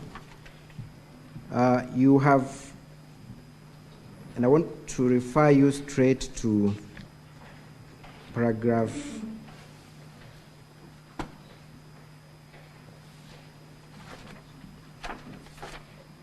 13, which, Honorable Senators, is at page 105.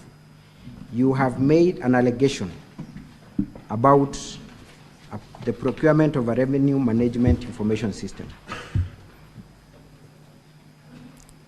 Yeah, actually, it came in relation with the derogatory remarks that were made by government against me when we had a full meeting between the CCs and the COs. Before we get to the remarks, yes, which one came first? Is it the need for a procurement revenue management information system or the remarks?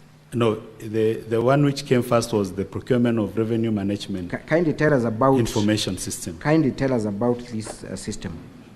As I joined county government, this revenue management system, which was there before, expired around February, and it was from then that I involved we had several discussions with the governor, His Excellency the Governor, about the acquisition of the new system.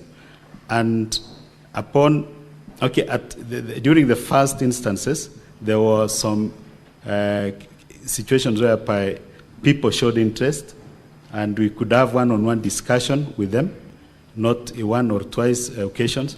But after interrogating, using some technical skills that I could put off some of the people who had interest in doing that.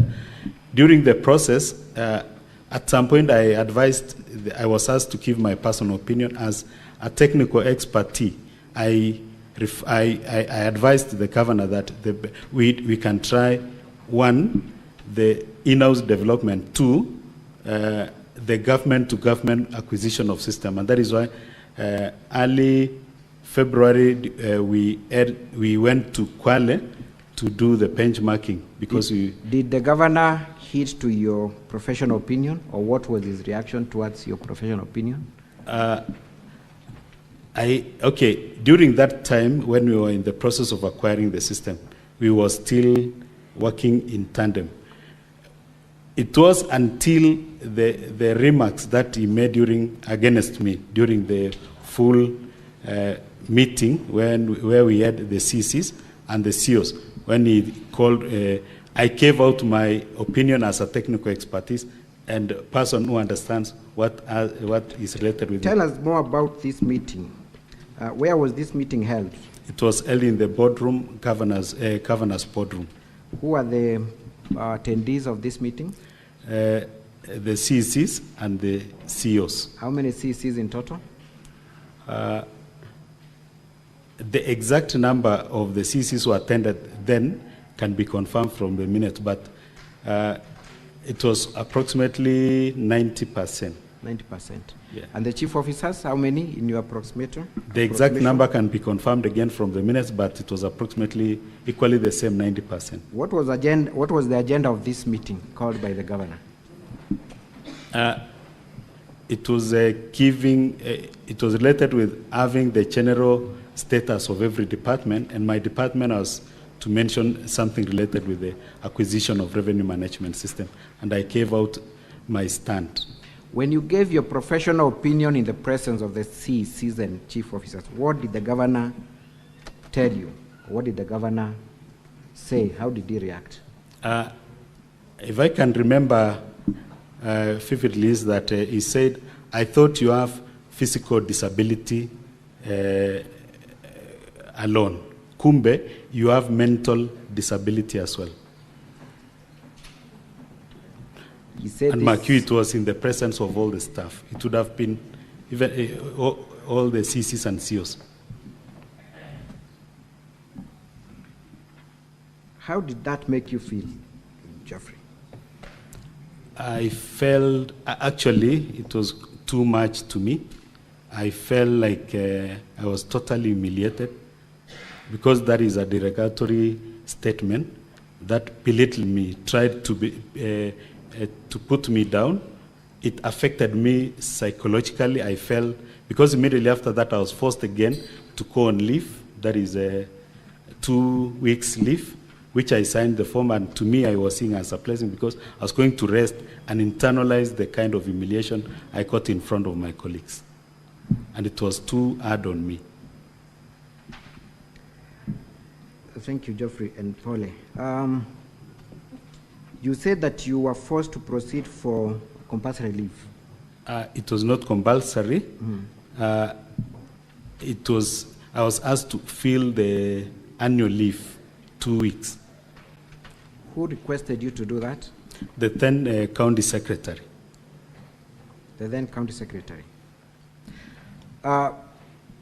During the period of your leave, what transpired in respect of this procurement revenue management, the revenue management information system? What happened in respect to its procurement? The process of procuring revenue management system began. A team was constituted from the technical team. I don't know the details, the other details, but I am aware a team was constituted, and it went on through. There was advertisement, opening of tender, and evaluation of the bidder who was to be given the tender of developing revenue management system. Did the county government eventually procure this system?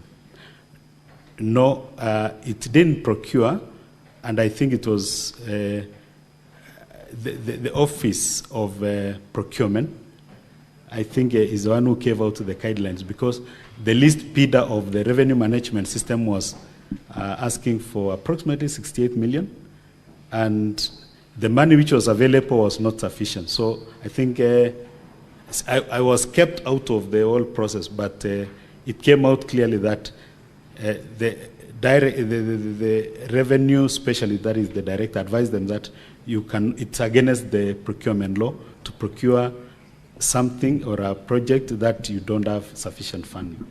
What is the revenue management system that is in place now at Kericho? The revenue management information system that is there is it's an online. I mean, it is end-to-end system which was developed in-house by the technical by our county staff. Is that in tandem with your initial professional opinion? Yes. Thank you. Why, in your assessment, would the governor of Kericho tell you that I thought you have a problem with your physical disability alone, kumbe you have mental disability as well? Why would the governor make such demeaning statements against a person living with disabilities, in your own understanding and assessment? I might not be as okay. I can relate the forceful directive to go on leave and trying to procure the revenue management system, and because it was immediately after the derogatory remarks. Thank you. Which? Okay, maybe we can move on to the next issue because of time. Geoffrey, your initial term, as per your letter of employment, was for 5 years, correct? Yes. What happened to your term of employment? Initially, it was 5 years, but down the line, early this year, we were asked to sign. We were asked to sign a performance contract of 3 years. When you said we were required to do that, who requested? Who made that request? His Excellency, the Governor. You have also alluded to, and did you eventually then sign a performance contract reviewing your employment term to 3 years?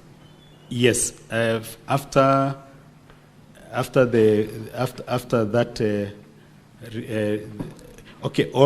yes, I later signed, and it was all of us, the CEOs and the CCs.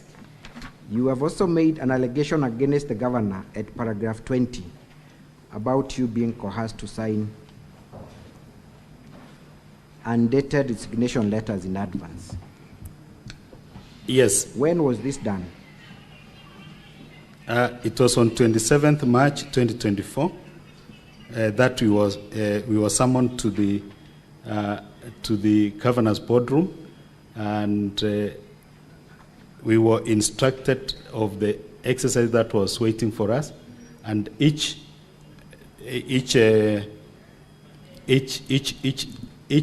CC, it was a pairing of CC and CO. We were to appear in the office of His Excellency the Governor, and we were coerced to sign a resignation letter in front of His Excellency the governor and the then CE's county secretary. Why would the governor make you sign an undated designation letter? We were forced to sign. I don't know the intention, but it was so clear that so that in the event that you fail to adhere to the demands or maybe his wishes, maybe you could just sign. Because at that time, you've been forced to sign the resignation, but the date was left blank. Thank you. Eventually, you terminated your contract with the county government of Kericho. What were the reasons for you terminating the contract prematurely? Towards the end of this last financial year, I was frequently coerced by the then again county secretary, that is Kirui Kipyegon. The first day he told me that there is the communication that I've been given by His Excellency is that you terminate the contract before the end of last financial year. At some point I told him that it's not on what basis, because one, I've not been summoned on any disciplinary issues. Two, to the best of my knowledge, I was delivering my mandate as in relation with the ICT-related issues, because not even one day were our data hacked, neither our systems were hacked. Because to me, I was not ready to. Later, there was consistent persuasion, finally to even a level when Kipyegon came up to, he called me, we met at the shopping center around my place. Later, he dropped me at home. I felt that that was too much intimidation. At some point, I told him, I thought you have the legal background and you know what it means, whatever. But later, we were asked, we were three, the CEOs, we were asked to meet His Excellency, the governor, one morning at a venue, ITC, Kericho. The three of us, the two never showed up. I showed up. I met His Excellency, the governor, Kirui Kipyegon Leonard, and the former MP Bureti, who is the current economic advisor to the governor. That is Elias Chaman Buch. Thank you. So the harassment that led to you terminating the contract, can you directly attribute it to the governor, or it was through other people? I can fully attribute it to the governor, because himself, the governor, told me that when somebody is no longer interested in working with you, you have to pack and go. So I felt like it was a splash on my face, because I didn't come based on the physical appearance. I came through the competitive process. And also, these are the things that I was, Section 16 of the PWD Act 2025, which is talking about persons with disability have the right to humanity and the right to dignity. And in that dignity, it deserves respect and protection. So I didn't see that, because during the process of 3 years, it was a dark season to me. And also, I was seeing as this happened to me, but I'm sure that there are several other persons with disability who are suffering the same silently. So that is why it's good to speak it out. And I remember at some point I told the then county secretary that the day I'll tell His Excellency, I'll get ill, because it was too much for me. And I just think of, what about those other persons with disability who have been going through the same humiliation, derogatory statements against the Constitution of Kenya, Article 54. Thank you. So is this part of a healing process for you? Do you feel that it's the beginning of a healing process? After mentioning this, I think it's part of my healing process. Thank you. And only that, yes, I know it is a bitter truth, but maybe I'll request the Senate for the protection. I know I've spoken it plainly from my heart without any other ill motive. Thank you, Geoffrey. To me and both my family. Thank you, Geoffrey, so much for your testimony, and my apologies on behalf of the people of Kenya for what you went through. That is all for this witness, Madam Speaker, sir. Madam Speaker, sorry, I'm used to Mr. Speaker, sir. Thank you. Thank you. Council for County Assembly, your time left is 2 hours and 21 minutes. It's displayed there. I think we can now move on to Council for Governor for cross-examination. Thank you very much.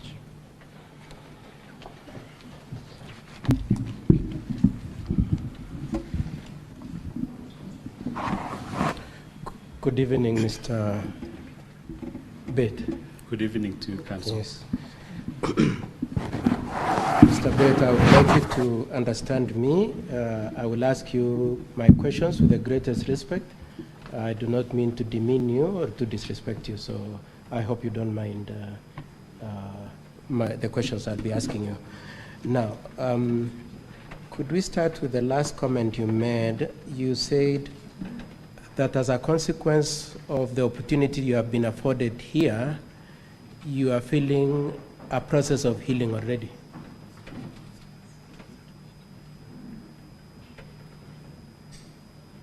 You didn't hear my question, or you are opposed to answering the question? No, I'm digesting what you are implying. Do you want me to repeat? Kindly. Okay.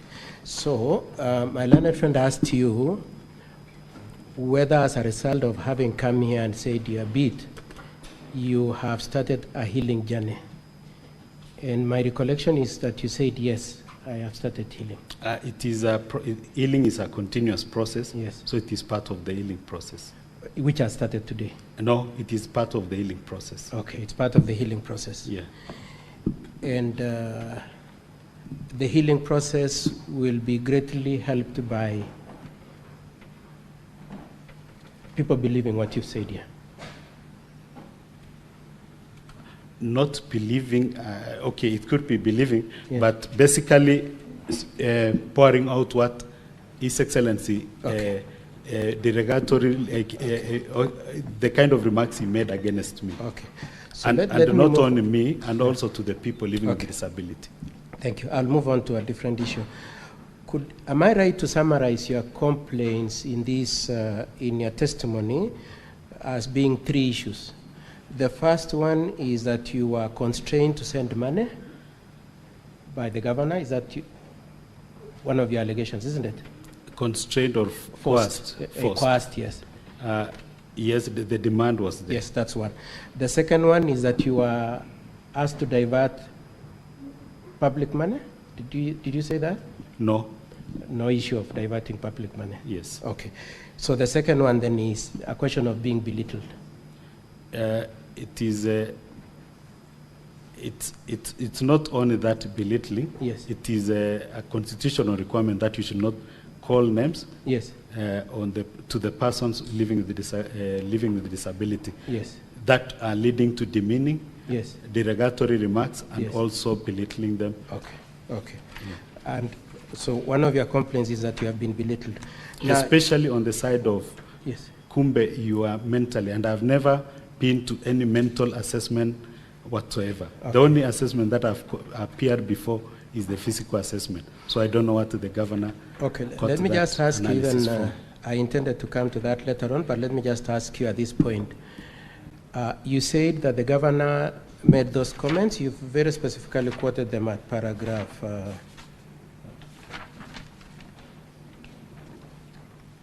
at paragraph 15 of your statement, where you say, I thought you have a problem, and so on and so forth. No, he said, I thought you have the physical disability alone.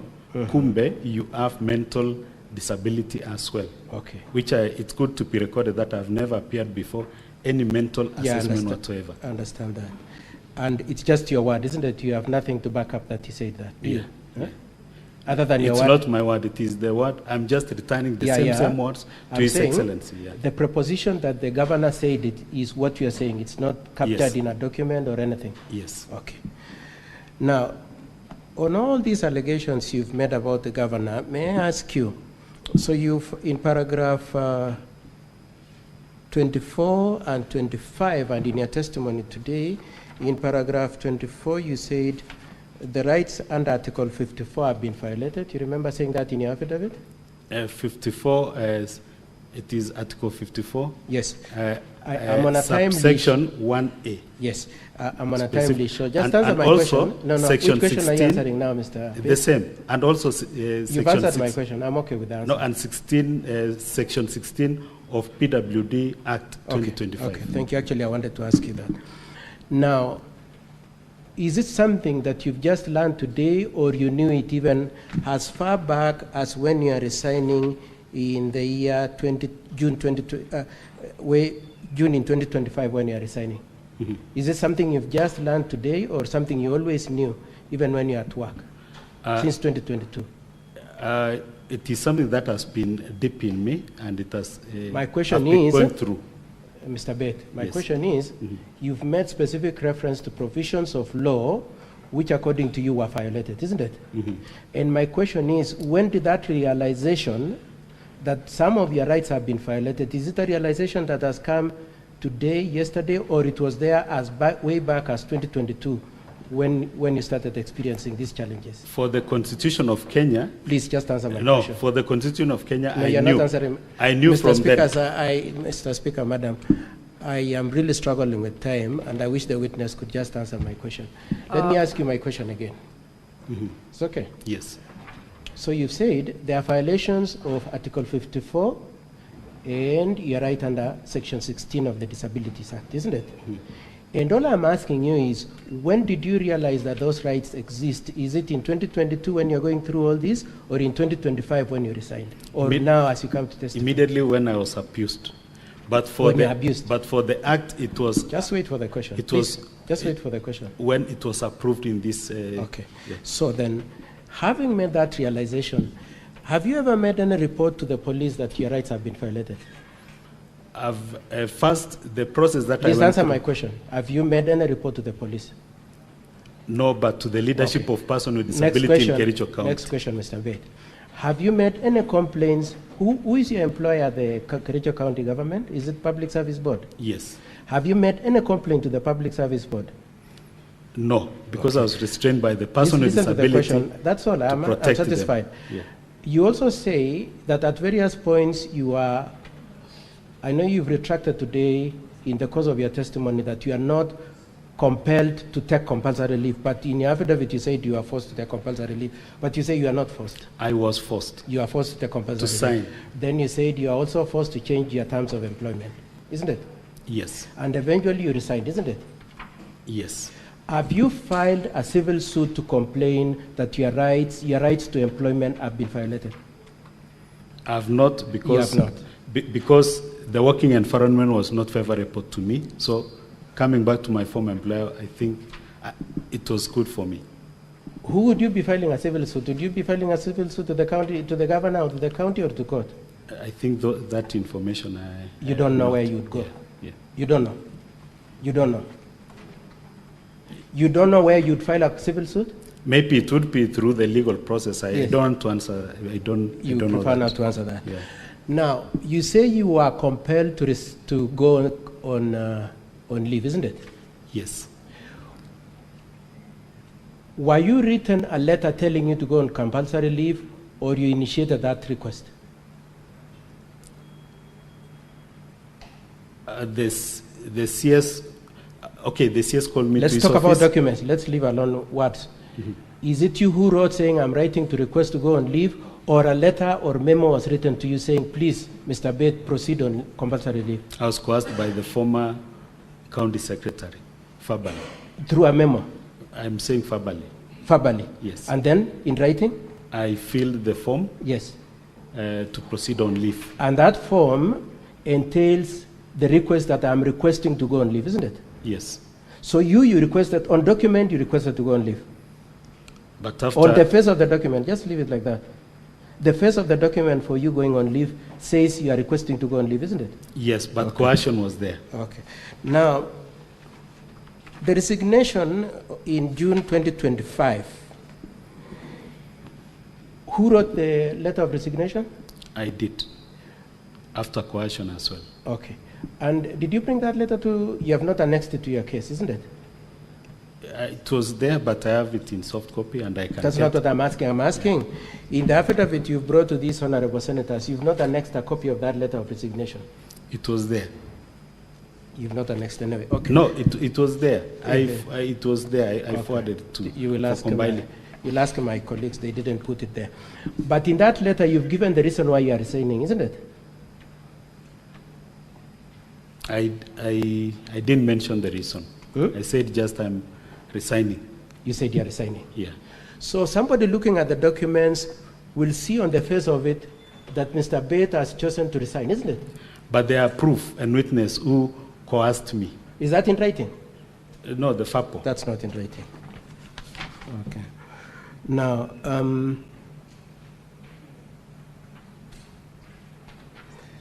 you also say at paragraph 13 to 14, there were advertisements for filling up certain positions of revenue management information system. That's part of your case, isn't it? Not filling, procuring. Procuring. Yeah. Okay. And you said you expressed reservations. You said at paragraph 14 up to 15, you expressed reservations and there were consequences on you, isn't it? Mm-hmm. Did you put those reservations in writing, Mr. Bate? No, I didn't. You did not. Okay.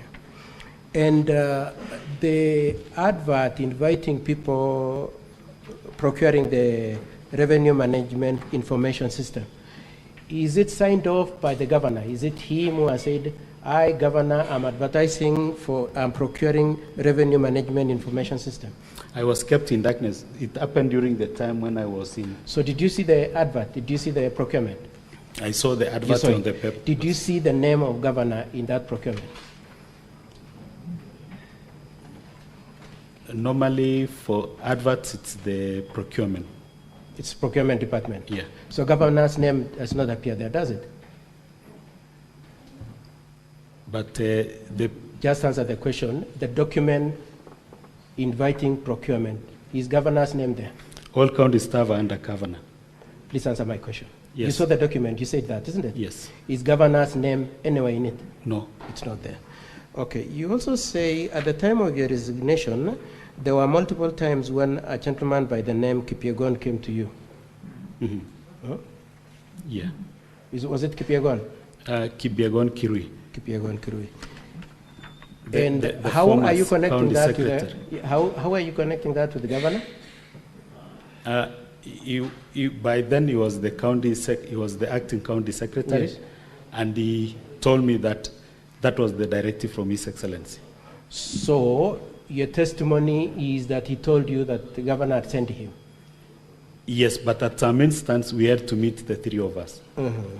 Yeah, he called me. We met governor, Mm-hmm.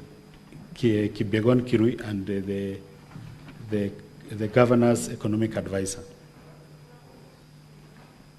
Now, when you are changing your contract from 3 years, from 5 years to 3 years, the explanation that was given to you was it is related to the contract performance appraisals, isn't it? Yes. It is what you have said in your affidavit? Yes. Okay. Do you have any document in this Senate today to show that you are performing so well that you are eligible for extension of the term or renewal of the contract? No assessment was conducted to all CEOs, not only me. Okay. Yeah, that's the second question. So first of all, you don't have any appraisal distinguishing you in any way, isn't it? I was not taken through, I was not assessed. Okay. Now, the change of the terms was not isolated to you. It was, you were not isolated. It's not like you are targeted. It involved many other CEOs, isn't it? Not many, 3. 3. Yeah. And who was, you signed that contract with who? I signed the contract with the, is it the people who signed or witnessed by? All the CEOs and CECs signed the contract. With who? It is a contract, so it's 2 parties. Yeah. So like you signed with who? I signed with the Public Service Board? No. Yeah. The CC signed with the governor, and then I signed with the CC. Okay, so you didn't sign with the governor. If you are CC, you'd have signed with the governor, isn't it? That is the practice which was there. Okay. So even as you rope in the governor in this, number one, it involved many people, and number two, you did not, it's not like governor was sitting with you and saying, let's redo the contract, did he? Finally, he told me, I'm not interested in working with you. And that's your word of mouth, isn't it? In the presence, their witness. Have you called those witnesses? It was in the presence of the governor's economic advisor and Kirui Kibiagon.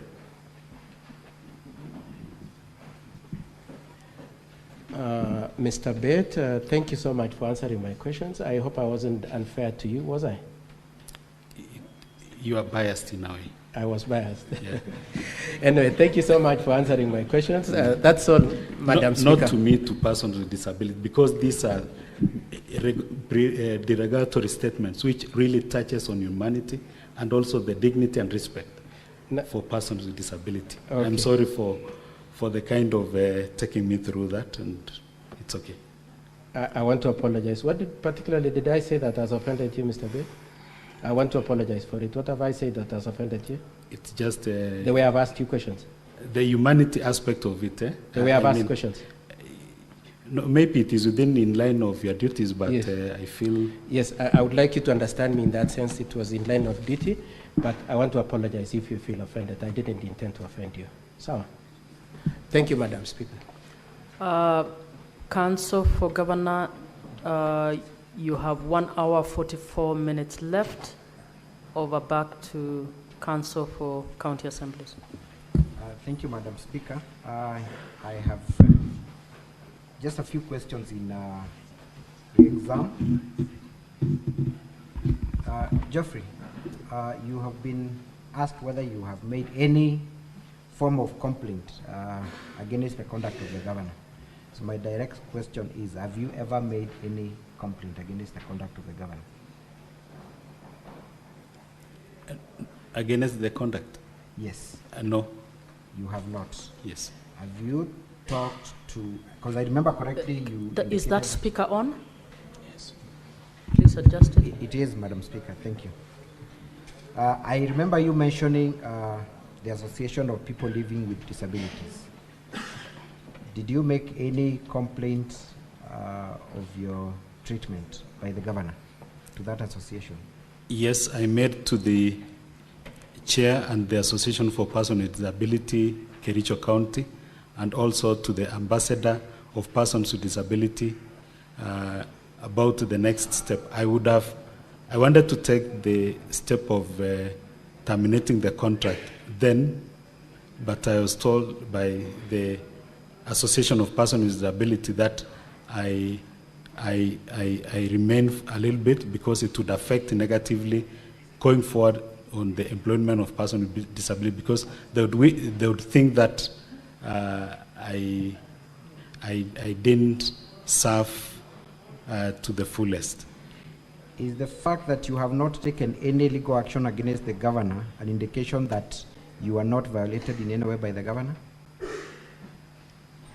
No. Lastly, the request to review your term of contract, was it made directly by the governor or through other officials of the county?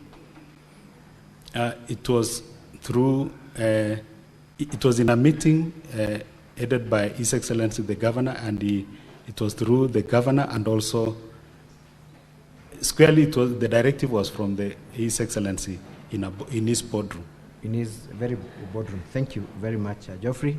Madam Speaker, that will be all for Mr. Geoffrey, unless the honorable senators have any questions for him.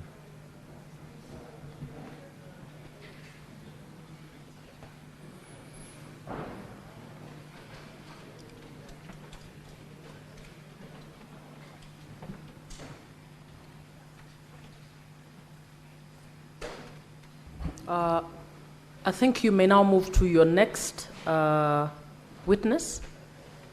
So he may be sworn in.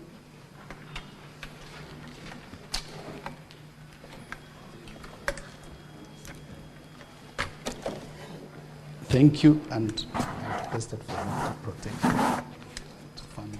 Hi. Madam Speaker, the witness is making a specific request to the House. I have no capacity to make that. Are you not here? Yes. Speaker, Madam, there is that first request. I'd requested about the protection to me and to my family members after appearing on this particular hearing. Thank you. Now, your request has actually been noted, so it will be taken into account. Thank you, Madam Speaker. Next witness, please.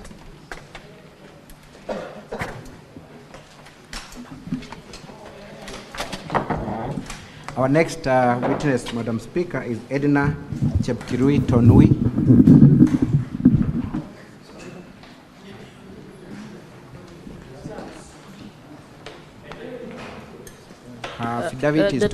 Just hold on and hold the time. Can I have the two leaders, please?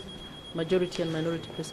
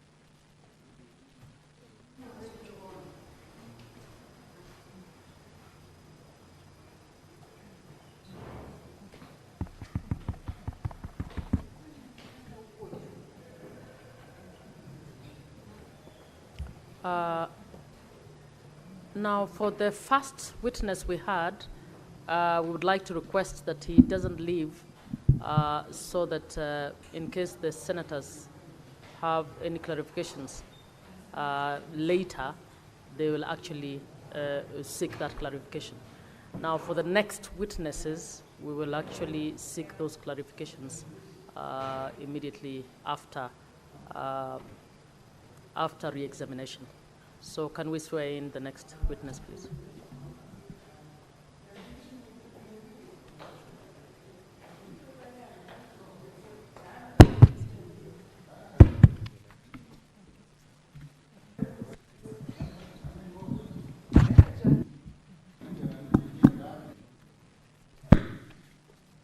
I, Edna Chepkirui, swear. I, Edna Chepkirui Tanui, do swear solemnly that the evidence that I shall give before the Senate in respect of the matters before the Senate shall be the truth, the whole truth, and nothing but the truth. So help me God. Thank you, Edna. Kindly state your full names for record purposes and what you do for livelihood. I'm Edna Chepkirui Tanui. Currently, I'm a business lady as well as a farmer. Previously, what was your engagement or relationship with the county government of Kericho? I was a CC in the Department of Agriculture, Livestock and Cooperatives Management until the 23rd of December 2024. What was the recruitment process for you? Was it competitive or it was a direct nomination by the governor? It was competitive. By competitive, what do you exactly mean? I mean the positions were advertised, we applied, and then we went through a panel and we were selected. After that, we were vetted by the County Assembly of Kericho, and our names were forwarded to the governor for appointment. So do you term your employment as being on merit? Yeah, it is. It was on merit. Thank you. You have also talked about in your affidavit at paragraph 4 that your employment was terminated on 23rd of December 2024. Actually, when I remember, it's just very emotional for me. On the 23rd of December, I was seated with my family, ready for dinner, and then on Facebook, my son is telling me, "Mom, are you aware you've been dismissed? What did you do?" And then I was like, "No, it can't happen." My son told, "But it is in the Facebook page of the governor. Why are you saying it's not so?" Then I, checking on it, I saw 6 of us have been dismissed on a 23rd at 7 p.m. on a Facebook page without prior notification that we will be terminated. It was so sad. On a 23rd of, we were going for Christmas to enjoy with our children. Here we are. You are being told, go home. Thank you. Kindly point to the senators the specific page where that Facebook post is contained. The Facebook page, it's on page 73. 73 of volume 4. Volume 4A. 4A. Yeah. Can you confirm that that is the official page, Facebook of the governor? Yeah, it is. Proceed and briefly read to the senators the comments that were made by the governor in that Facebook post. For immediate release, reorganization of government, pursuant to Section 179 of the Constitution of Kenya and County Government Act, Section 32(3), I, Honorable Erick Mutai, PhD, Governor, Kericho County, in exercise of executive authority, I have made the following changes in the county government executive. Pursuant to paragraph 23 of the section of the service of the county executive, together with section 41 of the County Government Act number 17 of 2012, I have given notice to termination of contract to the following county executive members. A, Honorable Kipruta Malel. B, Honorable Rosemary Rob. C, Honorable Edna Tanui, that is me. D, Honorable Leonard Ngetich. E, Honorable Bernard B. Honorable Brian Langat. Thank you. Prior to that Facebook post, had you been subjected to any disciplinary action? No. By the County Public Service Board or the governor himself or any other known mechanism in law? No. You had not? Yeah. Was this the first time you were hearing about the termination of your employment? It was the first time, and at first I didn't believe it. Only to see now the comments from people on Facebook telling us, Pole, it was humiliating. In my 50 years that I've lived, I've never been subjected to such a thing. Pole, Edna, eventually, did you ever get any official communication from the county? On the 24th, I got a message from the governor's secretary telling us to go and pick the letters, which I didn't go for it on that day because already I had traveled out for Christmas holiday with my family, so I picked my letter on the 27th of December. What was the reason given for your termination? The reasons given for the termination were executive order. It was therefore the executive order number 1 of 2022, 1 of 2023, and executive order 1 of 2024, which in those executive orders, it was just the normal rearrangement of government where you are transferred from one department to another department, of which at no one point I was transferred and I refused to move.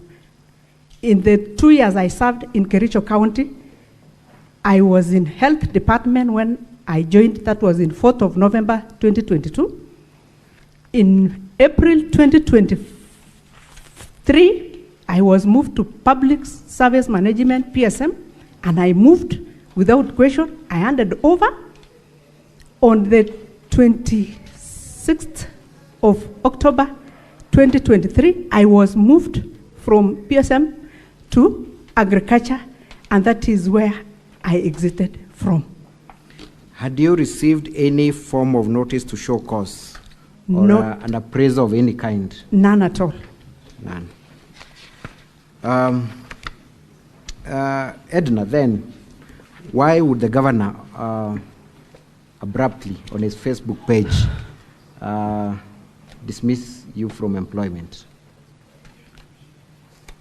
Up to date, I can tell this house I've never known, but I have some instincts are telling me maybe because I was unable to continue giving out the money the way he used to sometimes tell us to support him in the fundraisers, but we had committed our payslips, we were unable to still support.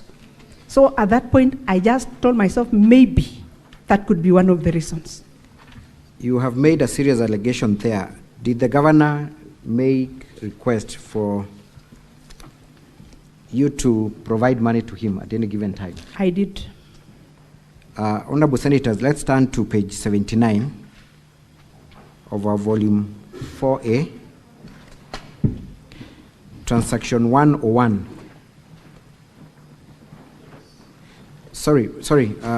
Page 80, transaction 35. Page 80, transaction 35. Edna, kindly tell us whether you made any transaction, to whom, what time, and how much was it? This is a transaction which was done on the 30th of June. Council, please guide senators on the exact. Thank you, Madam Speaker. It's page 80, yes. Transaction 35. Which one is that? Please guide them. I mean, we have to count physically because these are transactions, honorable senators. It is four from the bottom. Four from the bottom. 4 from the bottom? Yes. It's volume 4A. It's actually number 5. Number 5 from the bottom. Page 80. To whom was that money sent, Edna? To one Dr. Erick Mutai, who is the governor, Kericho County. How from much my was it? M-Pesa number 0722-734522. How much was it? 10,000. Page 81, the next page, the last transaction, honorable senators. How much was sent and to whom? The last transaction at page 81. It was on date 23rd of June 2024, again to Dr. Erick Mutai, 30,000 from my M-Pesa. Page 82, the 5th transaction from the top. Page 82, transaction 5 from the top. How much and to whom? It was from my M-Pesa to Dr. Erick Mutai, 20,000. Page 83, transaction 22 from the top. Page 83, transaction 22 from the top. Yeah, this was in December, 24th of December, 2023. I sent 100,000 to His Excellency Dr. Erick Mutai from my M-Pesa to his M-Pesa line. Page 84, transaction 30.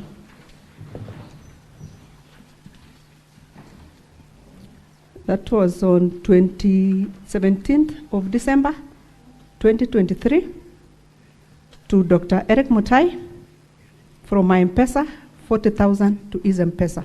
Page 85, transaction 31. How much and to whom? It was on 14th of November, 2023. That is to Dr. Erick Mutai. This is 10,000 from my M-Pesa. How were these requests made, Edna? The requests were made through phone calls. You are called, you are told, I have something urgent to attend to Waziri. Kindly send me some 10,000, 20,000, or sometimes you would say, I need some 100,000 if you don't have. Send maybe like 20, 50 if you have. Sometimes he would give me the phone numbers of his PA. There is one Robinson Kiplangat and Reni Kipsang, who normally the governor would call and tell me, I need some amount, put to this line, and the rest is just there. Are there instances where you gave money in any other form other than M-Pesa? There are other forms, but I cannot prove here, so I wouldn't want even to dwell on that. How much money in your estimation have you given to the governor pursuant to his requests? From what I estimate via M-Pesa, direct to him and through to the aides, is close to 1.6 million. 1.6 million? Yeah. And where was the source of this money, Edna? Before I joined the county government of Kericho, I used to work in Uasin Gishu as a career civil servant, Ministry of Health, as a senior public health officer, until when I got the job. I took early retirement, which I was not ready for it anyway, but nevertheless I did. And I'm a business lady. I run an hardware. I'm a landlady. I have residential houses, so I have many businesses. So that is the source of my income, and I also do farming. Thank you. Let's go to paragraph 23 of your affidavit at page 101. There was an incident that was alluded to by a witness who preceded you. You have also highlighted the same incident in your affidavit. Can you kindly tell us what you meant at paragraph 23? Okay, on that day there was a meeting at the boardroom. After the meeting, the governor told us to go to his office. Unfortunately for myself, I didn't go, because already I knew the first team who had gone there, they were forced to sign a resignation in a blank. So I told myself, I cannot take myself to a slaughterhouse. Let it come, if it will come, in a different style. But I'll not sign. So you did not sign for? I didn't sign any blank resignation. I didn't. Thank you. In respect to the remarks made against Mr. Geoffrey, you have also alluded to that fact, that you were in that meeting, correct? Yes, it's unfortunate, and for me as a mother, it really pains, because no one chooses to have a certain child, and if nature makes you to be whom you are, no one should ridicule anyone. It's unfortunate. It's not only for the former CEO, Geoffrey, but who the governor used to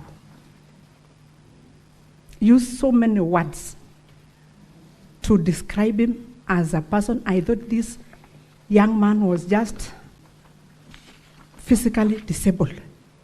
He's also mentally disabled, which is, for a mother like me, it's painful, and it's unfortunate to come from a leader. So such words are heavy.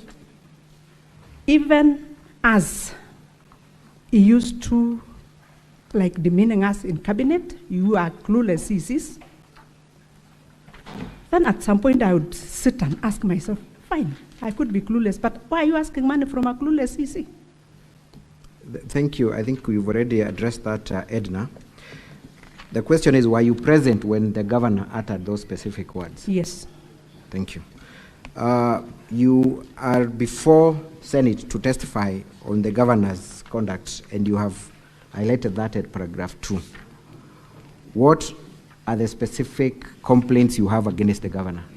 What are the violations that you are accusing the governor of? One, the unlawful termination of my contract, which he made me to take an early retirement at an age of 50. I still had another 10 years to work in the public service. But he decided to offer me a job for 5 years, which I signed the contract, but early, 2 years, he decided to terminate the contract without the proper procedure. Does the law, specifically the Employment Act and the County Government Act, give the governor mandate to arbitrarily terminate the employment of a CC? Through a procedure. Through a procedure.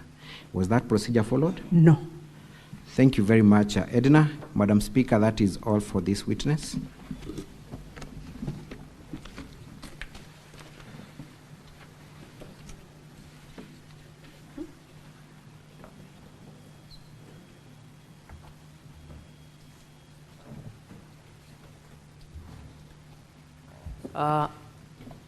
Council for County Assembly, you now have 2 hours, 1 minute. We now move on to cross-examination. Council for Governor.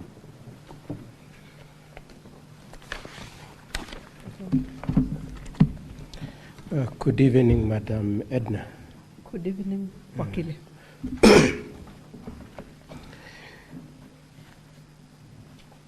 Your complaints mainly are to the issue of your termination and your complaint about being asked to remit money, isn't it? Okay. Now I'd like us to start with the issue of termination.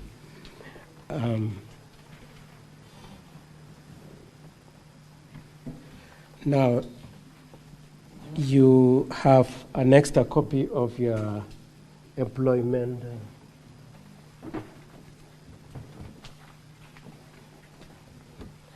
You have an extra copy of your employment contract, which is at page 72 of volume 4A, isn't it? You recall annexing it, isn't it? Your letter of employment. Yes. And it is, Honorable Senators, I'm referring to Assembly's bundle, volume 4A, page 68 to 71. Sorry, to page 72. Now, could you confirm that indeed... Did you say page 72? Yes, page 68 to 72, and my interest is in page 72, clause number 23. Edna, could you confirm that that contract provided that your relationship could be terminated by a notice? Yes, I was aware. Yes, and it's a 1 month notice, isn't it? I'm aware of that. And you're given 1 month notice of termination, isn't it? Yes. You confirm that, okay. Now, number 2 is, it is true also that as we speak now, you have filed a case in court challenging your termination. We don't have any case. You did not file any case? We withdrew the case. Or you withdrew the case? Yes, so okay. We don't have any case. You don't have any case as we speak? Yes. It is also true that you attempted to get the court to give an order to stay your termination, isn't it? Yes, at that time, before the end of our termination. And it was unsuccessful? Yes. Okay. And Madam Edna, being the knowledgeable person that you are, if you are genuinely aggrieved and you felt you had an entitlement in the sense of the termination of your employment, it is the court that would have determined that issue, isn't it? Is there any expectation on your part that this Senate can give you back your job? I'm not here to be given back my job. Okay. So, if you are aggrieved about your termination and you wanted redress, you would have maintained your case in court, isn't it? I'm here because of the abuse of office. Okay, I'll leave that question there. Now, you said you took us through various pages where you said you send money to His Excellency. Yes. Could we look at one of them?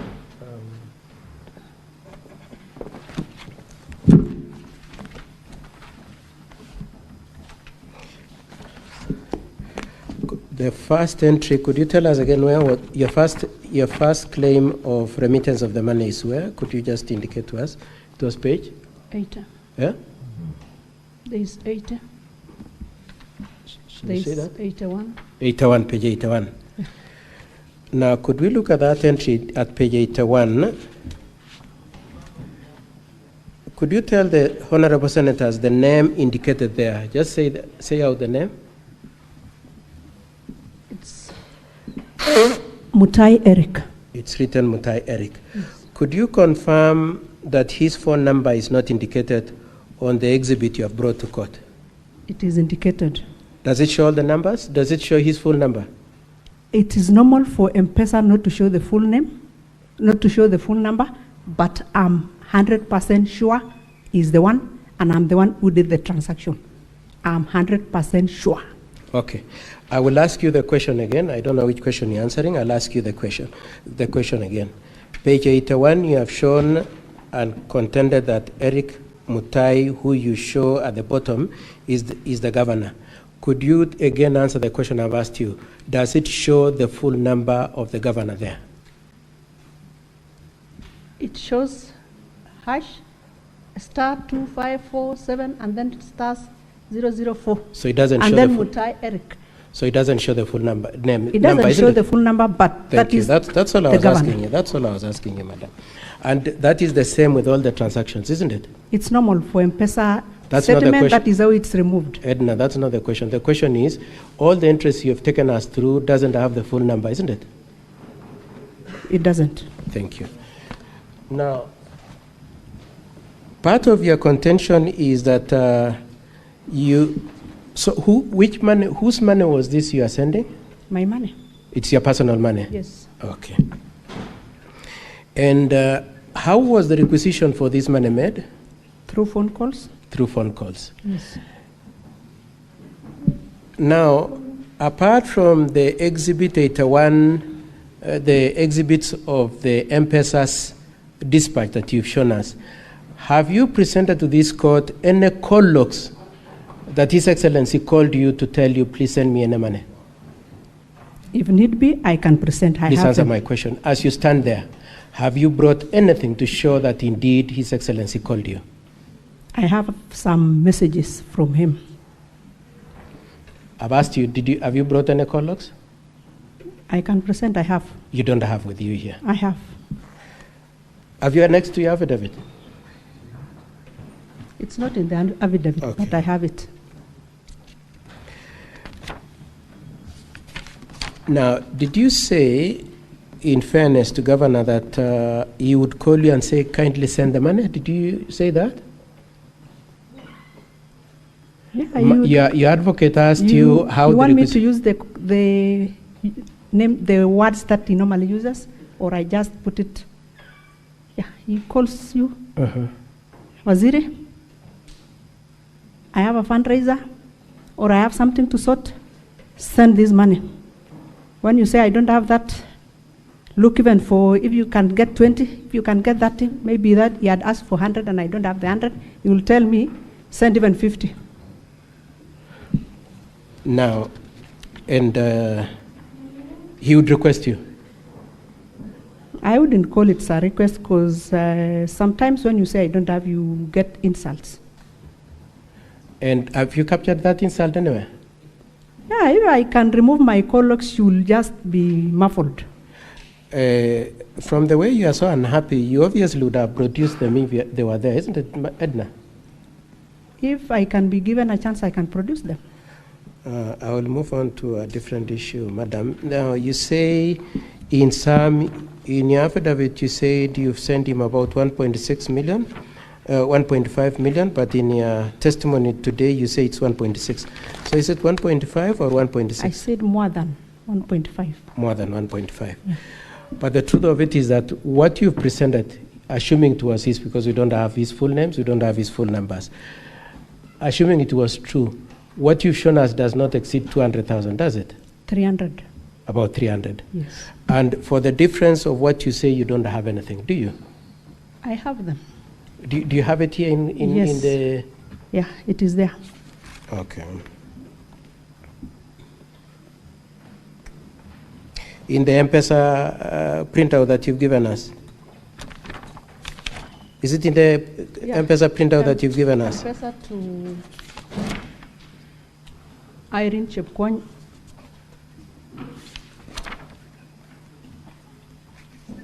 And Nyatich Kipsang. Both of them are the PAs to the governor.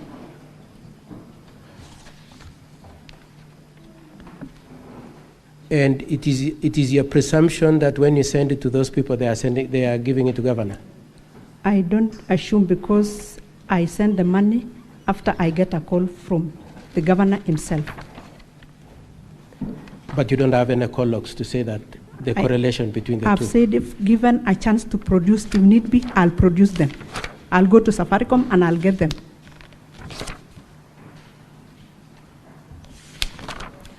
Madam Speaker, that's all I have for this witness. Thank you, Counsel for Governor. You have 1 hour 34 minutes.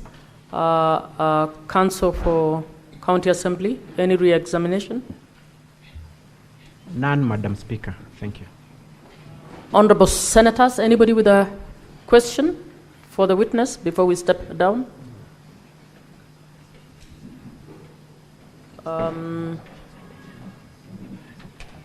Senator Boni Khalwale. Thank you, Madam Speaker. Madam Speaker, I'm a little bit lost. I would like Keegan to help me. Keegan, the witness has attempted to demonstrate how she gave the money to the governor. And now, from your cross-examination, you are giving me the impression that you are watering that evidence down because there's no evidence of the conversation or correspondence between the witness and your client. Do you have any information that you have in your possession? Senator Halwale? Yes. You are actually verifying from the witness, not from the true. counsel. Yeah. But you see, I want that clarity. The witness has attempted to convince us that she sent this money. We have it. But the weight of that witness seems to be, evidence seems to be being taken away. Senator Halwale, the person you want to ask, is there a particular question you want the witness to reassert, to reaffirm, or you don't have any? It's not a question to the counsel. Madam Chair, if it was in the absence of the other parties, I would have told you what I think about what you have told me. So I'll restrain myself for that respect and step down that question. But think about, you are trying to gag me. Madam CC, if you had not been sacked, would you still have given this evidence?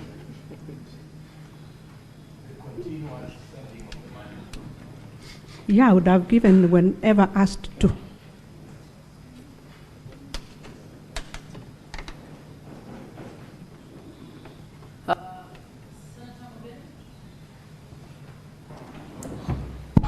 Yes, Madam Speaker, I just want clarification from the witness.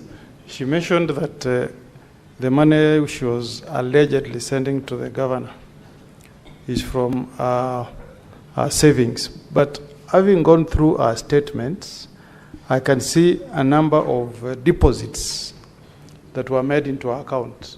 So I just wanted to clarify, at page 80, you received money from Paul Misik, 50,000. Page 80, you received money from Janet Koech, 10,000. The same page, you received money from Beatrice Kiptanui, 10,000. Yes?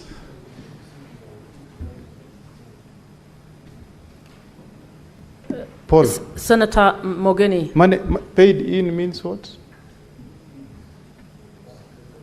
Is a deposit.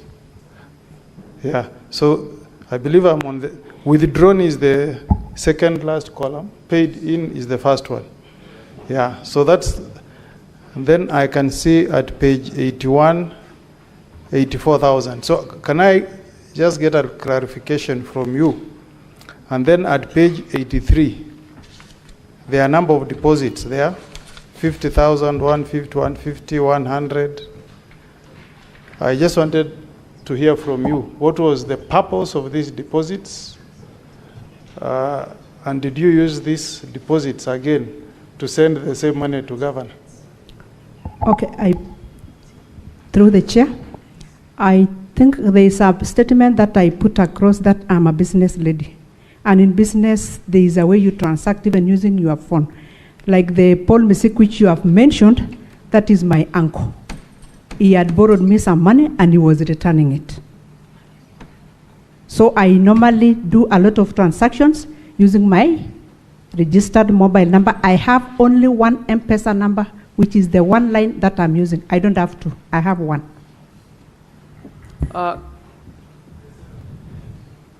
Can we move on to the next question? I don't think the witness has to explain transactions that have nothing to do with this hearing.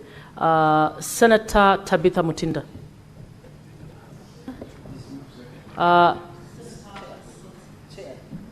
Senator Osotsi. Oh.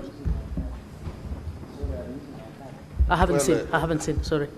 Well, I want to find out from the witness, just in line with the question that has been posed by Senator Morgan, to confirm or deny that actually, from experience, because we know these things, that maybe some of the money that you are forwarding to the governor were process of corruption.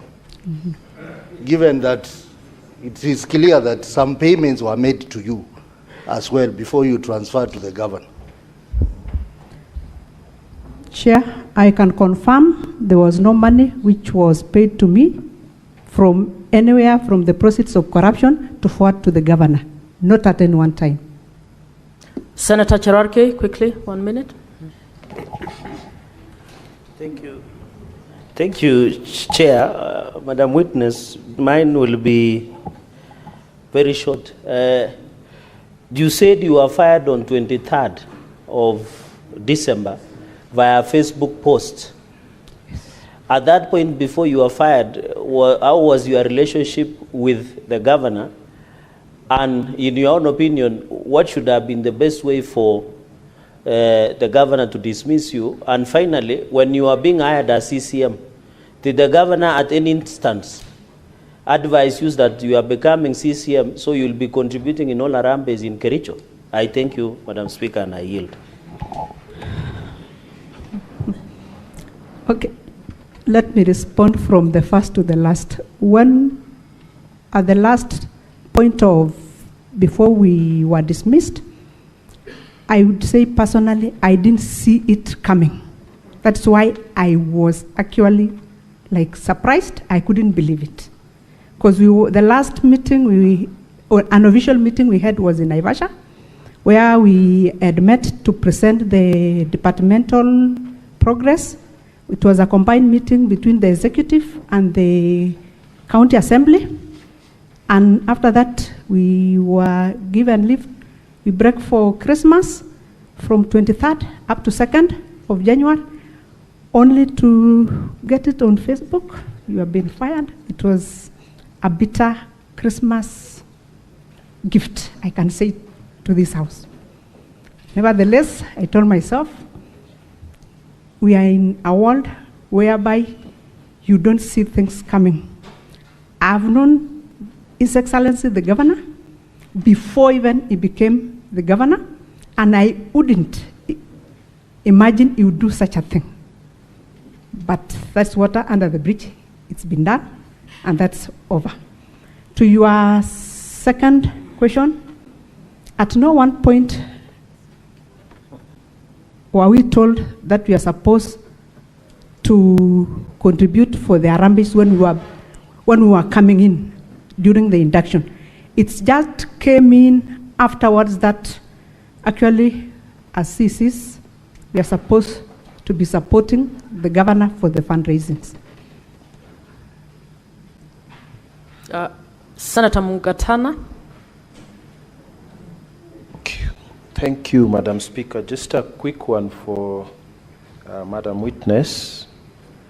You have mentioned before the Senate in your evidence that your contribution that you can give evidence on is about 300,000, but the contribution that you have been giving to the governor is in excess of 1.5 million.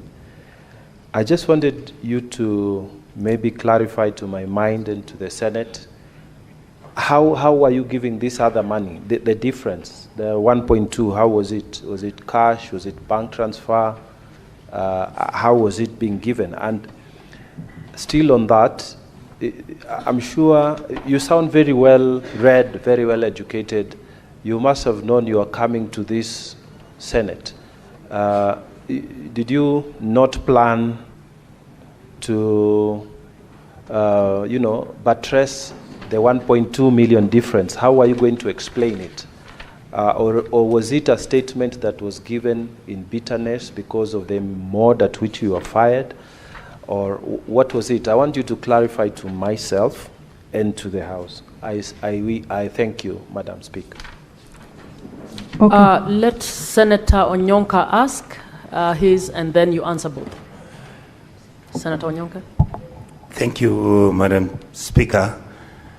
CC, I don't know whether this question should be directed to you or directed to your counsel, because I've seen two of you as being the critical witnesses for Senator Onyonka, the questions are to the witness. Clarify something that the witness has said.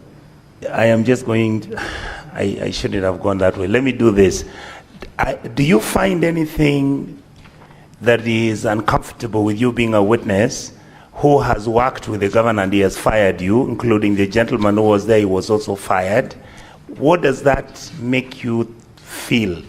Does the governor fire you after you've done something wrong, or does he fire you after you've refused to do something wrong, which then has put you in the position you are in? Thank you. I just needed that clarity.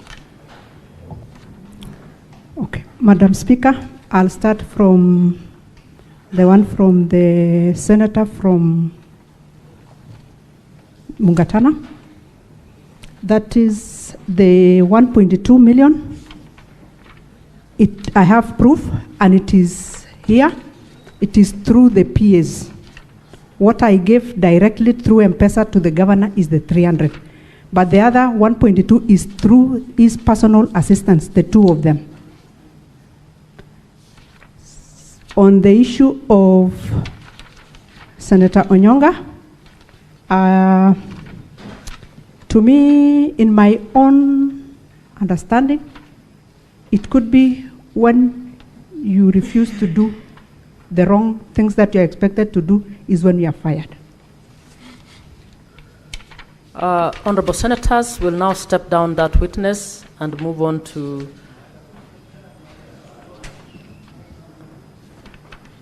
okay, one minute, quickly. Senator Mandago.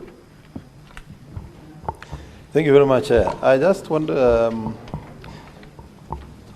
ask the witness. He said that you are testifying over this matter? Because you are looking for your money, or actually it's out of a bitterness of having been fired? Number two, Chair, I don't know why we should be discussing this money that is not governed under PFM Act, because they are neither revenue for the county, neither is it equitable share. Why is it a matter in this subject? We are supposed to discuss matters that will affect the conduct of the governor. So I want to know probably whether she's here following up her money, or she's here out of her bitterness. And if that is the matter, this money is not managed under PFM Act. We have nothing Senator to do with it as Mandago, a Senate. Senator Mandago, she is here as a witness to the county assembly. I'll protect her from that question, kind of question. Senator Tabitha, quickly.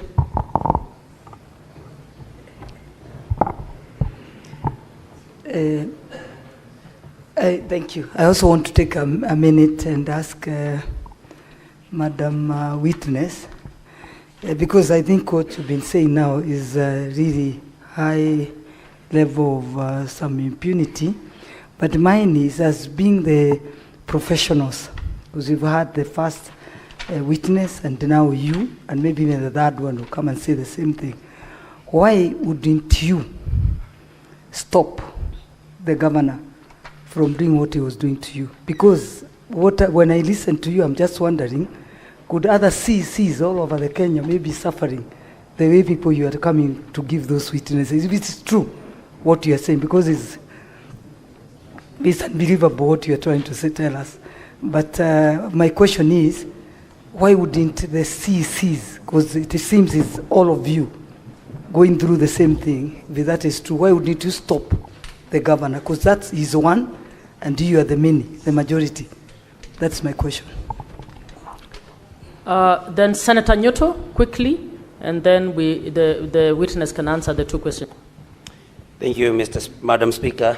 My question to the witness is, now that she was sending money to the governor, she sent some money to the governor, and Madam Speaker, the first witness also said that he sent money to the governor or his PAs several times.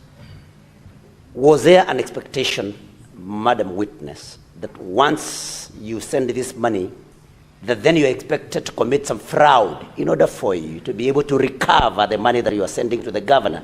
I wish, Madam Speaker, I asked the same question to the first witness.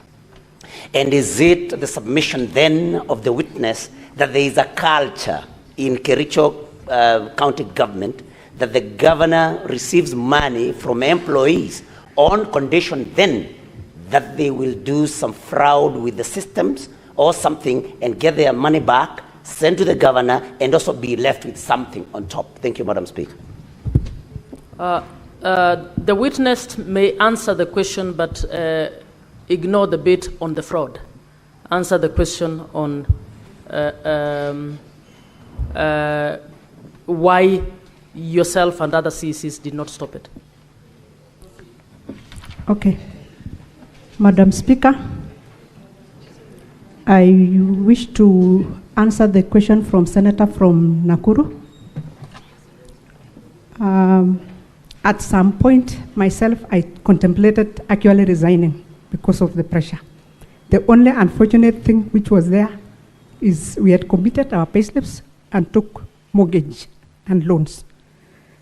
So at that point, you weigh yourself between how will I repay these things, and remembering now you have already started giving out your hard-earned money.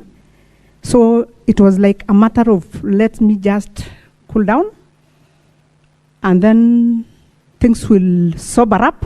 Unfortunately, when we were thinking that things will change, it was now getting worse and worse. So I would just say it is an unfortunate situation, and let no one tell you the CCs in Kericho are enjoying anything. Nothing. I can speak that without fear or favor. It's true. From my senator from Uasin Gishu County, where I was working before I came to Kericho, I'm not here to ask for my money which I gave the governor. No, I'm here to shed light on what's happening. Thank you. Okay, we have 3 more senators. Senator Eddie, let's do 1 minute each so that we move on. I believe we have quite a number of it. Thank you, Madam Speaker. CC, the law of equity requires you come to any institution of law or any institution that exercises judicial authority to help you with clean hands. Do you feel, in the context of the exercise that you did, which was basically to corrupt the governor for favor, do you think you are in our presence here with clean hands? I'm clean. Let's get the other 2 questions and then you answer all of them. Senator Kamar? Thank you, Madam Speaker. Mine is a very simple question. Page 74, you have given us the letter of termination. In your own understanding, what was the reason for you being terminated? Because I don't understand this clause, these things called executive orders. What is it that is you have been accused of? And then Senator Omtata.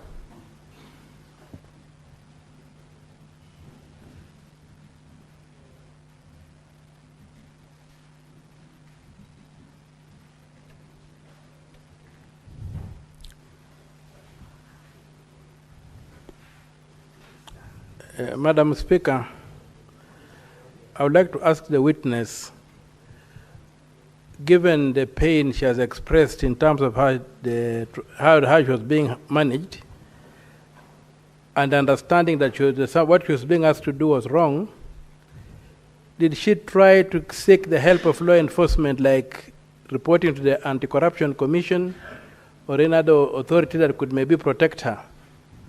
That's all, Madam Speaker. 1 more, Senator Seki. Thank you, Honorable Speaker. I also wanted to ask to the witness, after your termination, have you appealed? Have you gone to court over the same? Now that you know the process has not been followed by the governor on the termination of Assisi. You may now answer the questions. Okay, Madam Speaker, I'll start from the one from the Senator from Wasingishu, Margaret Kamar. Madam Senator, Executive Order 1 of 2022, 1 of 2023, and 1 of 2024 were only rearrangement of offices, just like you are transferred from one department to another. So there was nothing like you violate anything. As long as you've reported you are discharging your duties, there was no violation of anything. When there is an issue of USCC, I have not reported anywhere.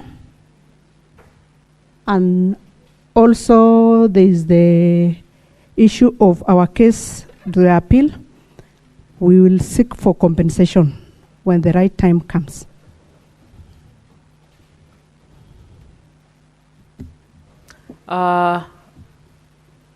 Senator Mwaruma. Can we just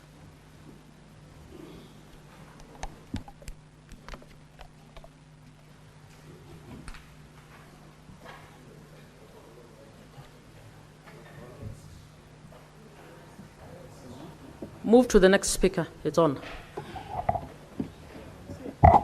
Yeah, thank you, Madam Speaker. You are using the M-Pesa statement to show that the governor abused office. Do you have any other way of corroborating that information, like a message from the governor, a call recording, or it is just that statement you want to rely on? Thank you.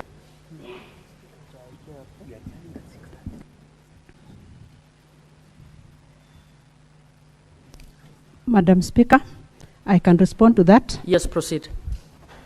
I am, if given a chance to produce the same, because I know I have to go through a court and produce my conversations through the Safaricom, I'll be able to provide. The witness may now be stepped down. Counsel for County Assembly. No, the speaker, the witness may be stepped down, please. We'll move on to the next witness. Counsel, can you kindly indicate how many witnesses you have so that we see how best to manage the time?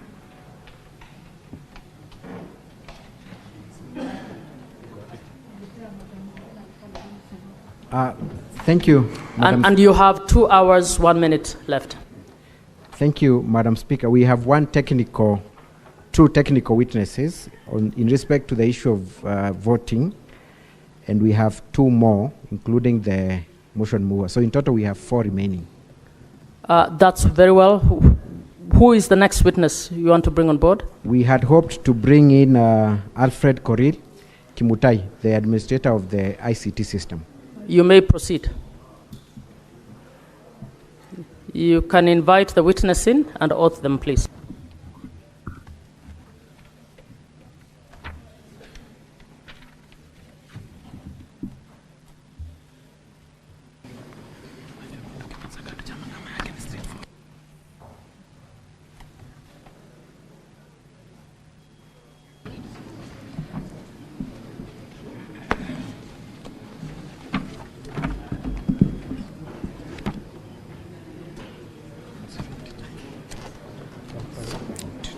Clerks, you may proceed to oath the witness.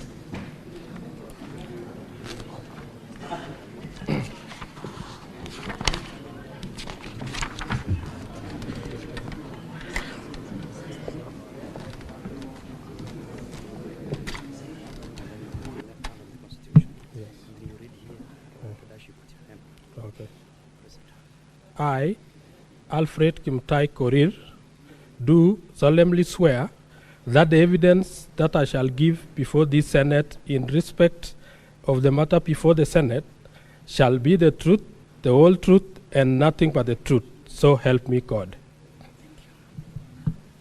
Thank you, Madam Speaker, and thank you, Alfred, for that. Kindly state your full names again for the record purposes, and also tell us how you are associated with Kericho County Assembly. Thank you very much. I am Alfred Mutai Korir, Director ICT, Kericho County Assembly. I joined Kericho County Assembly during transition 2013. Before then, I used to work for Litein Town Council as an ICT. Honorable Senators, please, can we listen to the witness in silence? I worked with Litein Town Council as ICT officer.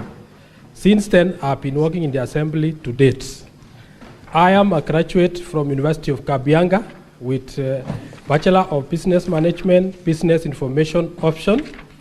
I am an ongoing student of Masters at the same university, and I did my diploma at Kenya College of Communication Technology then, now currently Multimedia University. Thank you very much, Alfred. Madam Speaker, at this juncture, allow me make a very simple request.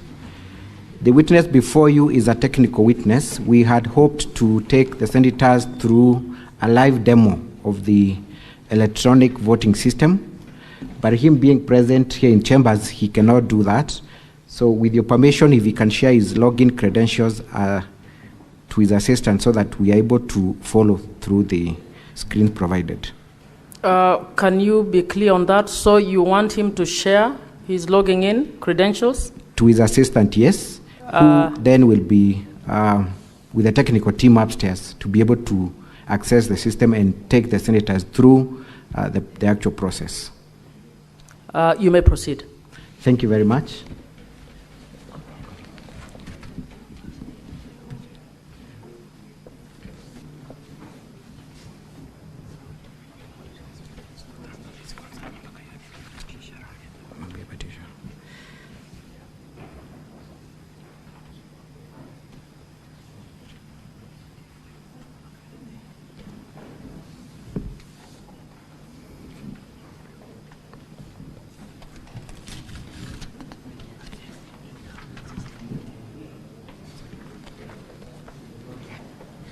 Thank you, Madam Speaker.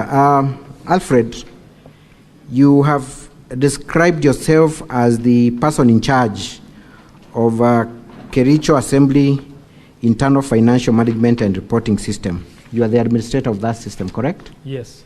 How was that system procured?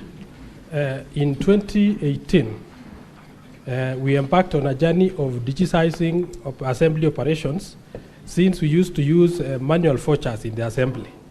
So we did it internally because me and my colleagues, I have 3 other staffs in serving under ICT.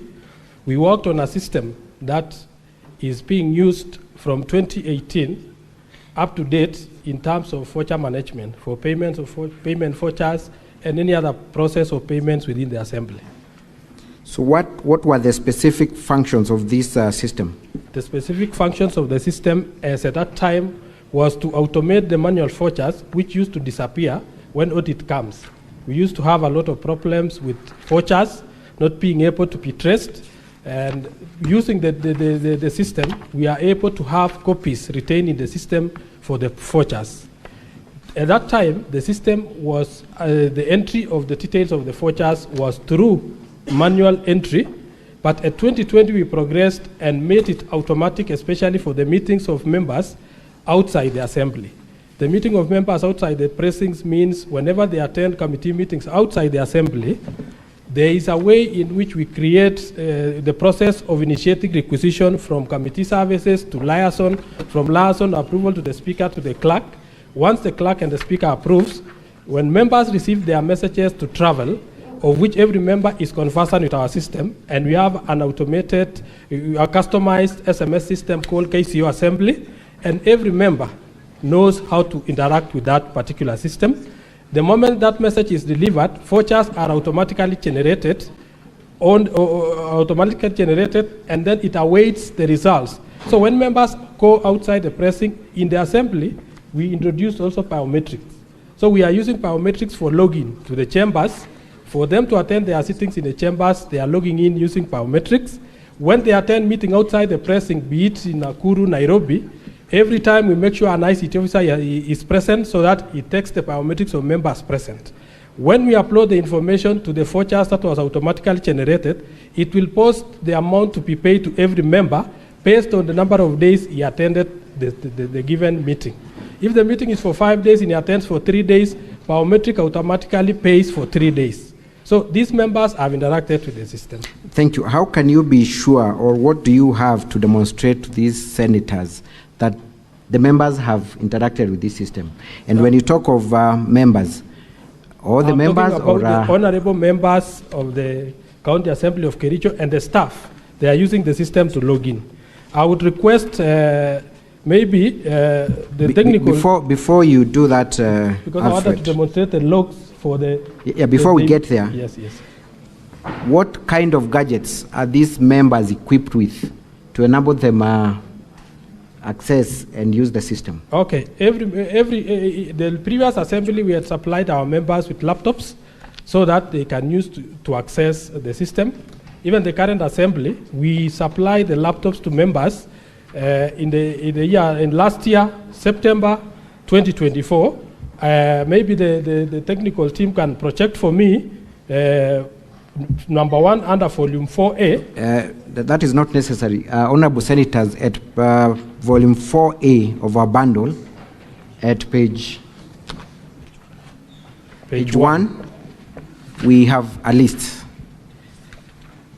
Kindly tell us what that list is about, Alfred. So the list before us here is the list of acceptance where members were receiving their laptops to be used in the assembly for executing their mandate within the assembly. How many members of the County Assembly of Kericho were afforded laptops?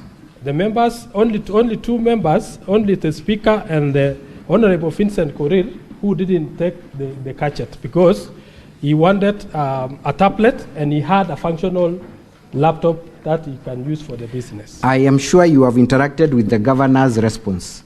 Can you confirm that the 18 members of the County Assembly who have opposed this motion, that they got their laptops and they have signed against the list before, yes, Senators? I can confirm. You can confirm that? Yes. Is there any member of the county assembly that has not received a laptop bought by taxpayers' money? Apart from Vincent Korir, but we gave him a tablet in that relation. In what instances have all the members of the county assembly interacted with the system through their laptops or other gadgets?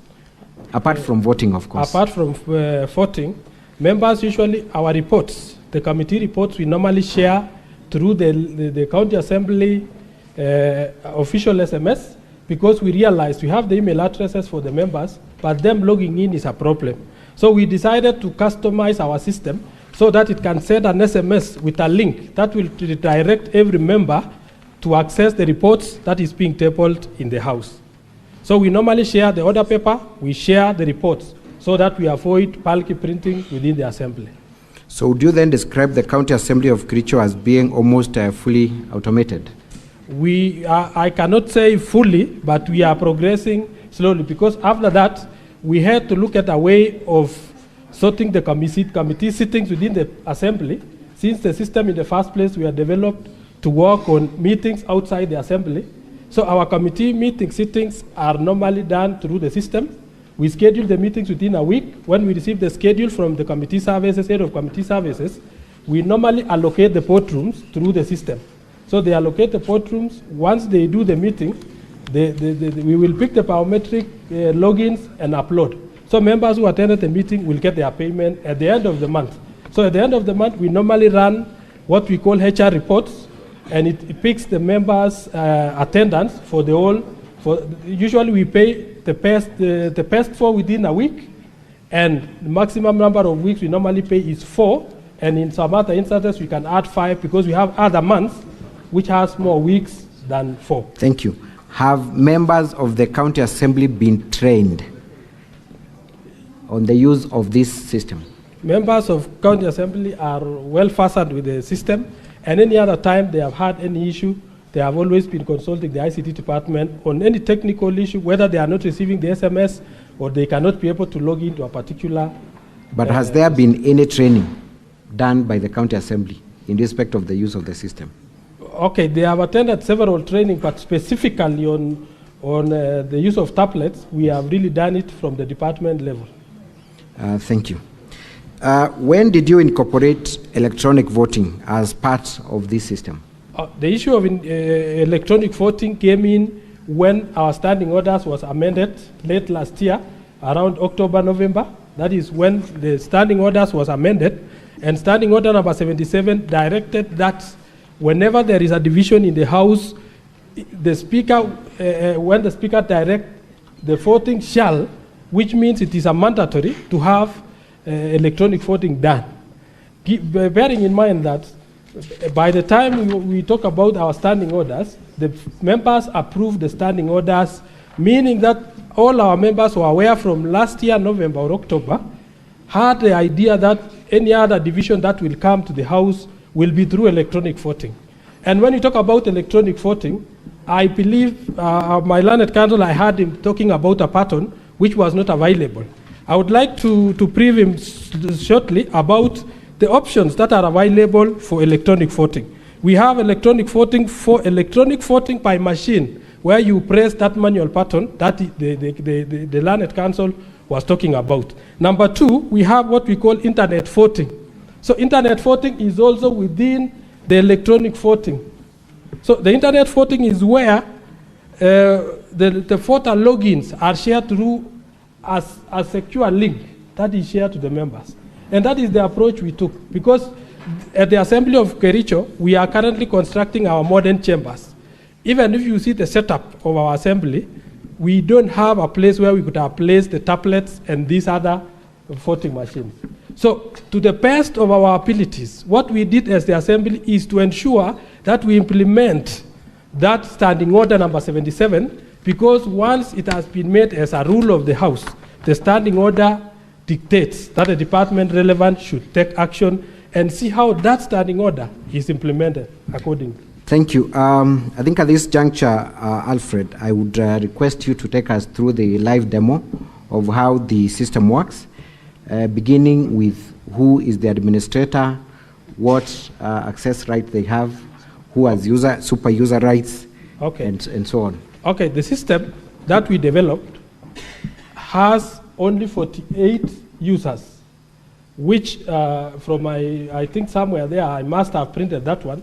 The 48 user is the system admin, whom I struck it as a clerk also, because in our reporting system, as much as we will run the system, the final person who can communicate any results or any correspondence of the assembly is the clerk of the assembly. So you can confirm from page 8 of our annexure 4A. So the admin that is county clerk is me.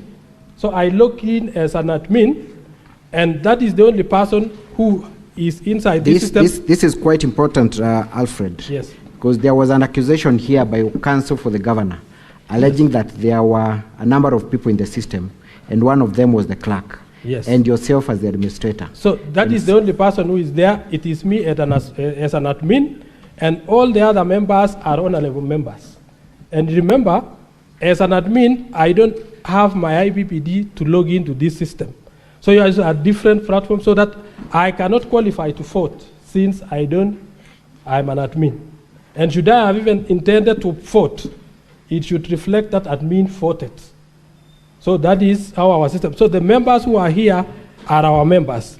And for the benefit of doubt, after we worked on this system, because we were expecting the speaker to put a question any time when the motion was ongoing. Even the speaker himself didn't know about the logins credentials. We hadn't said that we will use the IPPD and the ID as their passwords. So the reason why I used the IPPD and their own IDs as their password is because, one, the standing order stipulates that once the division bell has been rung, the process of voting should take strictly 5 minutes. So I was thinking about a way in which our members will be very comfortable to access their login credentials. So what we did, the first thing we did was, once the speaker pronounced that the voting will be by electronic, that is the time I shared with the speaker the procedure on how the voting will be done. And he now answered, the speaker gave direction to the members, that voting will be done electronically. The procedure is this: you will receive a link, of which the link I sent at exactly, I have the annexures for the link. So I can also confirm that all the members received at around 7:12, they received their first SMS. That SMS contained a link that had only IPPD numbers. The reason why I had to give them IPPD numbers is because, for the benefit of doubt, I could imagine that there are some members who have not memorized their payroll numbers. But the following SMS was with the link and indicating that your password is your ID, which is best known to every member. I didn't publish the IDs anywhere for the login.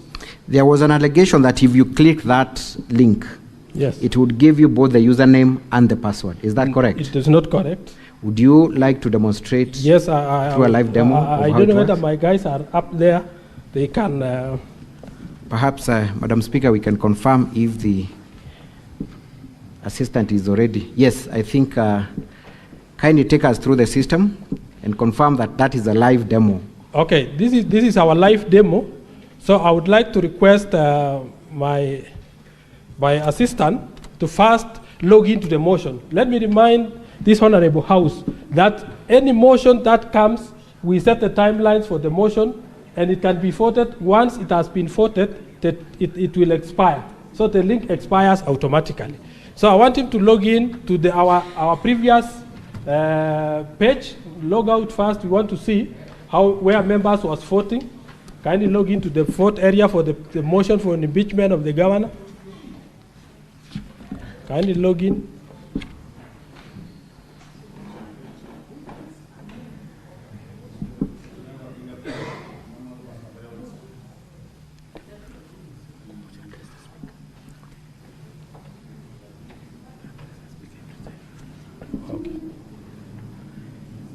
Kindly explain the various slots that we are witnessing from the screen.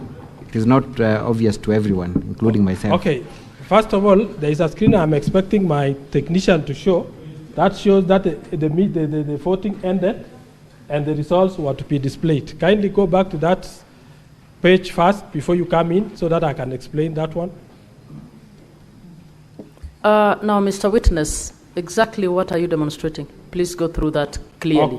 Oh, okay, so I can. Is it how to vote? Is it, no, what is it? Okay, I'm explaining, Honorable Speaker. I'm trying to explain that the link that we provided had a time limit. So the moment the motion, the time for division ended, our system is reading the voting as ended. So then a very specific question, because I have read, yes. Mr. Wanyama alluded that he was able to vote after the session was closed. We will give him a chance maybe to log in also and vote to this one, the motion on impeachment of the government. So if right now we were to go to that link. That is the link, we are there. So the results is showing that the voting has ended and the results is to be displayed.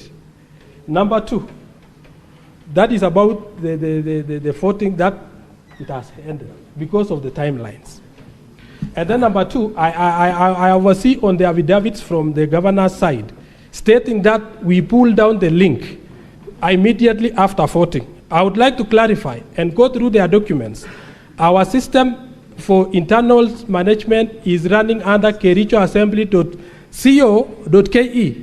On their affidavits, they have actually added their own terms, and they say they wanted to log into Kericho Assembly.go.ke. There is a difference between the two systems. .go is running our website, while the one for our internal management, we are running under .go.ke, and that is why they were claiming that we pulled down the link. There was no way, no need for us to pull the link, and obviously the results for voting for that division had ended. So it is very clear. Thank you. So take us through a step-by-step of the first thing that you prompted and what would happen after that prompt. Okay, so the first thing I did, I sent the first SMS at 7:12 p.m. showing their members their IPPD number. Who were the recipients of that SMS? And how would you identify the recipients? So maybe I can refer, because you will see the numbers only for deliveries that we see on our system. But these members, we have their numbers which they gave us as their official numbers they have been using to receive information from the assembly. So no member, and I've never seen in any of the affidavits, who has claimed that he didn't receive the link nor the SMS. Was there a possibility of any other person who is not among the members of the county assembly receiving the SMS? No. How is that so?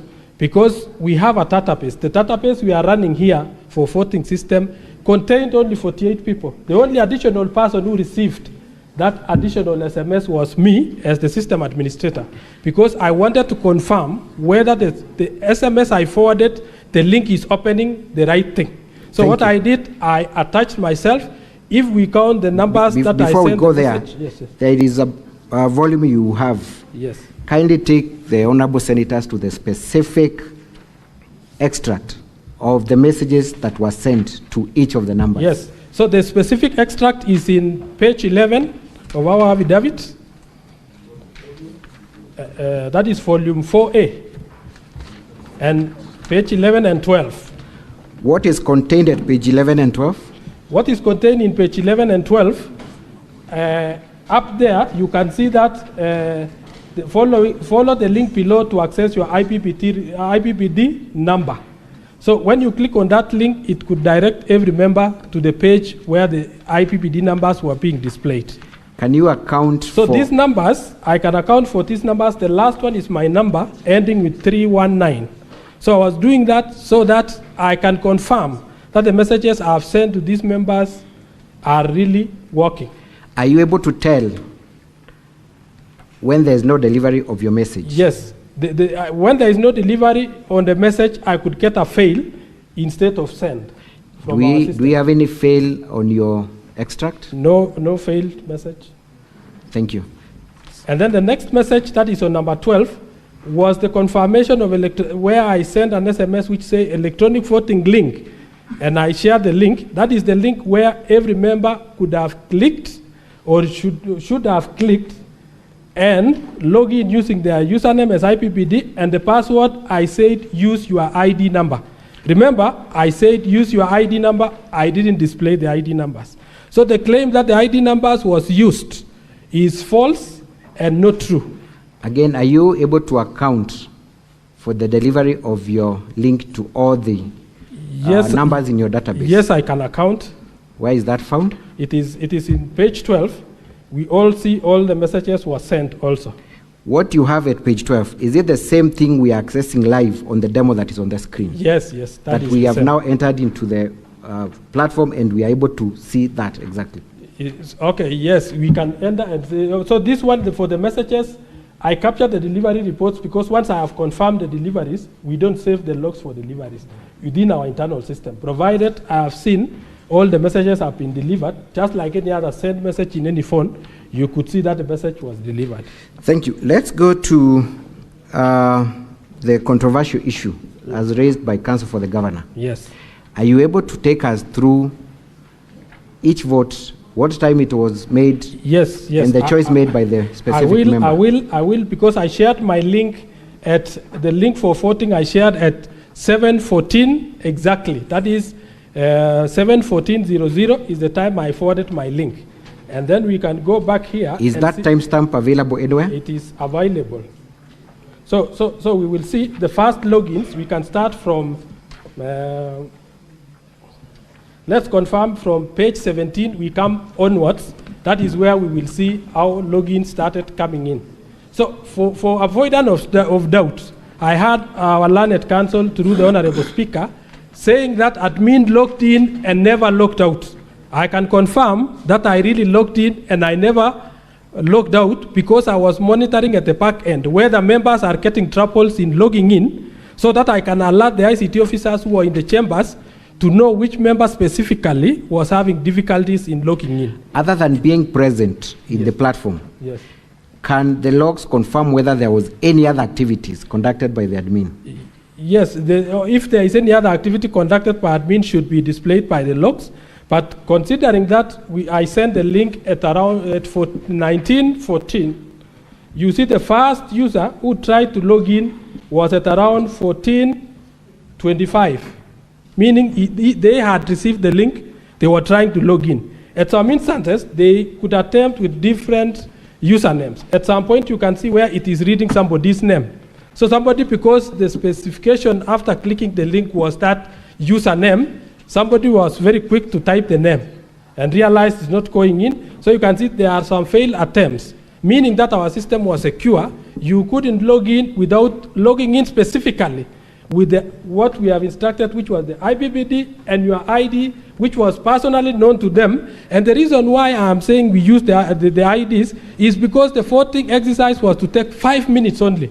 I could imagine how another person can get another person's ID within 5 minutes. And the other members, all the other members, should they have voted, because the system was accepting simultaneous votes. Because our first vote, which we recorded at 19:15, and there are 2 votes. So 2 people casted their vote exactly at the same time. So if the other members and the honorable members, through the speaker, our honorable members who were opposed to the motion failed because we had 3 options, and the speaker categorically explained the 3 options. It was either a member chooses yes, no, or abstain. I've heard them arguing that they are not, the results we displayed show that 33 voted and there is 0 abstentions. The system cannot know whether you abstained or you are absent if you don't trigger the pattern. So we had the login patterns where you could click. Inside there, it was very simple. You find either yes, no, in support of that motion, and you submit. It was a simple exercise. And when my honorable members claim, I have seen one of the affidavits, one member telling me that he is not able to use internet, and he's in Facebook and WhatsApp, and very active in WhatsApp. Can you kindly take us to the specific member who has alleged that they do not have internet-enabled phones? So, for example, I'll take on Honorable Amos Pirir.